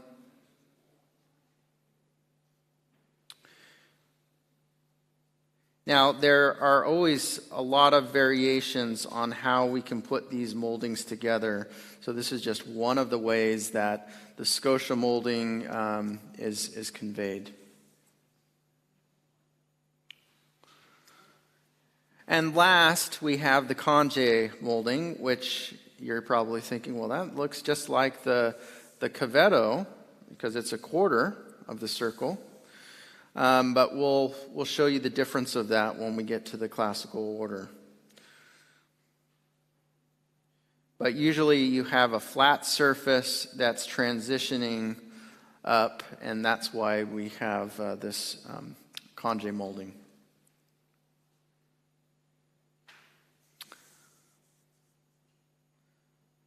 Okay, so from there, we are finally getting to the most, well, kind of the most complex or compound moldings. And so with that, the first one we're going to draw is the Cyma recta. So the Cyma recta, one way of thinking about it is we have here two circles side by side. And if you're looking at the Cyma reversa, the difference is the circles are stacked on top of each other, okay? Now, Cyma rectas are usually used as a kind of a crowning element. So if we have our entablature, this is our crown molding. If you look here in the room, at the top here, we have that same molding. We have the Cyma recta. And so to draw that with our two circles, we're taking a quarter round on one of them, another quarter round. So we're basically creating a sine wave.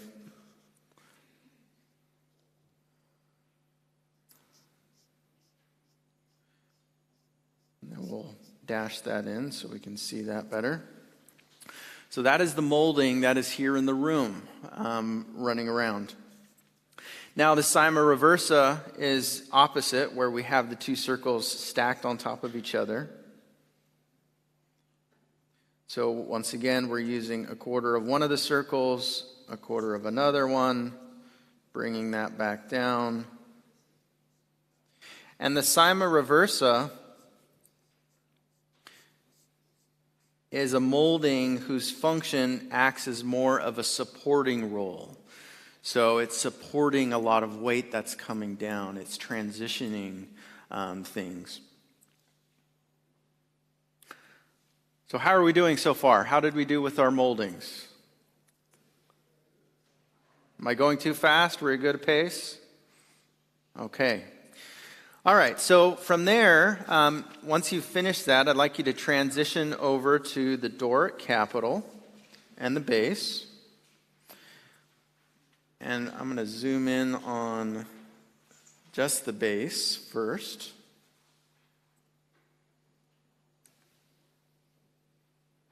Okay. So with the base, you'll notice a number of things here. On the sides, I've labeled some of these moldings, but we have our fillet, we've got a bead, we've got our torus mold, we've got a plinth. And so when you're thinking about the classical orders, everything takes its measurements from a single module. And that module is the diameter of the column itself. So if we're looking here at the column, we're going to call that D. And if we start dividing that column into 6 parts, we go and take an additional part on either side, and that's what gives us how wide the plinth needs to be. So I'm going to have you start with the plinth and go vertical with that. You can do that on both sides. And if we were to carry an imaginary line up from that, we can see the edge of the torus molding that's lining up with that. And so if we go ahead and draw the torus molding,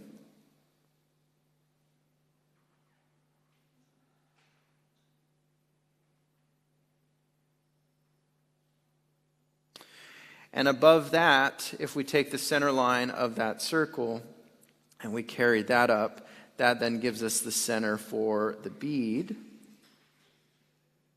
And if we had more time, I'd talk about all these other subdivisions, but they're all derived from the diameter, that module. Then we go straight up from there. We have our fillet. And then we use a quarter round to basically transition to the shaft of the column. So we can do this on both sides.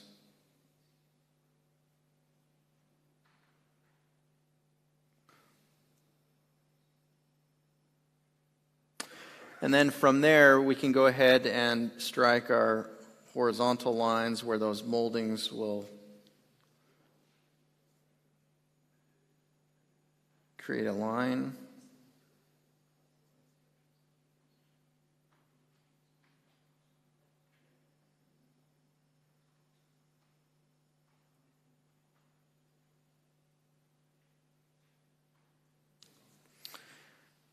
And voila, we have drawn the Doric column's base.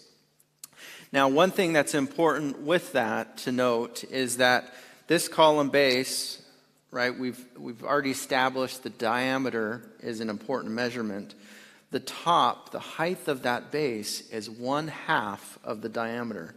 So here on the side, we have the diameter, we split that in two, we take a line across, and that gives us the height of that column base, those base moldings. So we're going to shift now to the column capital itself. Now, with the column capital, the first thing you're probably noticing is that it is more narrow or skinnier than the base, right? So we had the one diameter for the column base. Up here at the top, we reduced that to 5/6 of the diameter. So here on the top, you can see we've divided that into the 5/6D. And so we're going to take those vertical mold shaft up on both sides, vertical lines. And then right before we hit this part, which is called the astragal, you'll notice that we have this little quarter round. And so earlier on, remember we talked about the conge molding, and that's where we're shifting and transitioning. Then we have a small fillet on either side. We have basically a bead, and we're doing that on both sides. Now, one thing you should also note, just as we did with the bottom, the base, with it being half the diameter for the height, we're doing a similar thing here at the top. So if we take the diameter of the column, we split that in half, we take that line across, and that actually gives us the top of the astragal. So if we take those lines across,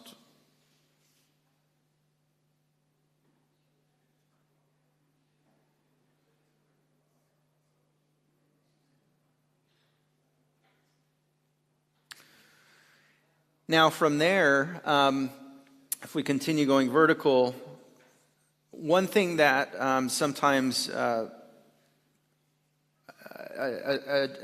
a thing that I notice a lot of my students and others kind of make this mistake is that line of the shaft of the column, if we dash that up, it will actually vertically line up with the necking. So if we continue that vertical line, we're going to come to another conge, a fillet, a bead.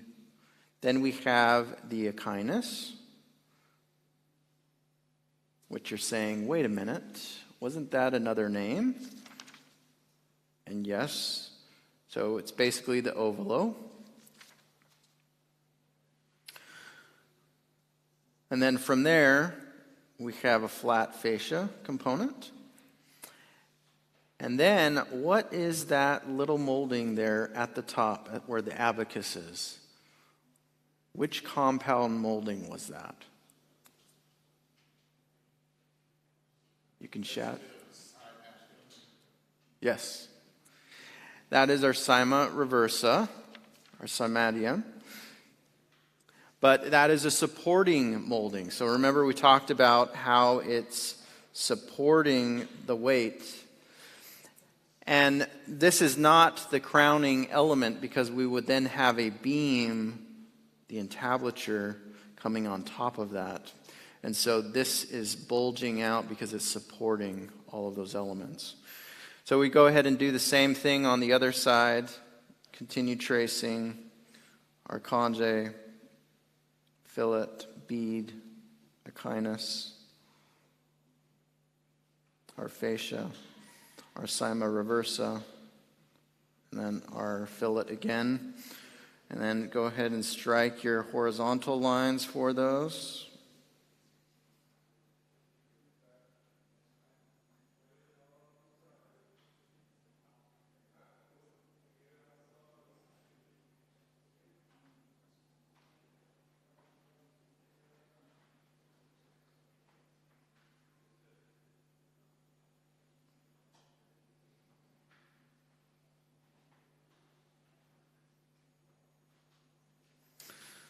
Okay. And from there, we've drawn the Doric column capital. Yes, this is the Roman Doric. Thank you, Professor Curl. So with this, a couple of things just to point out as you're looking at your drawings. If you notice where we took the shaft of the column up to the necking, if we continued that line up, that is where the line of our entablature would start, where our beam would sit.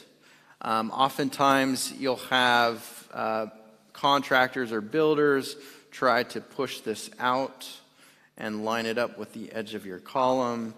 And while yes, you can do that with modern materials, and sometimes it is done, the more appropriate way, according to the Roman canon, would be to line that up directly on that. So I have on YouTube a number of drawing tutorials where I actually walk you through these kind of same drawings where you're using a compass and a ruler. So if you would like to look at those, you can write down Vitruvian Man Architecture. That is my YouTube channel. So you can find some of these other drawing tutorials. I walk through the Ionic, the Corinthian orders, as well as the entablature and the block orders, a number of different things. So hopefully this tutorial was helpful. We only had 30 minutes, so we kind of had to go rather quickly, kind of a tracing exercise, but hopefully you can see those kind of proportions and relationships, and also see that the classical orders are really comprised of these alphabets, these letters, to create the classical orders. That's all. Thank you.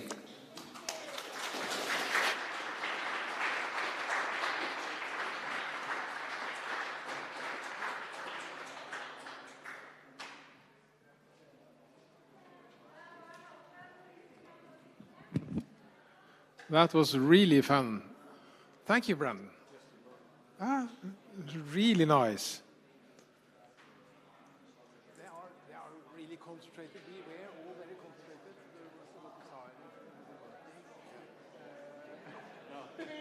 You can see them so fast. So intense.